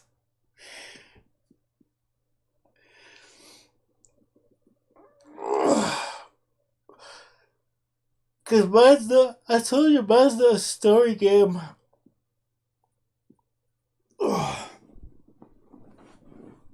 See, those are both meant to be kind of story games with story as one of the main attractions. That's not what this is. This is the main attraction for this game is going to be a variety of winter style mini games. But this is just a kind of, like I said, it's just a vehicle to carry the player through a sequence of mini games. And then once they reach end game, they can just play whatever mini game they want after that.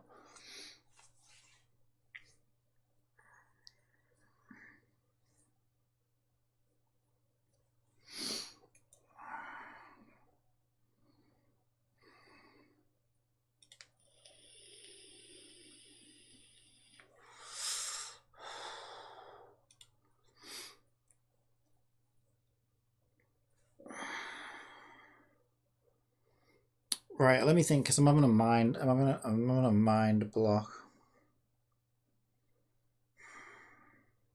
Sometimes it helps just to play it, I think.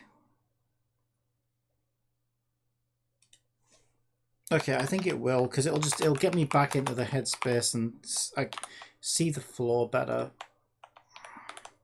So for now, I'm just going to put blah, blah, blah, blah, blah, blah, blah, blah, blah, blah. Okay, let's make sure everything's working properly then. And then I should get a, I think it'll be better just to get a feel for how things are flowing currently.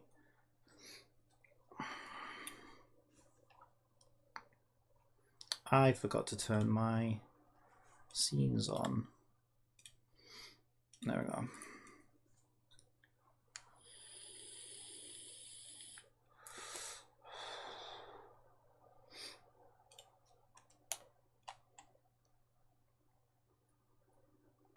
Okay, so you go up here, meet with Iron Mouse, talk to Iron Mouse.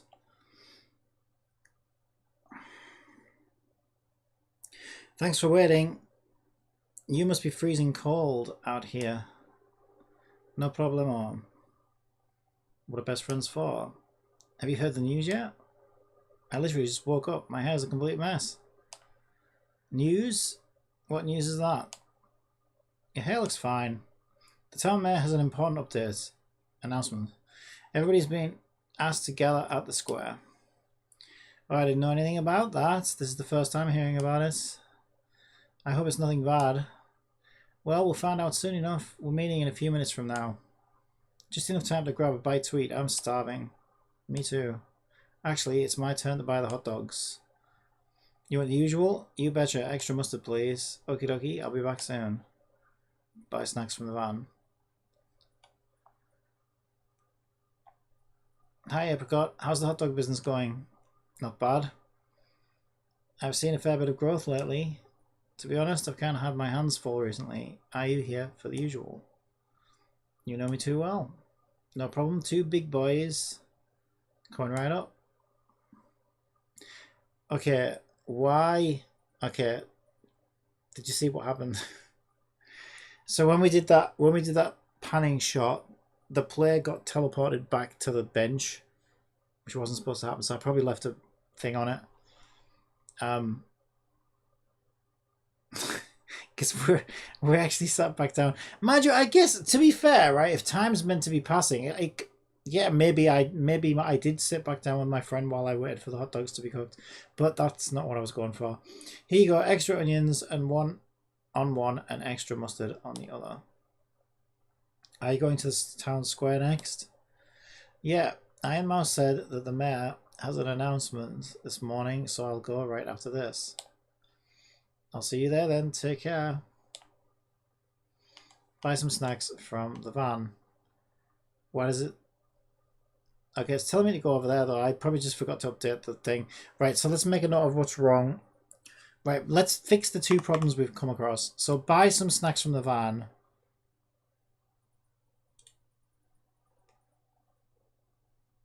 That's not what the objective says.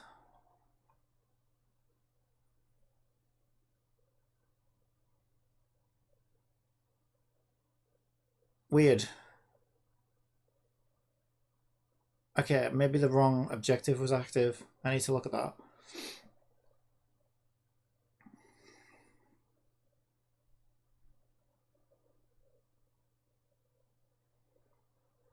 I think I didn't move. Oh, I think I know why. No, actually, I don't think I do know why. How did I move from the end of the last dialogue sequence onto the next objective? Okay, I had a next objective script on my final piece of dialogue. So I probably need one of those. Does that say but hot dogs? It does. It's supposed to be buy hot dogs. Buy hot dogs. We're not doing anything with hot dogs and our butt. I promise. Maybe later. Right. So I want a complete next objective on there. That should move on to the next objective. Also, the camera shot positioned the player, because we've got a position player on the thing, so we need to take that off. There we go. Okay, so that should fix both of those problems. Hopefully.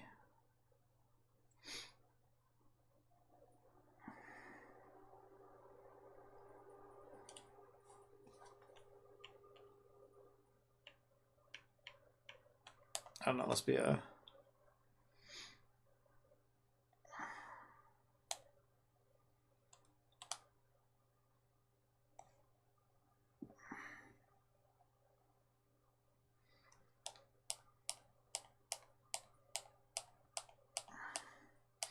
I'm going to be so sick of this soon.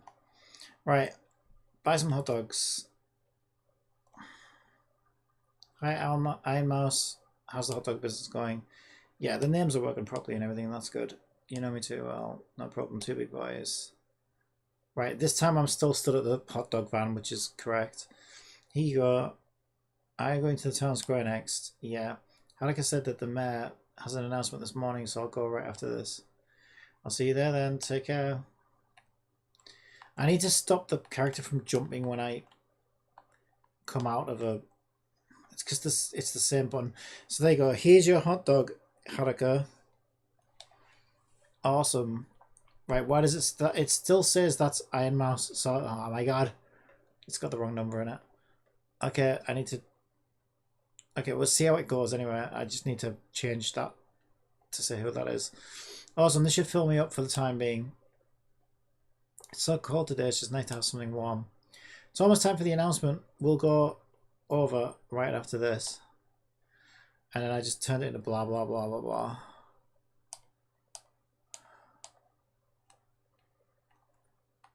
And also I get repositioned back over here.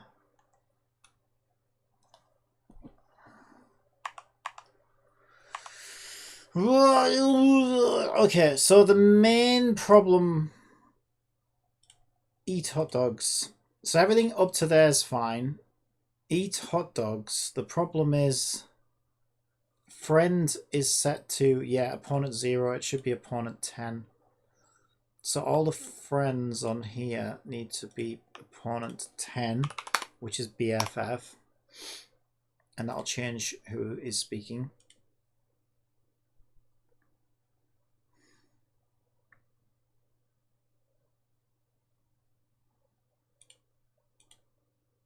Shit, I put that in the wrong place. No, I just wiped out all my subtitles. Motherfucker. There. Opponent 10, there. Okay, there we go. Awesome, this should fill me up for the time being. It's almost time for the announcement. We'll go right after this. I'll keep my farewell short and sweet since you complained about it. I wasn't complaining, I just think it's hilarious how you're freaking... Especially when Poseli starts reading it out, it's like, it takes 10 minutes. So you complained about it being too long last stream. Have a nice stream, Cabby, bye. Alright, I'll catch you later, man. It's almost time for the announcement. God damn, I cannot get right. Let's just concentrate. I've got like writer's block and then I'm getting distracted.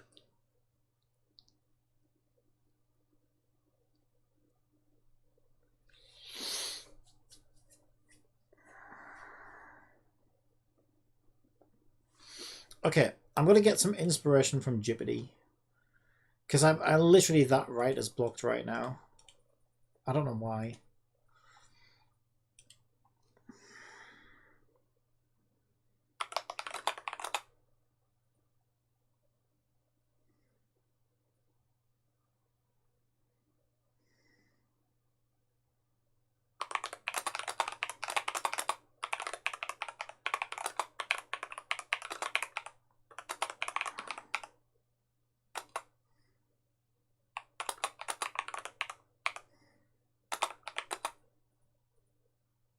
Can you give an idea of a conversation between best friends on a winter day whilst eating hot dogs?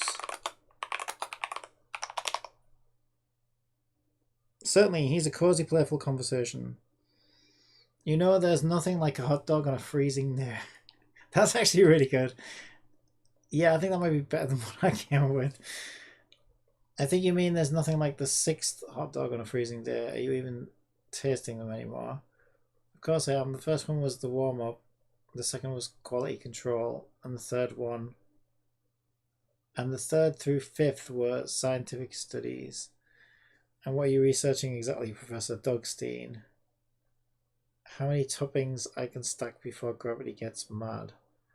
Well, I'm surprised you even have room for another bite with that many scarves on. What? Hey, I need layers, unlike you who thinks a thin hoodie is good enough in January. It's called winter style, thank you. The cold keeps me alert. Plus, it's an excuse for extra hot dogs.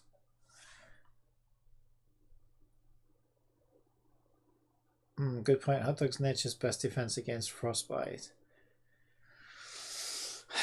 I don't know. No, this is actually terrible. Yeah, what is this? This is how Hoyo writes. Oh my god, this must be how Hoyo writes games. Deal now, past the mustard. We've got serious science to do. Smoking weed, GPT. I know, right?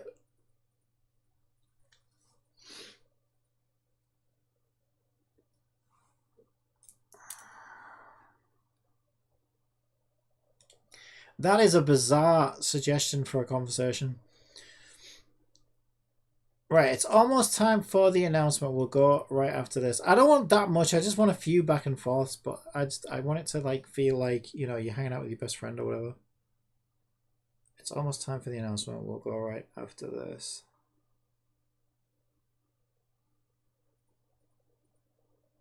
Right, I think what I want is just something just something quirky. So something along the lines of like oh hey, I watched something cool on TV last night or something like that. You know, like just sharing something about their lives. Like, hey, that reminds me.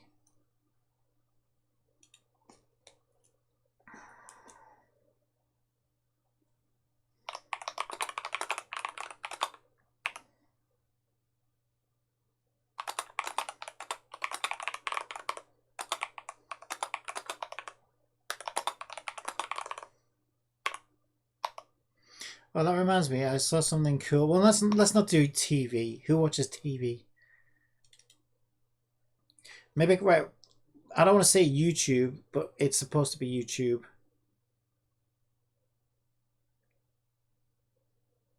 MeTube. Wow, how creative. Right. That reminds me. I saw something cool on MeTube last night.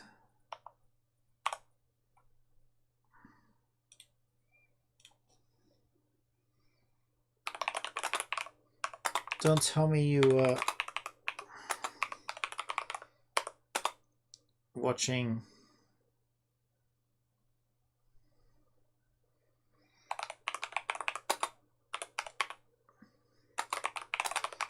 parkour cat videos again.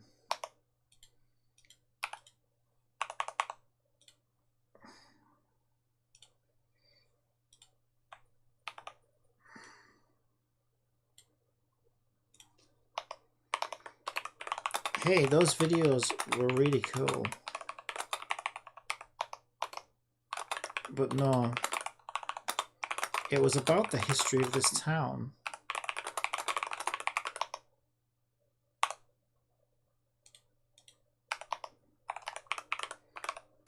Apparently, this entire street used to be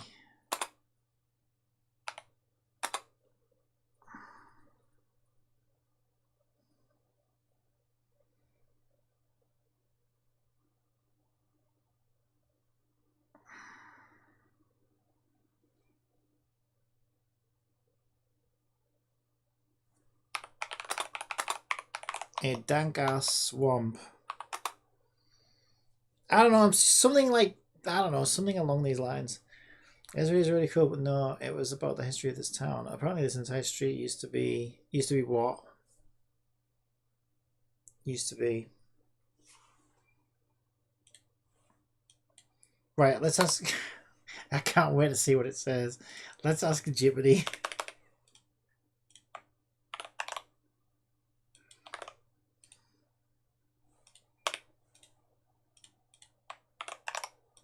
And don't say an old ancient fucking Indian burial ground or I will fucking uninstall you. What did the street used to be?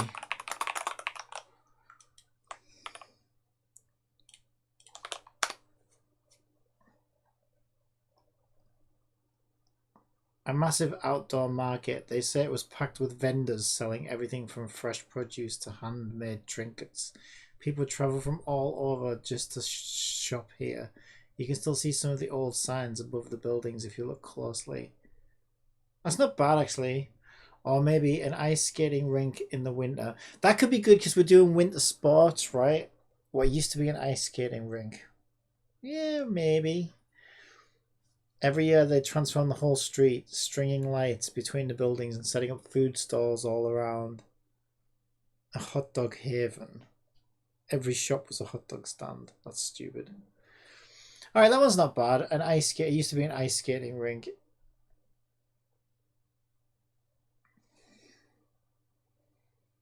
Used to be an outdoor ice skating rink. Yeah, that could be cool. And then it could be, then the friend could be like, oh, well, that explains why I slipped and fell on my ass earlier. That's quite good. Okay, I like that. Okay, this entire street used to be an outdoor ice skating rink.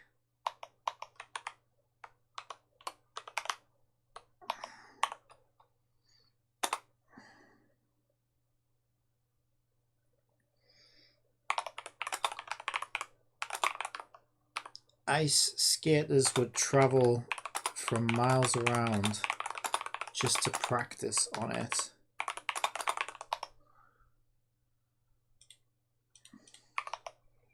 Oh, really? That explains why I slipped and fell on my ass.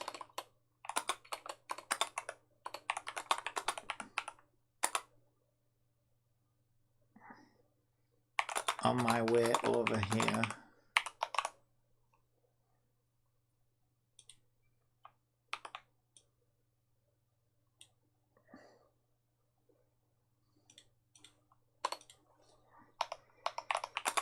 Oh, it could have something to do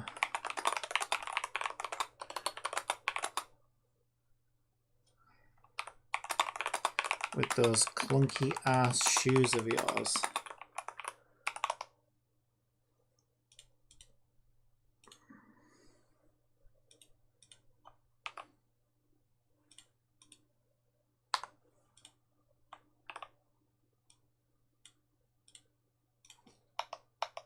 Hey,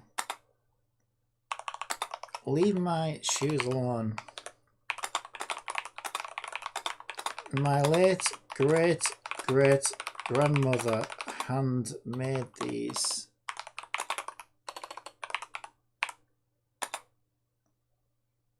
Right before going to Vietnam.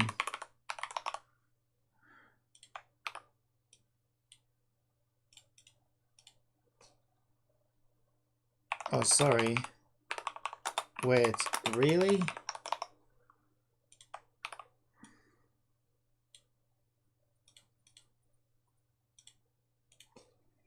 Nah, I'm just messing with you. Anyway, time to go meet everyone.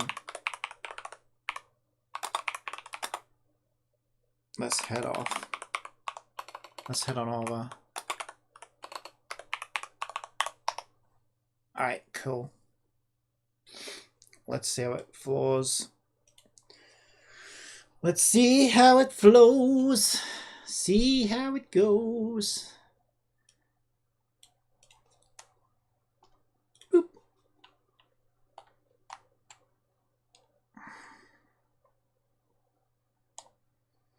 There's something weird about this game that makes you just want to jump everywhere. I don't know why.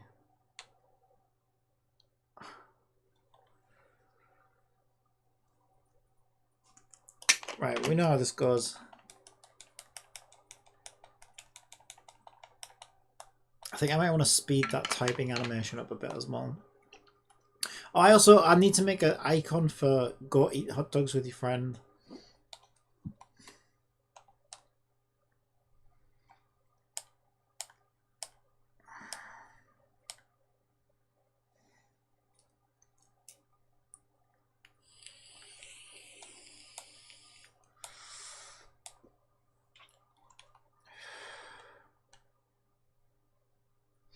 Here's your hot dog, Hajime. Awesome. This should fill me up for the time being.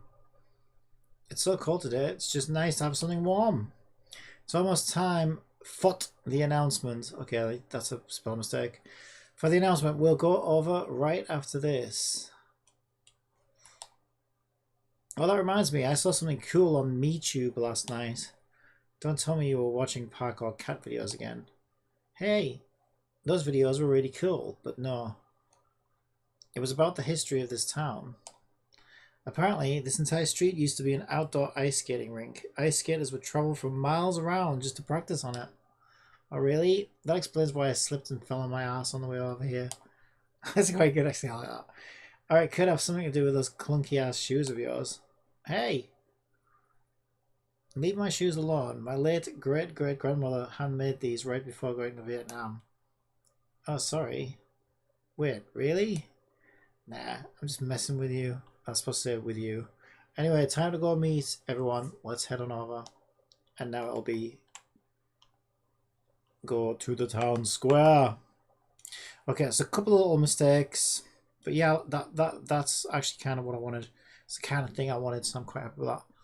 Now I'm just messing with you. And then there was a spelling mistake on one of these. My shoes alone. Wasn't that one? Wasn't that one? Where was it? Oh, I can't remember where it was. Travel from miles around just to practice. Where was the spelling mistake?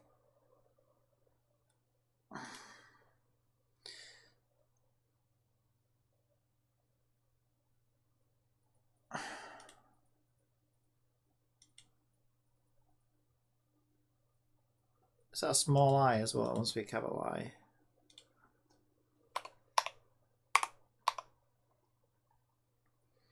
I literally can't find the spelling mistake now. I can't remember where it was. Austin should film it for the time being. It's so cold today. It's just nice to have something warm. It's almost time for the announcement. We'll go right after this. Oh, for the announcement. There it is. For the announcement. There we go.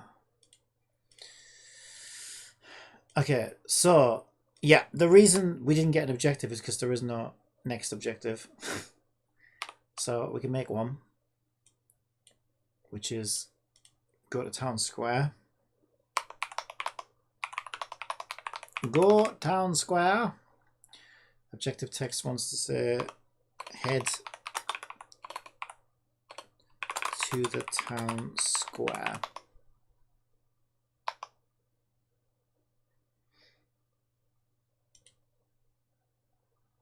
and then we'll make it trigger a new dialogue with Miku. So there's one other thing. Oh yes, icon for eating hot dogs. Eat hot dogs with your friend. Oh, so the icon at the moment is for the old ice cream van. So I need to update that icon actually. That one.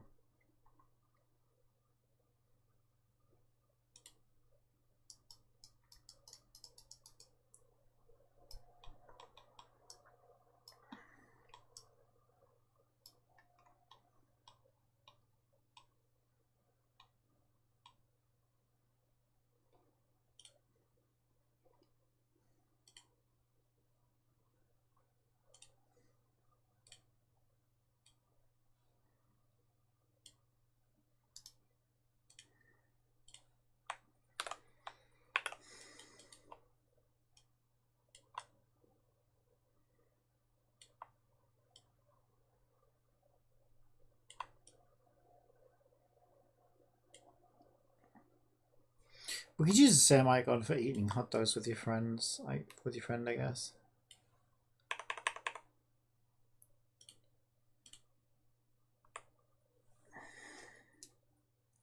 Or we could just show a picture of the friend, I guess.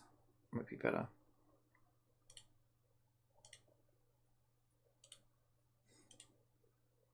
Use the friend's icon. Okay, so this one is meant to be icons. There it is.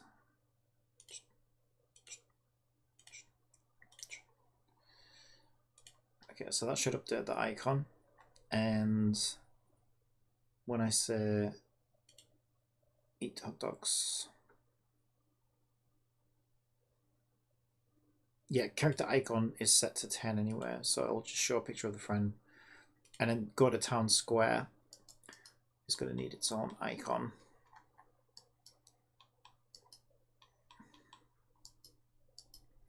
Where is the town square? Little fountain.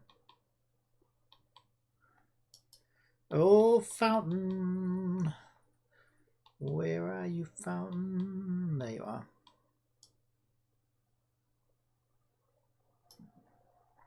And I'm probably going to need to, like, spawn... I'm going to spawn all of the characters around here, so that'll be fun. Yes, I might just show a picture. Oh, that looks pretty good. Let's see what the icon wants to be. Miku's kind of T-posing there. I'm sure if Miku should be in it. That maybe from this angle looks better. Ah, you can't see the fountain from that angle. That looks kind of cool.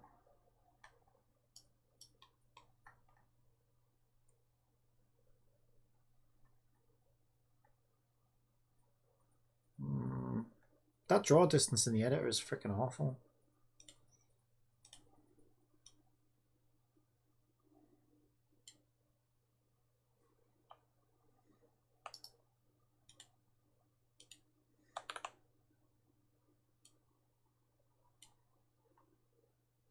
Yeah, it should be alright.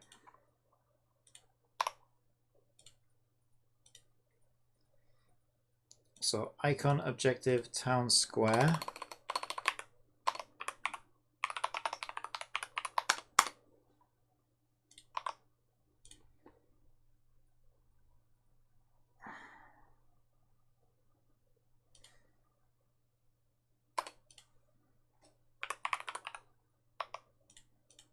I think setting something in here overrides that anyway, so cool. And then our go to town square needs to be set at the actual town square.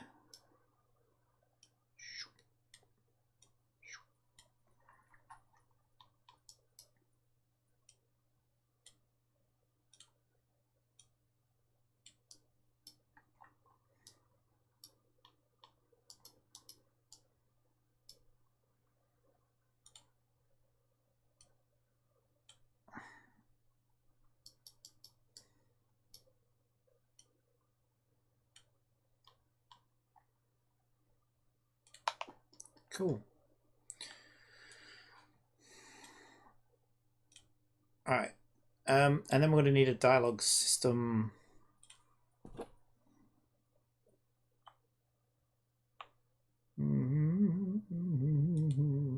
Well, before we do that, because yeah, like all the other opponents are going to need to be spawned in, so that everybody's like in the town square at the same time.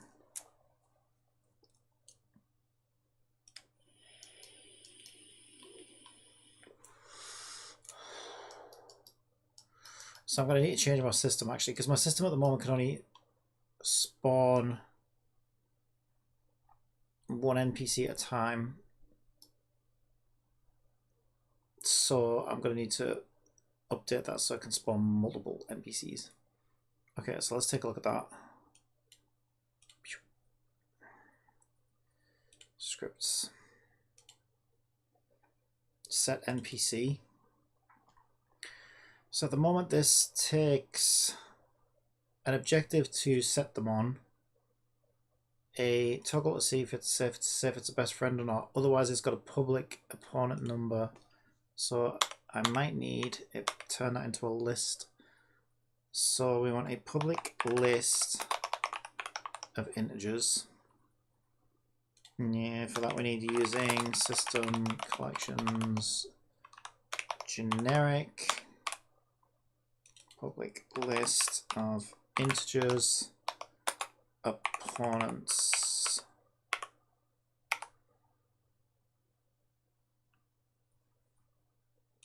Let's not use integers then. Let's use the characters, because then it's like easier. I don't have to look it up then. Oh no, because we can't do that. That's hard setting characters.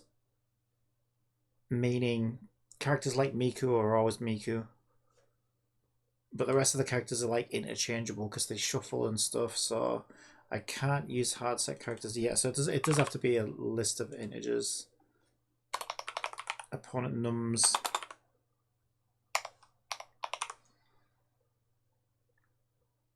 Yeah, it's the only downside. I can't set. Yeah, normally I would set it by character because then I don't have to look up. But that's the thing, I don't know what the opponent numbers are going to be because it's different on every playthrough. So that's what's like so unique about this. The way I've set this game up is the order of the opponents and who's your best friend and all that shit. It's all like rolled randomly at the start of each playthrough. Okay. So instead of having an opponent number, we put opponent numbers. Okay. If best friend opponent number equals SYS.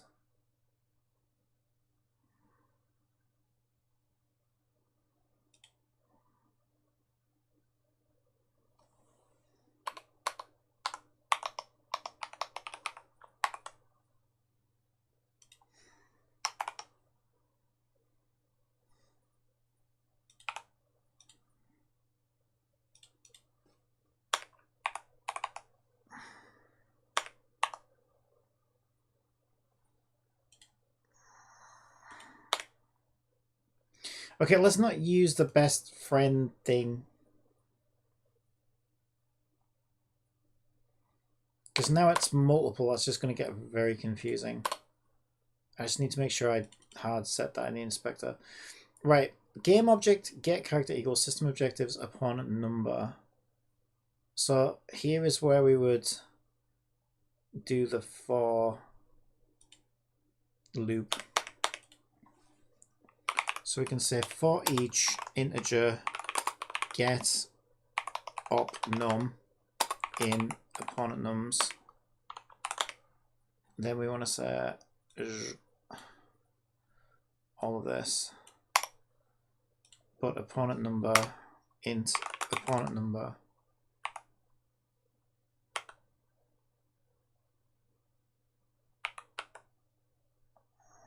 Well, fucking hell, we can just do it directly like that. There we go. So the only thing I need to be careful of now is I was probably using the best friend bool on some of those ones that are set currently. God damn it. That's alright, because what I can do is search for this class, which is set NPC, in here. And it should show me where all the set... Yeah, there's only 2.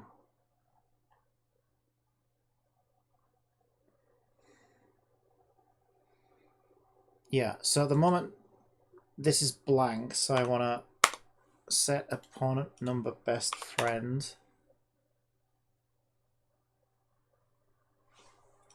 And I think this one is meet friend. Didn't... Oh, no, this one says opponent 1 position. Yeah, so this one is actually opponent number 0. Yeah, there we go. Okay, so that's set up now to work with the new system. And then what I will do is, as it tells you to go to the town square, I think as this one becomes active, I will spawn all the players in. Because if I spawn them in as you get to the town square, it's going to look a bit... Everybody just appears right in front of you. It's going to look a bit shit.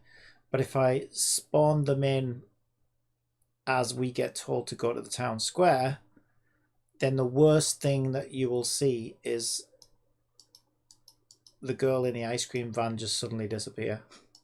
Which isn't as bad as like 11 characters appearing right before your eyes. So I think it's the more subtle approach to doing it.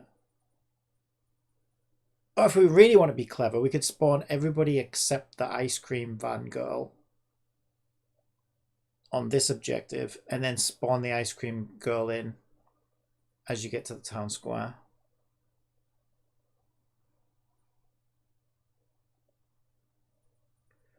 I just realized something now as well. I'm an idiot.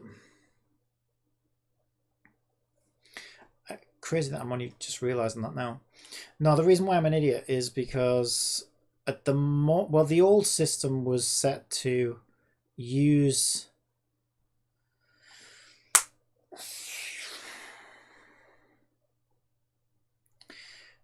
The old system was set to use the object itself's transform position as the position marker. So the problem is, if I keep it like that, it means all 11 characters are going to appear in the exact same place. So they're all going to be on top of each other, overlapping each other. So essentially I need 11 separate position markers for 11 separate characters. So each character NPC positioner needs a position.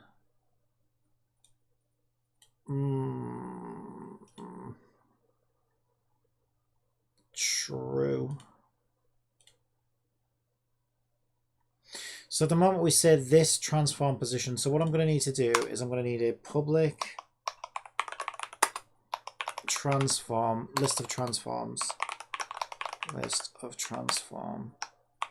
which is going to be opponent positions, which is a new list of transforms.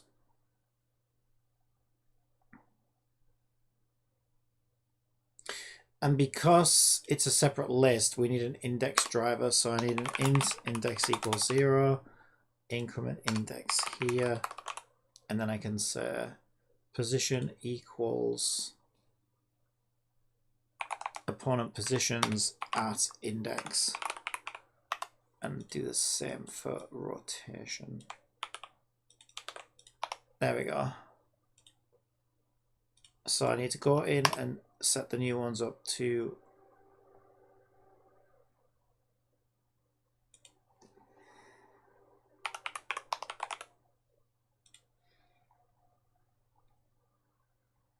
have their positions. Now for these, so for these ones, it's pretty straightforward. What I might do, no, what I'll do.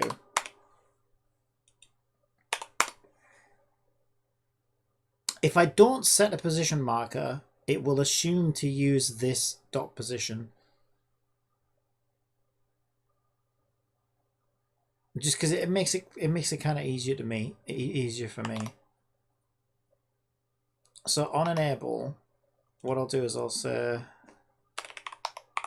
if opponent positions count is 0, then opponent position add this dot transform. There we go. So all that means is if I'm only moving 1, because 99% of the time I'm only going to be moving 1, and I don't need to worry about setting a specific, God, I can't even speak, a specific position. So here we can make a new position marker object. So we're going to call this town folk positions. Right, so town folk position is going to have a set NPC script on it, and we know we have 11 opponents to move. Well, we'll do 10, because like I said, we'll move Ice Cream Girl separately from everybody else, just because we can. It's not that hard to do. So we're going to move everybody. Ice Cream Girl is 0, so we're just going to do 1, 2,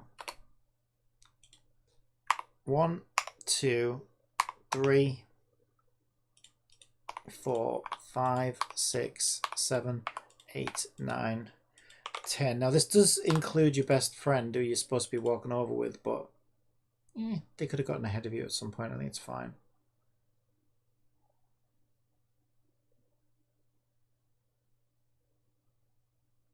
Yeah, I think it's fine.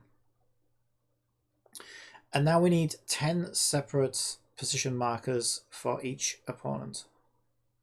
This will be fun. Okay, so the objective that wants to happen on is go to town square. And oh yeah, running up to, oh yeah, it should be fine actually. It should do that. Yeah, it should be fine.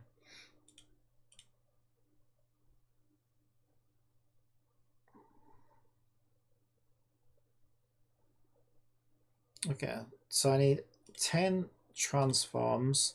So I'm going to create a child and I'm going to say opponent 1, 2, 3, 4, 5, 6, 7, 8, 9, 10. Let's go and name those. Oh, you know what? I should have made cubes so I can see them. All right, let's do that. Because cubes, I can actually move them around and see where they are. So I'm going to make a 3D cube, which is here.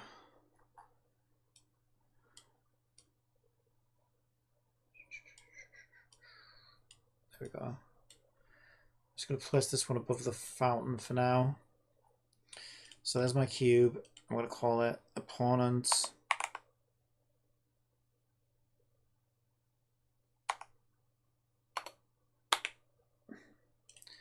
Pigeon.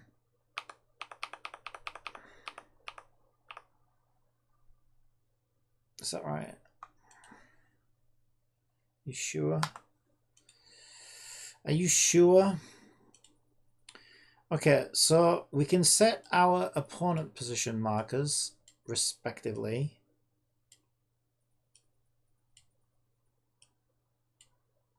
We could have actually just done a... We could have made it inherit these automatically actually, but it's fine.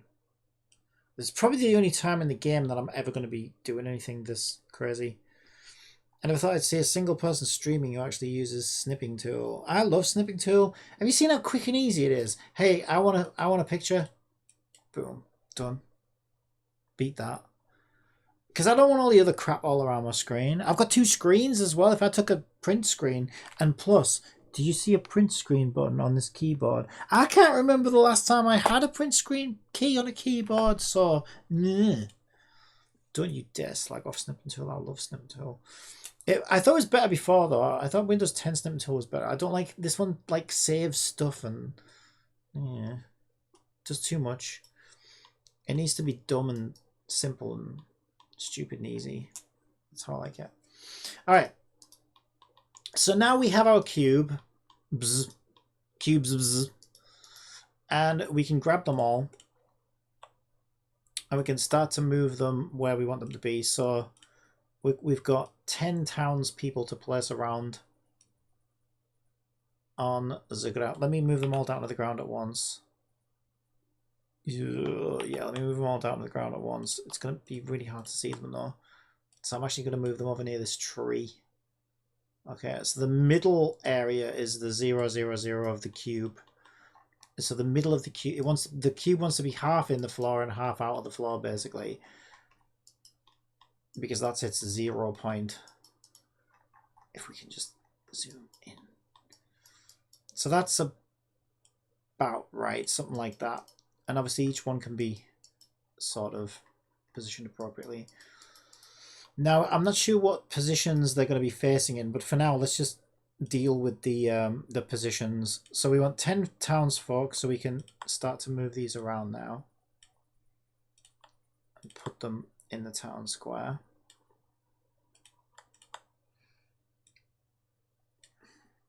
It's like a cult. I feel like they're going to come and... We have come to sacrifice virgins. The virgin blood must be given to the fountain. The gods demand it. The gods demand sacrifice. An offering for the gods. Okay, we'll put the last one here. Yeah, they really are stood around like in a cult. This is going to be amazing. Okay, I can't wait for this. Right, so there you go. There's our NPCs position markers. So now... Correction, I've never seen anyone but me use Snip Tool. Oh, I love it. I knew it. I knew it. I knew you were a person of culture. Yep. No, Snip Tool's great. I love it. I absolutely love it. Yep, does a great job. Okay, so we've got colliders. They don't need colliders, to be honest. So I'm just going to turn that off for now. I'm going to turn that off. We need the renderer in case we need to move things. Okay, that should be fine because they're just markers anyway. So now, when Go to Town Square activates, we should get opponents 1 to 10 spawn in those respective positions. I'm going to wait to move the Ice Cream Girl because I don't want you to see her disappear as you leave. So on the next objective, when you get there, we will spawn in Ice Cream Girl. I might do a nice little establishing shot. So maybe, yeah, that's a good idea, actually. So when we reach this marker at the moment, objective, head to town square, on trigger, eat hot dogs, it says right now. So we don't want to eat hot dogs. We already ate hot dogs. We don't want to get fat. We don't want to eat too many hot dogs. So what we do need is we want to make a brand new dialogue delivery system. Okay. Sorry, I'm wrong. It's not dialogue delivery. It's a dialogue delivery schedule. There we go. Dialogue delivery schedule. Tell it where the dialogue delivery system is. So I'm just going to call this Town Square Cam. And this is going to show us a nice establishing shot of the town square. So we need a Cinemachine virtual camera. Let's just grab the one from one of the ones from the hot dog van for now. There's one. Boom. Okay, it shows where that cam is. Shows. I need these things off. They're in the way. Turn it off. Turn it off. Turn it off. There we go. All right, we're there. Where are we? Show me. Show me. There we go. Oh, yeah.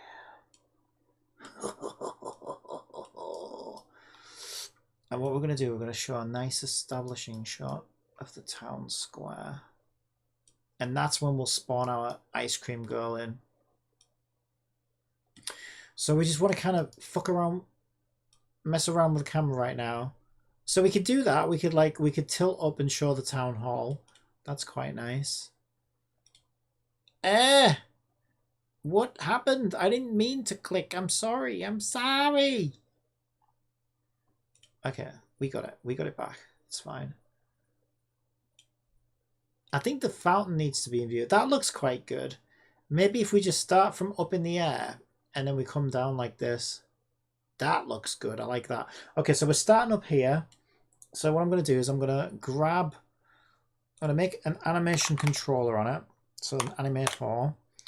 I'm going to go to my animations, camera. I'm going to create a camera animation controller called Cam Town Square.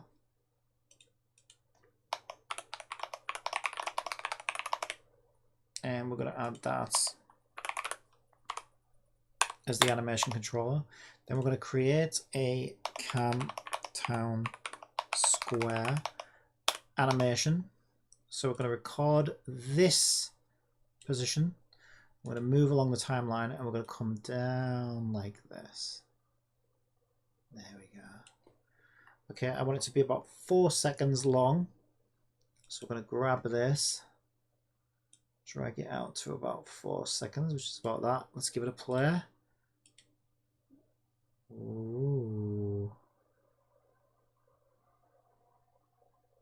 I like it. I'm happy with that. All right, we're happy with that. So let's make sure that animation is not looping, because by default they will be. There we go. Okay, and what we want to do is we want to tell the trigger collider, go to town square, to activate the town square camera as we reach it. There we go. So turn that off. And then also when we activate the town square camera, what we can do is we can add a NPC position, set NPC position. This time we want the objective set to be... Oh, we don't put it here. No. I just remembered. Yeah, these ones are a bit different. They need to be on here. So this is our town folk position. So we need a new one for ice cream girl position. So ice cream girl position. We want to set NPC. The objective it wants to happen on is this one. That's not an objective. Oh shit. Yeah, it's objectives that they trigger on, isn't it? Oh, bollocks. Oh, you know what then? We're going to have to do it on that objective because we can't do it on a dialogue system because I didn't set it up that way. It's fine. Alright, we'll spawn Ice Cream Girl with everybody else. Guess we have to. I mean, we don't have to. We could find a way around, but to be honest, it would be so freaking awkward at this point that it's probably not worth it. I need to see everybody's positions so I don't accidentally put her on top of somebody else. Because she's my ice cream girl. She's not vanilla. Well, maybe she is. But she's my ice cream girl. Alright, so, and then we want one more. So we want 11 opponents, 11 positions. We want to include Ice Cream Girl, who is number 0. Doesn't matter that they're not in the right order.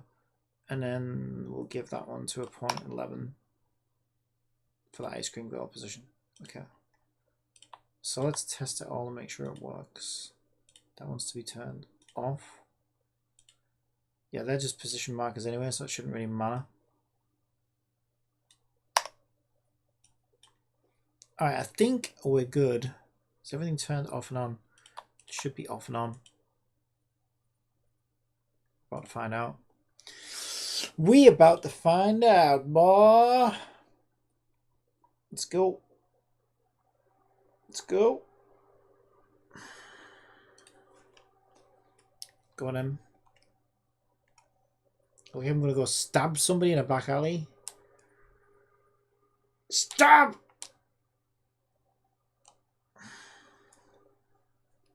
Beautiful. Thanks for waiting. No problem. Have you heard the news? What news? Hell looks fine. The town's shit. Everyone's joined a cult. Joined a cult, and we're all gonna start a riot. All right, let's buy some hot dogs.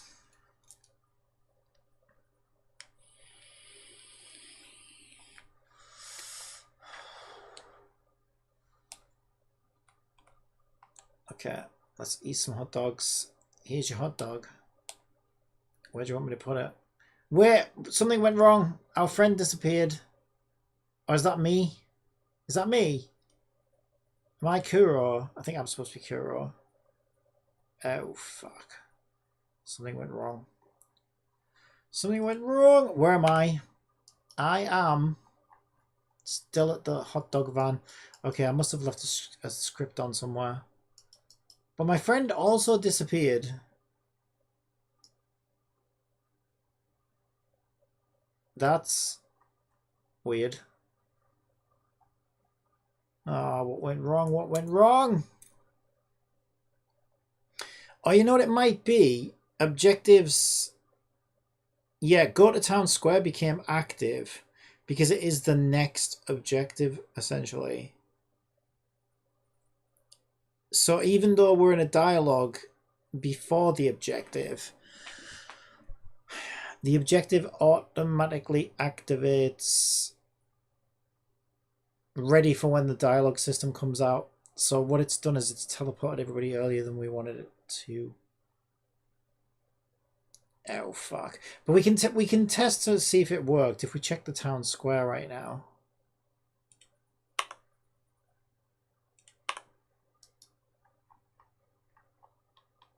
There they are. They're all laying down. Oh my god! It is a virgin sacrifice. Everyone's being killed. That looks so funny. They're making snow angels. Angels in the snow. Okay, so they all need to be rotated. Oh my god, there's so many things to fix. It's working though, right? It spawned them. It's just not working quite the way we want. Yeah, we'll get there. Okay, so let's have a look at these position markers. Position markers, here you are. So they all want to be...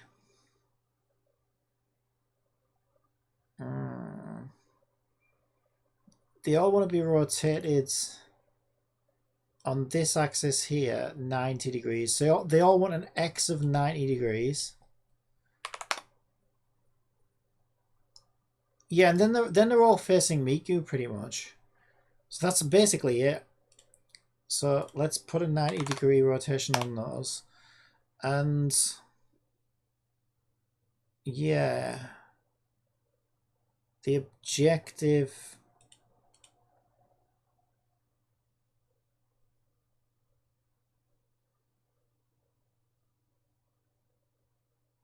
the objective go to town square activates early before the dialogue system's finished. Shit.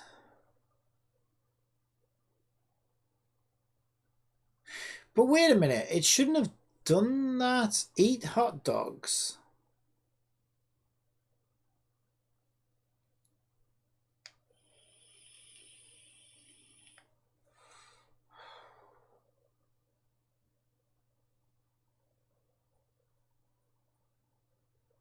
That would automatically move that on because it's a trigger. It's this that moves it on, it's not the dialogue system.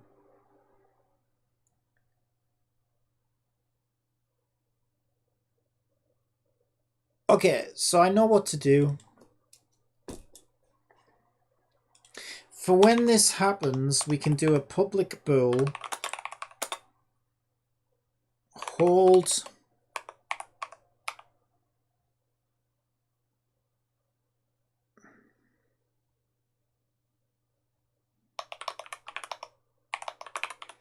Next objective.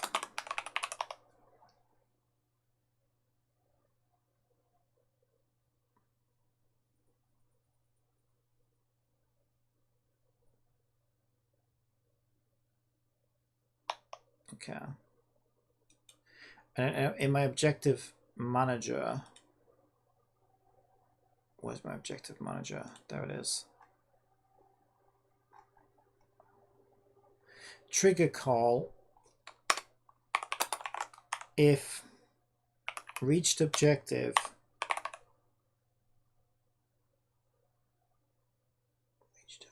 reached objective is the objective. We don't know what triggered it. Oh, fuck.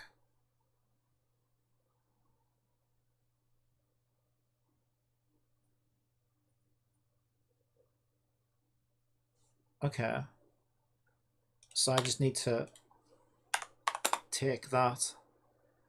So it's going to be reached by a trigger, a reach trigger, reach trigger, R trigger. If R trigger hold next objective. Actually, that wants to be a not. Then next objective. Otherwise, we won't do anything. But if we don't do anything, we won't be able to move anywhere. So if we do that, we'd need a way to activate.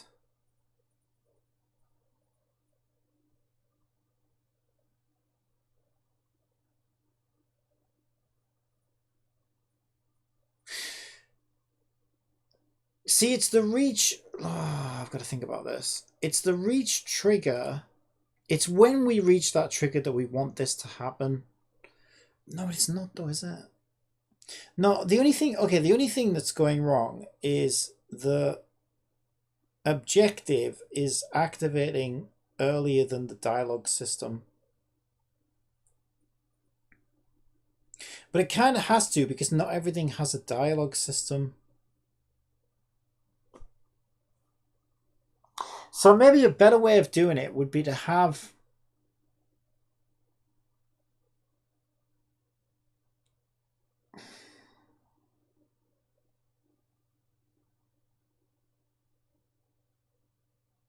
Fuck, how am I going to do this?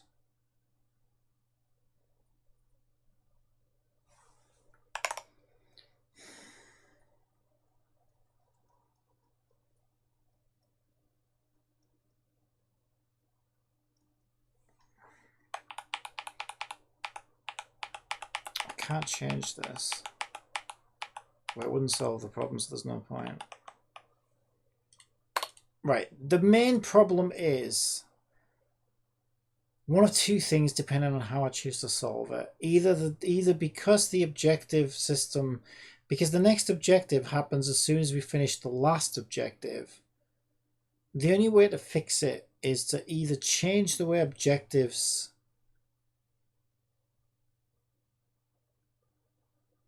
move on to the next objective, which I don't really want to do because it's going to start tangling things up a little bit. Or I need to be able to have, and this is probably going to be my solution. At the moment, I can only spawn NPCs using an objective. We need to change this instead, so that you can also spawn NPCs off a dialogue.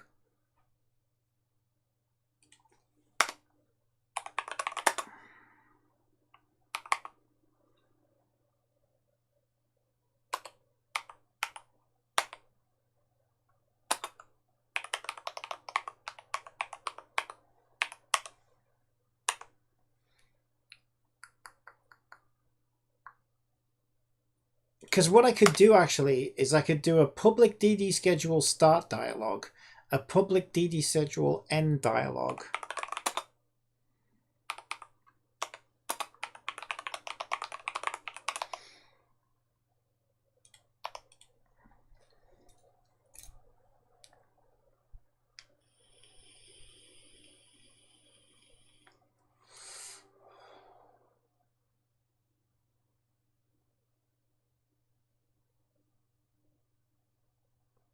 Even then though, this is kind of tricky because how am I going to give...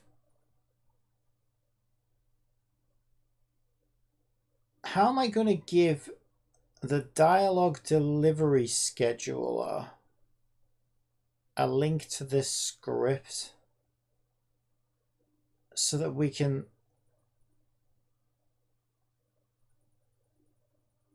notify this?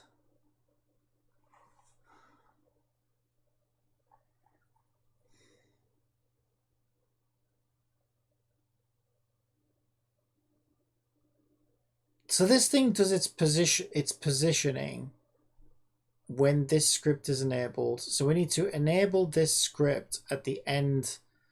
Let's just see if I can start fleshing this out. So the way I would want to use this now is I'd want to say, forget about that. And instead, we want to trigger it when the dialogue of eat hot dogs ends. So I can put end dialogue eat hot dogs. Okay. But now I need to let the DD schedule know the on disable. So what I'd basically do is I'd say on enable and on disable. So this now needs to be able to take a an NPC set NPC link.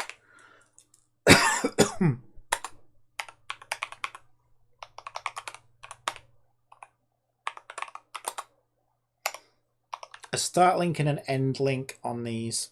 Okay. Then it's as simple as if start link is not null, then start link dot game object set active to true.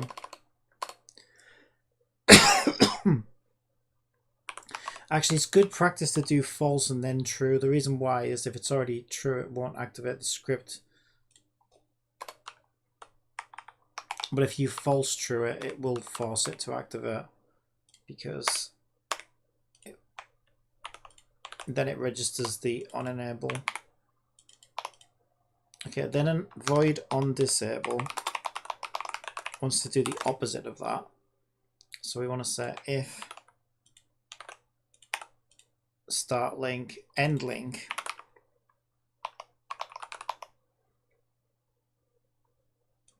What are you fucking doing to my script, you bastard?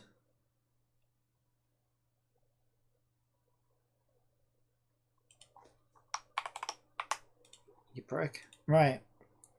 Then we just want to fault. No, yeah, we want to do this. Yeah, that's right. We do want to do the same thing. But it's end link. Okay. So that will basically activate it. But we still have a problem. How do we set these link values? So I think my objective marker... Well, my objective marker doesn't know when scripts are being delivered. Fuck.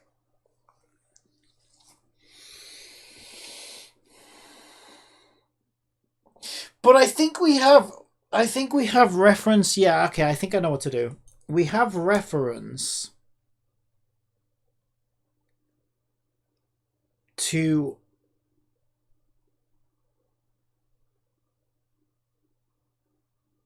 set NPC, all set NPCs on the objective system. Okay, yes we do. So what we can do is we could say check for link.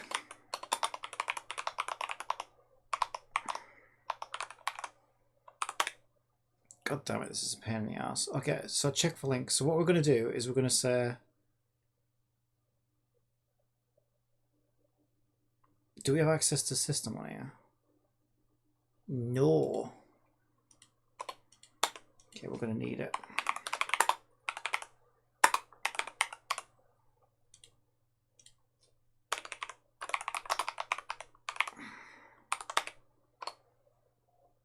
I'll just do it on enable, it's fine.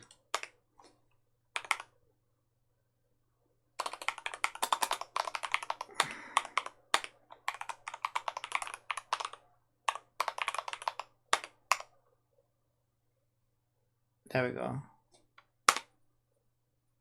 And then I'm going to say check for link.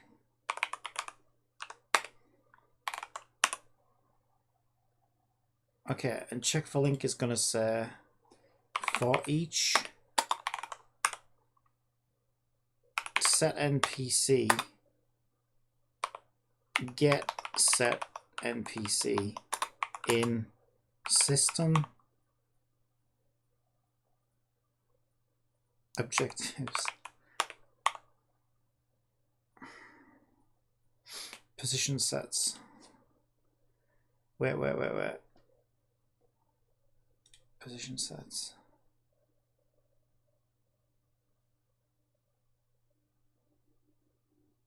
Where the frick is my objectives? No, it's set NPCs. Set NPCs. There we go. Okay, if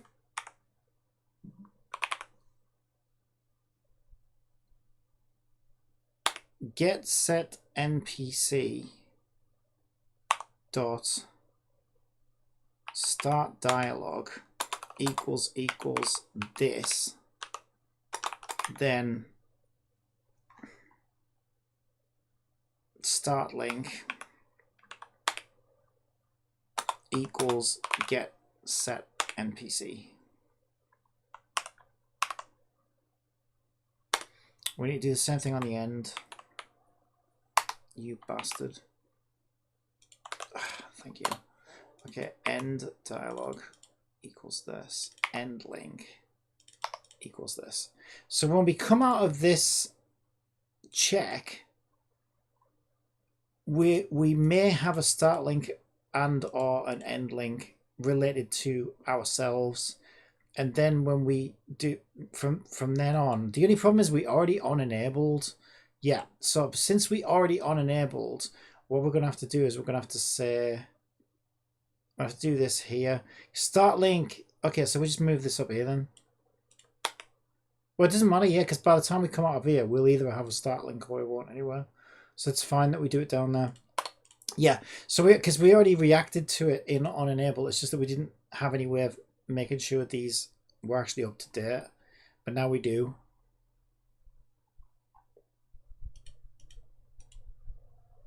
Wait.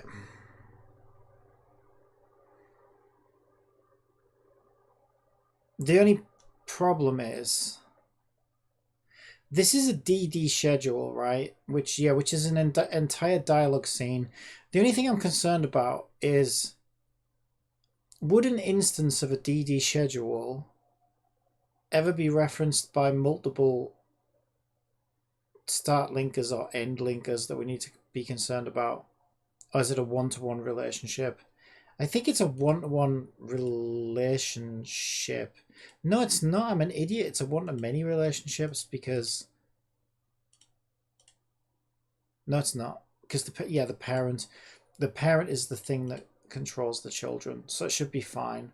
It's a one-to-one, so it should be fine.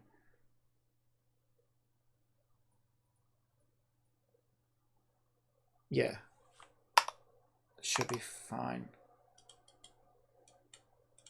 Okay. Whew. Okay, let's see if that worked.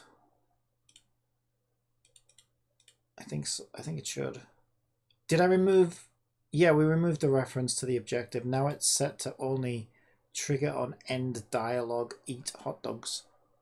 So as this dialogue closes and it finishes its script, we should know where this is, and we should activate it, and then this can do its thing, basically. Oh, goddamn, that was awkward.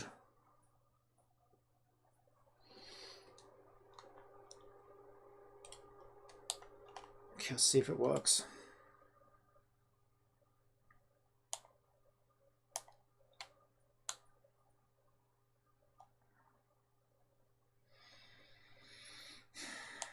I need to get some food.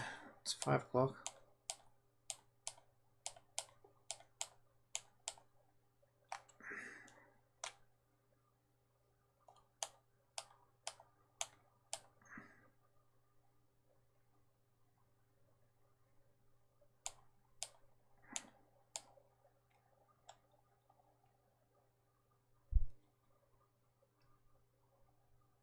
Here's you hot dog. He's looking at you, dog. Here's your hot dog. Kuro. I need to remember that that's wrong and needs changing. Okay, I'll try and remember that. Here's your hot dog, BFF. Okay. Yeah, I've just noticed we're already... Oh, okay. She's... Yeah, that's a different error. But he's still there. That's the main thing, right? And now it's saying head to town square. And our ice cream girl is still there, so it didn't work.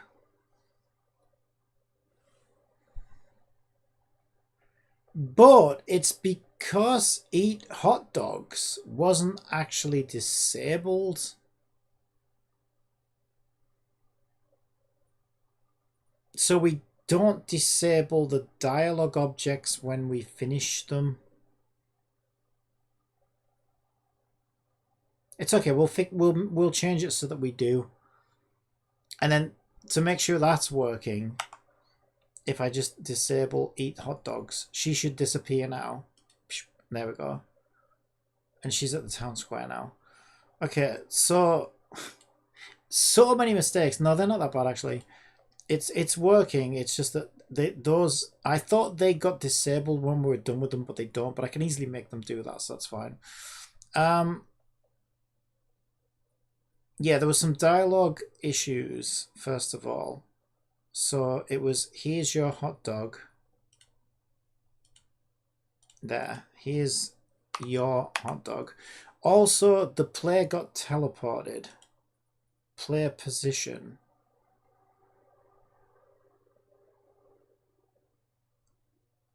At some point, player van position, there it is. That's where it's, there we go.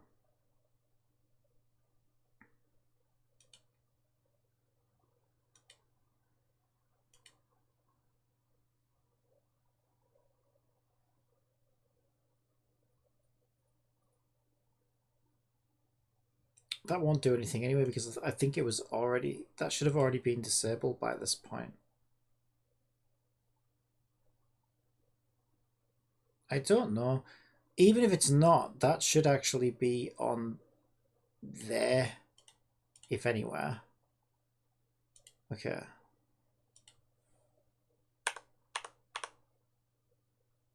It's, oh god, it's on all of these, isn't it? Yeah. No wonder it wouldn't fucking work. Right. Okay, and then we need to make sure that when the dialogue delivery has finished delivering dialogue, that it disables the DD schedule game objects.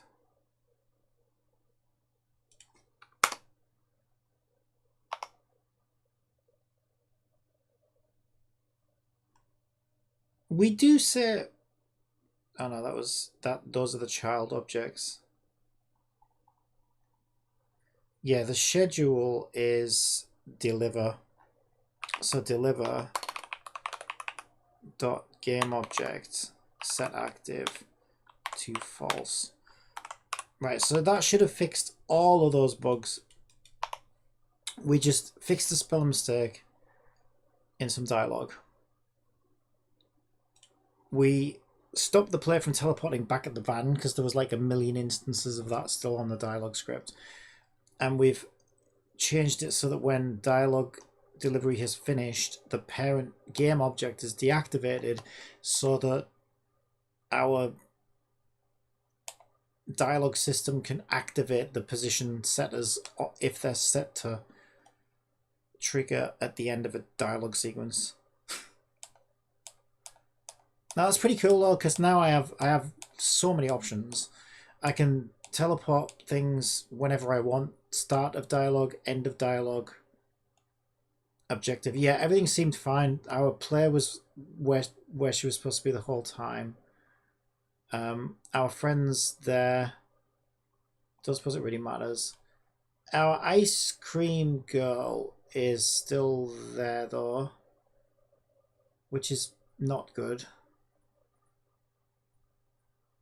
Objectives buy snacks. Dialogue. All dialogue is disabled.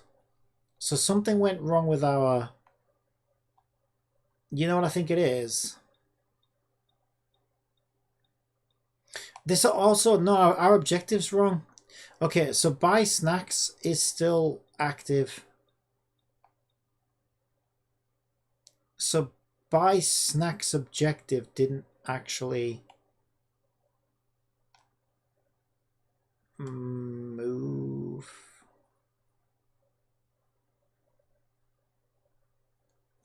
I'm so confused.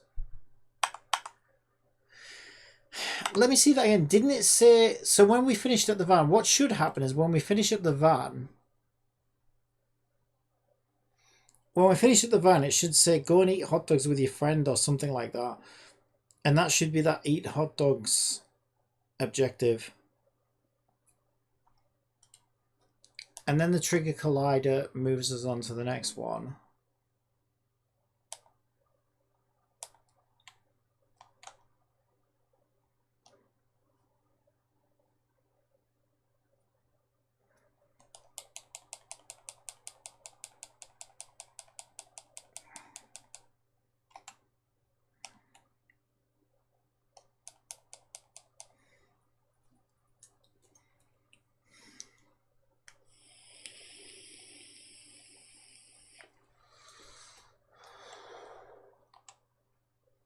Eat hot dogs with case on. Yes.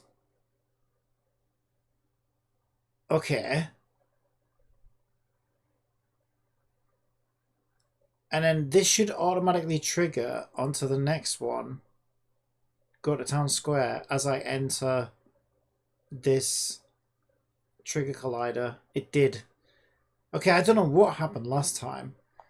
Okay, because this is correct. Now when we come out of here... Ice Cream Girl should be gone. And it should say head to the town square. Yeah, it is. I don't know what happened last time. Because it's working perfectly now. Our friend disappeared, which is probably a good sign because they're part of the respawn. And we can see that everybody's over here now. Yay. Okay, we got a null reference on dialogue delivery. Because we're not, well, this isn't set up yet. Alright, that seemed to work fine. I need a pee and I need to go get some food.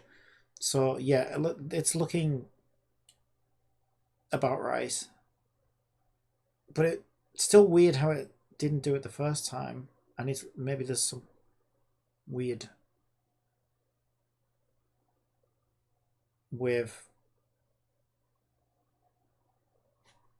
I don't know. I need to look into that. It seemed to work that time though on the two. So I tested it twice. The second time it worked fine. The first time it was weird.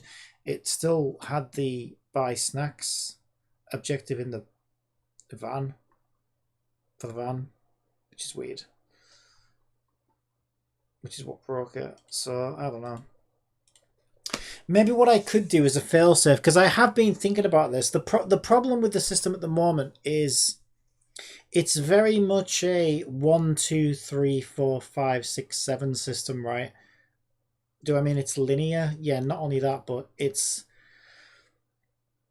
inexcusably linear. In other words, if you somehow manage to skip 2 and go straight to 3, so let's say somehow you manage to go from 1 to 3 directly, and that's quite possible with a system like this because some of them are just trigger colliders, right?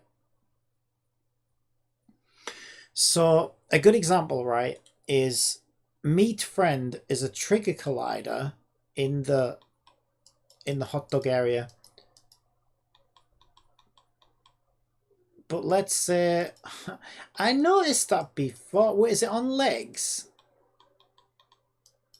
It's not floating in the air, is it? It's actually on legs. I don't know whether that's supposed to be like that. Yeah, no, I think that's supposed to be like that. Solar panels on it. But yeah, basically, there's a trigger collider near the hot dog van, wherever the hell it is. I'm so lost right now.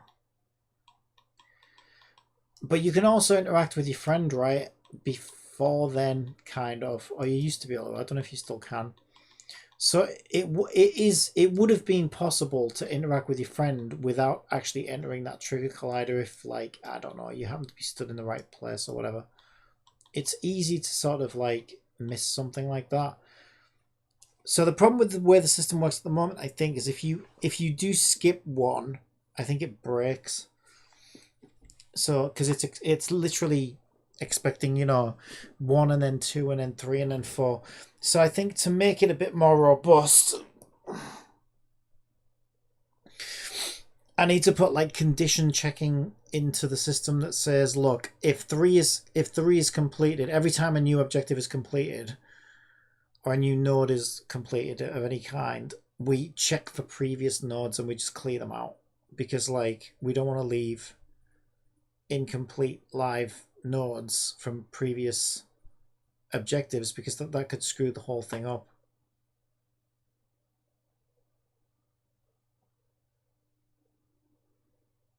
So that way it just makes sure that there's no, like, you know, old nodes left over that didn't get completed or whatever, stopping progression and making game-breaking bugs. Anyway, I'm going to pee myself if I don't get up and go soon, so I'm going to end it there, get some food, and I'll be back on probably tomorrow. Bye.